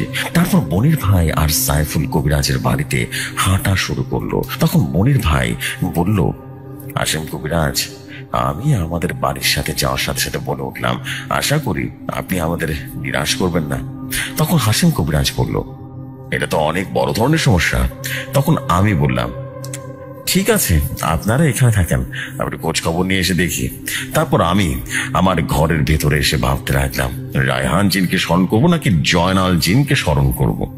তখন অনেকক্ষণ ভেবে চিন্তে দেখলাম এটা তো অনেক বড় একটা বিষয়, তাই জয়নাল জিনকে স্মরণ করতে হবে। তখন আমি দরজা জানালা বন্ধ করে দিয়ে জায়নামাজে বসে আমার প্রাণপ্রিয় বন্ধু জয়নাল জিনকে স্মরণ করতে লাগলাম।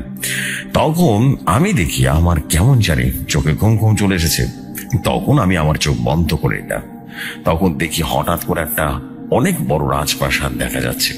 তখন দেখি অনেক বড় বড় লম্বা মানুষ দেখা যাচ্ছে, আর সেই লম্বা মানুষগুলো একটা সিংহাসনে গিয়ে দাঁড়িয়ে আছে।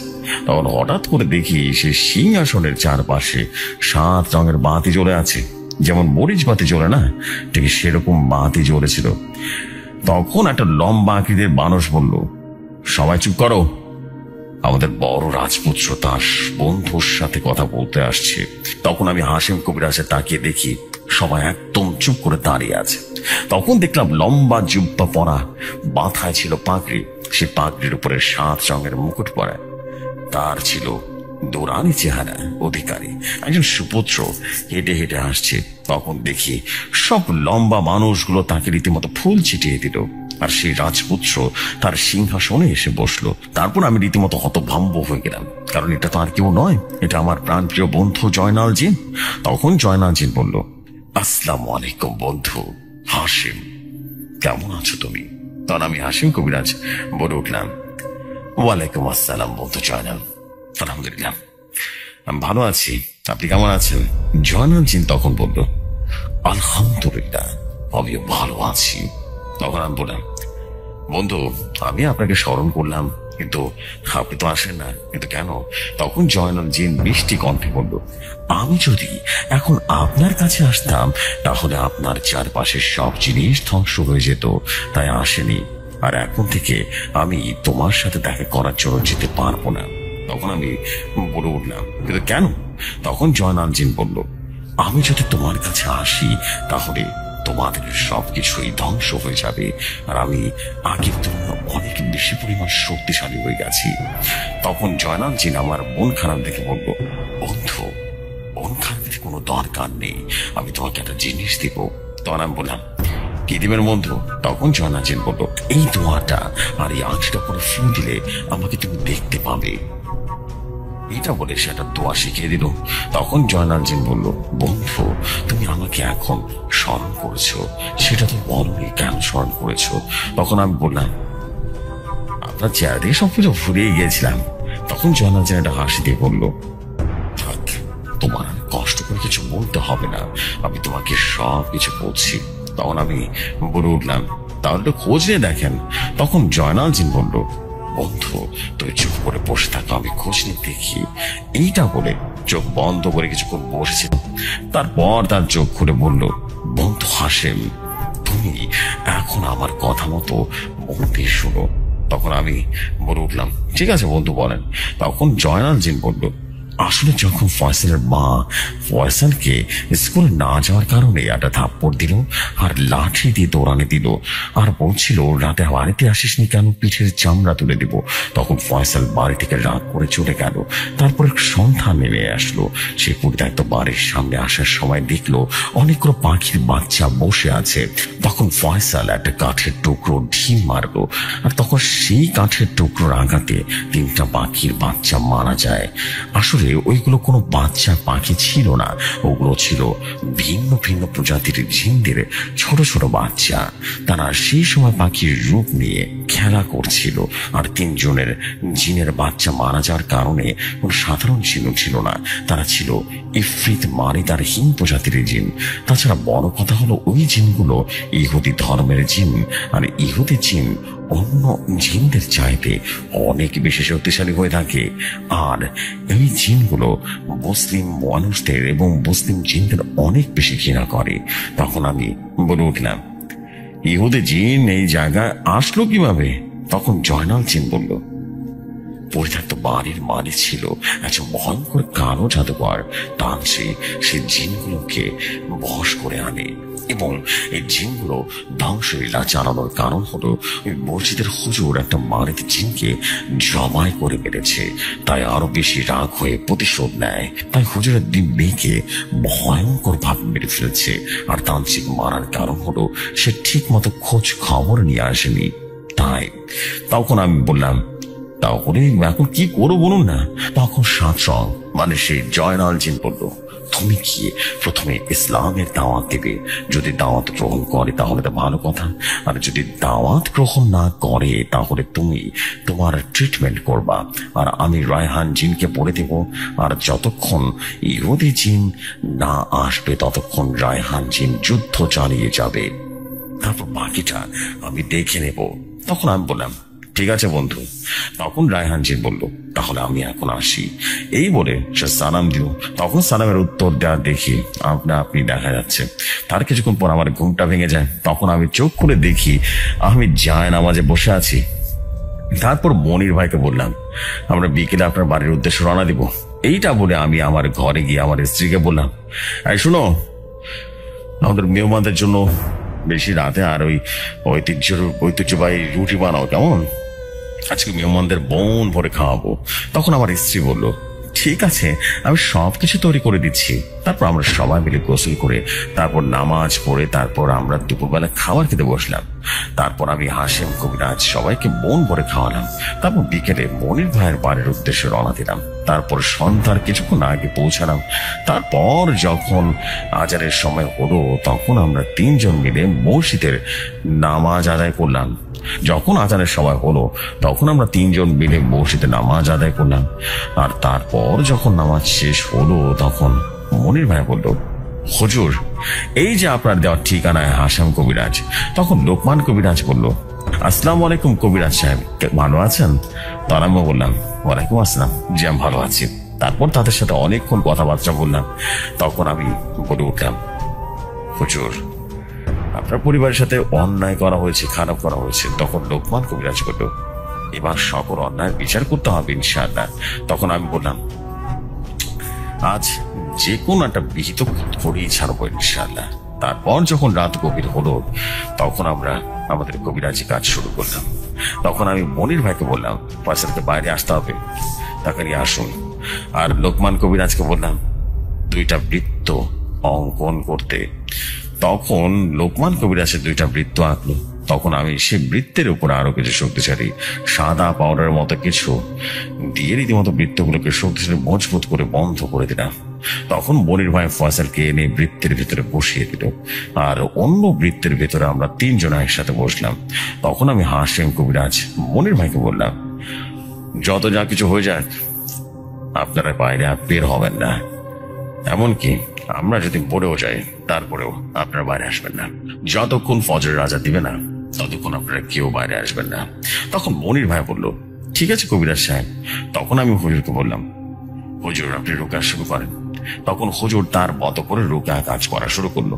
প্রায় 2 ঘন্টা রুকা করার পরও যখন জিন হাজির হয় না তখন আমি হাশেম কবিরাজ বললাম, আপনি এবার রুকা কাজ শুরু করেন। তখন লোকমান কবিরাজ তার মতো করে রুকা করলো। প্রায় 40 মিনিট রুকা করার পর হঠাৎ করে দেখি একটা ঘূর্ণিঝড় শুরু হয়ে গেল। এমনকি জ্যোৎস্না ভরা আকাশটা একদম কালো মেঘে ঢেকে গেল। পচা বুটকা দুর্গন্ধে যেন ছড়িয়ে পড়লো চারিদিকটা। দুর্গন্ধটা এতটাই বাজে আর এতটাই তীব্র ছিল যে মনে হয় এখনই পেটের নাড়িগুড়ি বেরোয় আসবে। তখন আমি হাশেম কবিরাজ একটা গোলাপ জল চারপাশে ছিটিয়ে দিলাম। এখন দুর্গন্ধটা কেটে গিয়ে সুগন্ধিত হয়ে গেল। তখন হঠাৎ করে ফয়সাল ভয়ঙ্কর রাগী কণ্ঠে বলল, কি রে বেহায়া, হুজুর তোদের কি কোনোদিন লজ্জা হবে না? আমি তোকে কতবার বলেছি আমাকে ডাকবি না, তাহলে আমি তোদেরকে একদম মেরে ফেলবো। তখন ফয়সাল লোকমান কবিরাজকে বলল, এরে লোকমান, তুই এখনো ওই বাড়ি ছেড়ে যাসনি, যা ভালোই হলো, বজ আমি তোকে মেরে ফেলবো। তখন আমি বললাম, তুই মারবি তো দূরের কথা, আগে নিজে তো বেঁচে দেখা। তখন শয়তান মালিকটা বলল, পুরাতন পাগলের ভাত নাই, নতুন পাগল আমদানি করছে। তখন লোকমান কবিরাজ বলল, আজ দেখা যাবে কার ভাত আছে আর কার নেই। তখন লোকমান কবিরাজ বলল, হাসিম কবিরাজ সাহেব, আপনি এবার তাদের শায়েস্তা করেন। তখন শয়তান মারিটা হাসতে হাসতে বলল, এই 2 টাকার কবিরাজ কিনা আমাকে শায়েস্তা করবে? লোকমান, তুই আমাকে হাসাবি। তখন আমি বললাম, মারিদ তুই হাসতে থাক, যতক্ষণ মন যা হাসতে থাক, কারণ মৃত্যু দুধ একটু পর আসবে, তখন কিন্তু আর হাসতে পারবি না। হেসে নে, হেসে নে, বার করে হেসে নে। তখন মারিদ জিন বলে উঠলো, অনেক সময় ধরে তোর বকবকানে শুনছি আর না। তখন বাড়ির জিনটা তার অনুসারী খারাপ জিনদের হুকুম করলাম তাকে বের ফেলার জন্য। তখন আমি তাকে দেখে হাজার হাজার খারাপ জিন চারপাশে রীতিমতো আক্রমণ করার জন্য এগিয়ে আসছে। তখন এটা দেখে তো হুজুর রীতিমতো ভয় পেয়ে গেল। তখন লোকমান কবিরাজ হুজুরের হাত ধরে বলল, হুজুর ভয় পাবেন না, এখানে হাসিম কবিরাজ আছেন, এখন সবকিছু সামনে নেবে। তখন দেখি খারাপ জিনগুলো আমাদের কাছাকাছি চলে এসছে। তখন আমি মনে মনে রায়হান জিনকে স্মরণ করলাম। তখন হঠাৎ করে লক্ষ্য করলাম কাল বৈশাখী ঝড় শুরু হয়ে গেছে, এমনকি আকাশে আগের মতো জ্যোৎস্নাও পড়ে গেছে, এমনকি মাটিটা রীতিমতো কেঁপে কেঁপে উঠলো। হঠাৎ করে আকাশ থেকে একটা বৈদ্যুৎ বাটিতে আছড়ে পড়লো, আর সেই জায়গায় বিদ্যুৎ পড়লো, সেখানে ছাড়খাড় হয়ে গেল। তখন বাড়ির জিনটা বললো, তুই এখানে মরার জন্য এখানে কি আসলি রে? তখন রায়হান জিন বলল, আমি মরার জন্য তোদের কাছে আসিনি, মৃত্যু তোদের পক্ষ থেকে এসেছি। তখন বাড়ির জিনটা বলল, খুব খারাপ হবে, খুব খারাপ হবে। এই বলে তাদের সাথে রীতিমতো আক্রমণ করা শুরু করলো। এটা দেখে রায়হান জিন আকাশের দিকে তাকে চিৎকার করে আল্লাহু আকবার করলো। আর তখন রায়হান জিনের চিৎকারের শব্দটা এতটাই ভয়াবহ ছিল যে জ্বর ছিল যে মাটি থর থর করে কাঁপছিল। তখন আমি হাসিম কবিরাজ তাকে দেখি রায়হান জিনের শরীর থেকে আগুন লাভা রীতিমতো টকবক করে মাটিতে পড়ছে। আর যেই জায়গায় আগুনের লাভা পড়ছিল সেই জায়গাটা একদম পুরো কয়লার মতো হয়ে গেছে। তখন আমি এটা দেখে হতভম্ব হয়ে গেলাম, কারণ এর আগে রায়হান জিনের এত ভয়ঙ্কর রূপ আমি আগে কখনো দেখিনি। তখন রায়হান জিন বলল, বন্ধু হাসিম কবিরাজ, অবাক হওয়ার মতো কিছুই নেই, এর যে ভয়ঙ্কর রূপ আমার কাছে আছে। এটা বলে একটা মুচকি হাসি দিল। তারপর রায়হান জিন খারাপ জিনদের সাথে যুদ্ধ করার জন্য এগিয়ে গেল। তখন রায়হান জিন খারাপ জিনগুলোকে মারতে ছিল, কখনো কারো মাঝখান থেকে ছিঁড়ে ফেলেছে, আবার কখনো কারো মাথা টানে রীতিমতো ছিঁড়ে ফেলছে, আবার কারো পায়ের নিচে পিষে ফেলছে। চারিদিকে শুধু কান্নার রোল পড়ে গেছে। তারপর দেখি আরো অনেকগুলো খারাপ পিশাচ জিন রায়হান জিনের সাথে যুদ্ধ করার জন্য। তখন রায়হান জিন আবারও চিৎকার দিয়ে আকাশের দিকে তাকালো। তখন হঠাৎ করে অলৌকিক ভাবে একটা ধারালো আগুনের তালোয়ার আসলো, আর তখন রায়হান জিন সে তালোয়ার দিয়ে একটা একটা করে খারাপ জিনগুলোকে কাঁচু মুচু করে কাটা করে ফেললো। আর এমন সময় রায়হান জিন সব জিনগুলোকে মেরে ফেললো। তখন রায়হান জিন ভয়ঙ্কর ভাবে হুঙ্কার দিয়ে বলল, বাড়ি তোর কি আরো অনুসারী খারাপ জিনগুলো আছে? থাকলে সেগুলোকে ডাক, আমি সবাইকে জাহান্নামে পাঠিয়ে দিব। তখন বাড়ির জিন বলল, রায়হান এটা তো শুরু মাত্র, দেখ এবার কতগুলো আসে। তখন রায়হান জিন বলল, তার দেখি তোর, তাড়াতাড়ি ডাক, তাড়াতাড়ি ডাক। তখন মারির জিনটা মনে মনে কাউকে স্মরণ করলো। তখন দেখি আমারও হাজার হাজার কালো কালো অবয়ব চারিদিকটা ছেয়ে গেল। আর তখন এটা দেখে রায়হান জিন আবারও চিৎকার দিয়ে আকাশের দিকে তাকালো। তখন দেখি রায়হান জিনের রূপটা চেঞ্জ হয়ে ভয়ঙ্কর এক সাপের রূপ নিল। তার সাপের লম্বা দৈর্ঘ্য ছিল রীতিমতো 70 ফিট, আর তার মুখটা ছিল অনেক বড়। যখন সাপটা একেবারে হাঁ করতো তখন শত শত খারাপ জিন তার বুকের ভেতরে চলে যেত। এভাবে রায়হান জিন অনেকগুলো খারাপ জিনকে মেরে ফেললো। তখন মারিদ জিনটা এটা দেখে অনেক বেশি রেগে গেল আর বলল, রায়হান তুই অনেক আমার অনুসারী জিনকে মেরে ফেলেছিস, আজ আমি তোকে শেষ করে দেব। তখন রায়হান জিন শয়তানটা হাসি দিল আর বলল, মারিদ তুই আমাকে মারবি, মারবি তো? পরের কথা একবার ফয়সালের শরীর থেকে বেরিয়ে এসে দেখা। তখন বারিদ জিনটা শরীর থেকে বাইরে আসার অনেক চেষ্টা করলো, কিন্তু বের হতে পারছে না। তখন বারিদ জিনটা বলল, হাসিম জানোয়ারের বাচ্চা, তুই এটা কি করলি? আমি কেন শরীর থেকে বেরোতে পারছি না?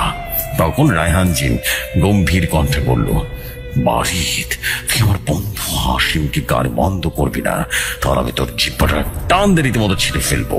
তখন বারিদ জিনটা হাসতে হাসতে বলল, রায়হান তোর বন্ধুকে মারার পণ্য মৃত্যু দেবতা আসছে, এইটা বলে মারিতে জিনটা মনে মনে কাউকে স্মরণ করলো। তখন দেখি আকাশটা একদম যেন মেঘে ঢেকে গেল এবং কারো চারিদিকটা আরো ভয়ঙ্কর বাতাস শুরু হয়ে গেল। এমনকি মানুষ পচা দুর্গন্ধ যেন চারিদিকে ছড়িয়ে পড়লো।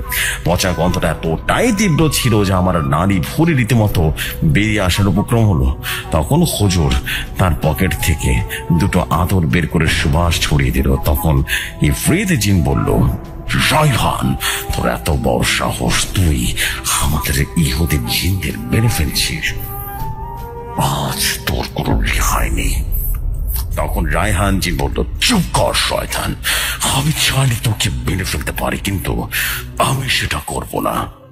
ইহুদি ইফরিত জিন আমাকে উদ্দেশ্য করে বলল, হাসিম, জানোয়ারের বাচ্চা, তুই আর তোর সাথে সবগুলোকে আজ আমি মেরে ফেলবো।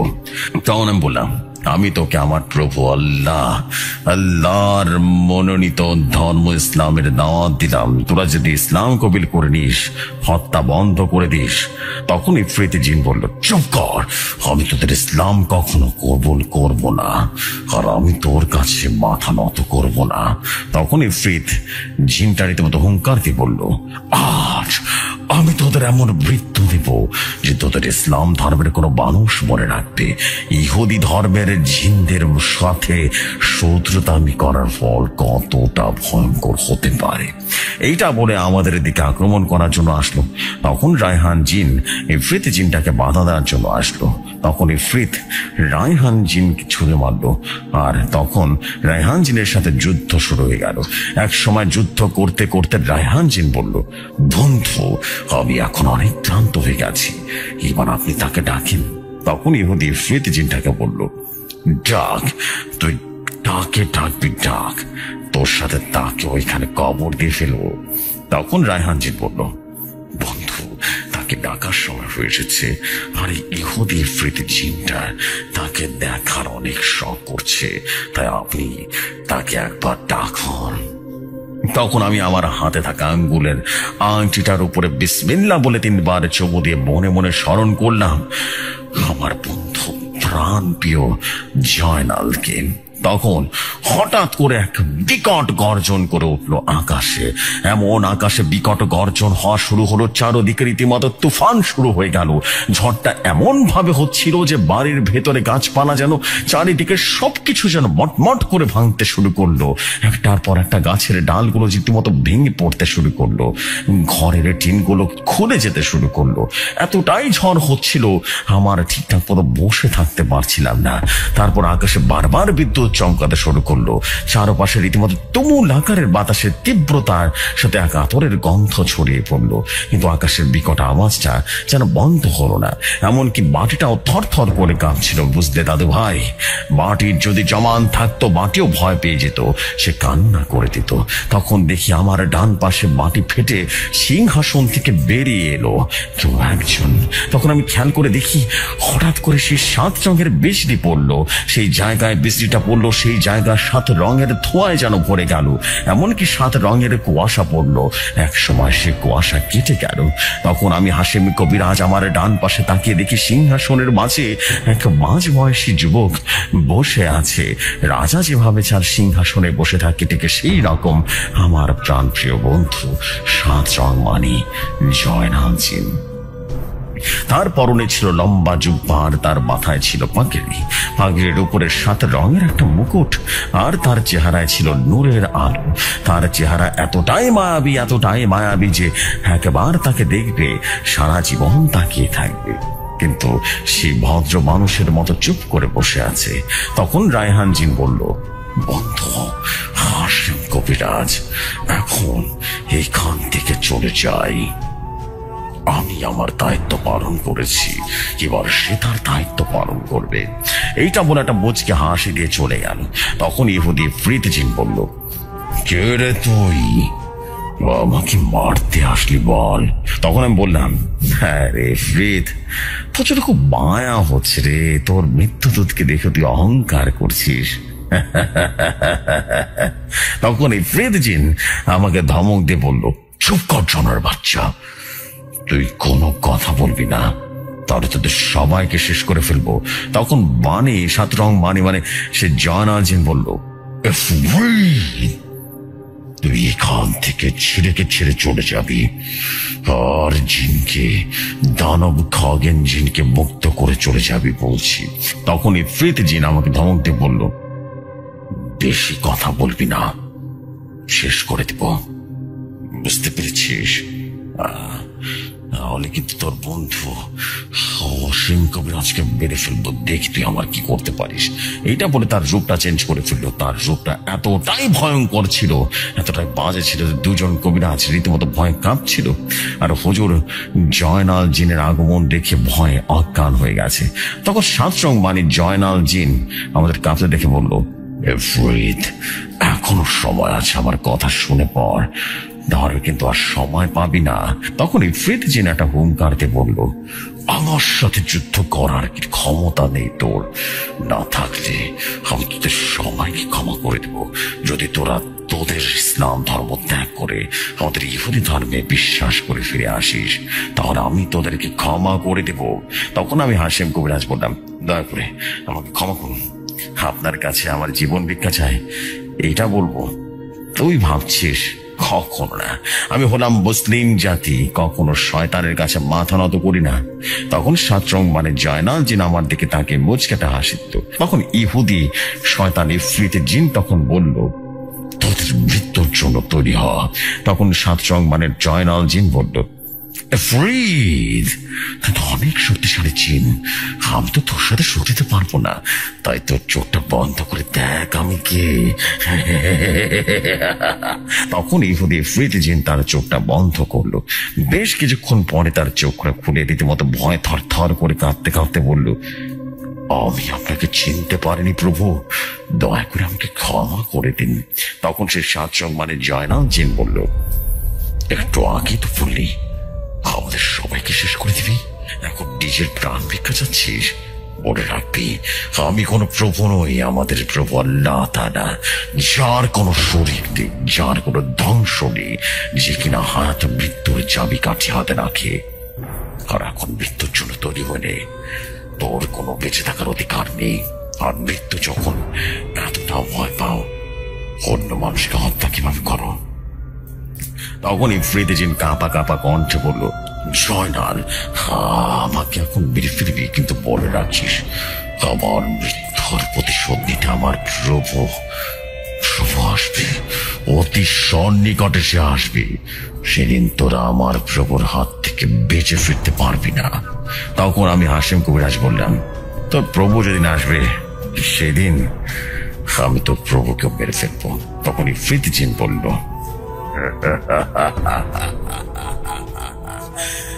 রে মূর্খ মানব, আমার প্রভুর কোনো মৃত্যু নেই, তার কোনো বিনাশ নেই, আমার প্রভুর বিনাশ হবে না। এমন এক সত্তা যুগে যুগে ভিন্ন ভিন্ন রূপে নতুন করে জন্ম নিয়ে ফিরে আসে, কোনদিনও শেষ হয় না, কোনো শেষ নেই। তখন সে ইহুদি ইফরিত জিন বলল, তার নাম কি জানিস? আমার প্রভুর নাম অ্যাম্বোডিয়াস। সে অচিরেই তোদেরকে শেষ করতে আসবে, তৈরি থাকিস। আর যদি কোনোদিন মুক্তি পায়, সে তার রাজত্ব কায়েম করে ছাড়বে। তখন আমি বললাম, শয়তান, আমরা কখনো শয়তানের হুকুমের দাস হব না, বুঝতে পেরেছিস? কারণ হলো আমরা শুধু আল্লাহর হুকুমের দাসত্ব করি, কোন শয়তানের পূজা কারো দাসত্ব করব না। তখন জয়নাল জিন বলল, ইফরিত, তোর বক্তৃতা শেষ হলে মৃত্যুর জন্য তৈরি হয়ে যা। এইটা বলে 7 রং বানিয়েছি জয়নাল জিন আকাশের দিকে হাত বাড়ানো। তখন অলৌকিক ভাবে একটা তালোয়ার এসে গেল তার হাতে। তখন জয়নাল জিন আমাকে বলল, বন্ধু হাশেম, তোমরা তোমাদের চোখ বন্ধ করে রাখো। তখন আমি আর লোকমান কবিরাজ চোখ বন্ধ করে রাখলাম। তখন জয়নাল জিন একটা কোপ দিয়ে রীতিমতো ইফরিত জিনের বাণীতি জিনের মাথাটা আলাদা করে দিল। তখন আমরা শুধু বুক ফাটা আর্তনাদ শুনতে পেলাম।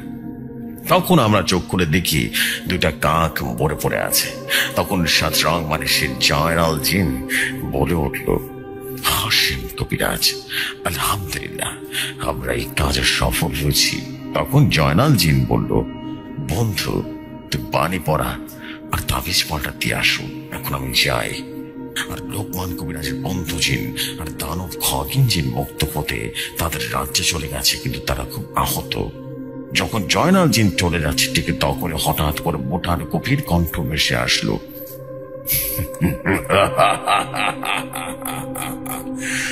আমি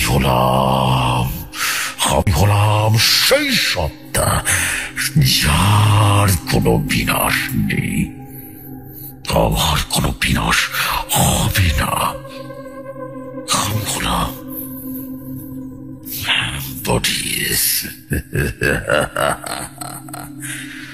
খুব অচিরেই তোদের সাথে দেখা হবে। আমার শূন্যকে শেষ করেছিস, আমায় পারবি না। আর বেশি দেরি নেই, খুব তাড়াতাড়ি আসছি। মায়াপুরী গ্রামকে শাসন করতে, এই ভবনকে শাসন করতে বাধায় রাখিয়া হাসিম আমি হলাম অ্যাম্বডিয়াস।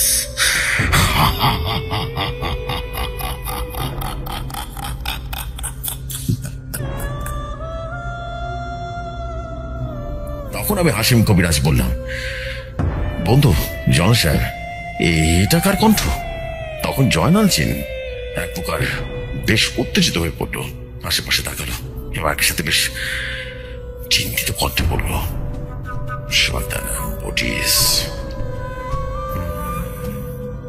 বন্ধু হাসিম, তৈরি হয় না, বেশি দিন বাকি নেই। আমাদের নতুন এক ভয়ঙ্কর গ্রামে যেতে হবে। আমার জানা মতে গ্রাম নাম মায়াপুরী। তুমি তৈরি হয়ে থেকো, যে কোনো সময় ডাক পড়বে। এই বলে জয়নাল জিন আমাকে সালাম দিয়ে চলে গেল। তখন আমি সালামের উত্তর দিয়ে উঠানে বসে থাকলাম। তারপর সকাল হওয়ার পর বনির ভাইকে বললাম, বনির ভাই, আর কোনো সমস্যা হবে না ইনশাল্লাহ। আর এই তাবিজ পড়া দিলাম, আর এই পানি পড়াটা নিয়ম করে 3 বেলা খাবেন, কেমন? এই বলে আমি আমার হাতে আর টাকা নিয়ে চলে আসলাম। তারপরে যখন আমি আমার বাড়িতে আসলাম তখন দেখি আমার বাড়ির সামনে আমার এক বন্ধু ইফরিত জিনের বাদশা গোপাল দাঁড়িয়ে আছে। তখন গোপাল জিন বলল, বন্ধু হাসিম, আপনি কেমন আছেন? তখন আমি বললাম, আলহামদুলিল্লাহ ভালো আছি, আপনি কেমন আছেন? তখন আমার বন্ধু জিন বলল, আমি ভালো আছি হুজুর, এখন জয়নাল জিন পাহারা দেওয়ার জন্য রেখেছেন। তখন গোপাল জিন বলল, একটা জিন গাছের সাথে বেঁধে রেখেছি। তখন আমি বললাম, এইটাকে আবার বেঁধে রেখেছেন কেন?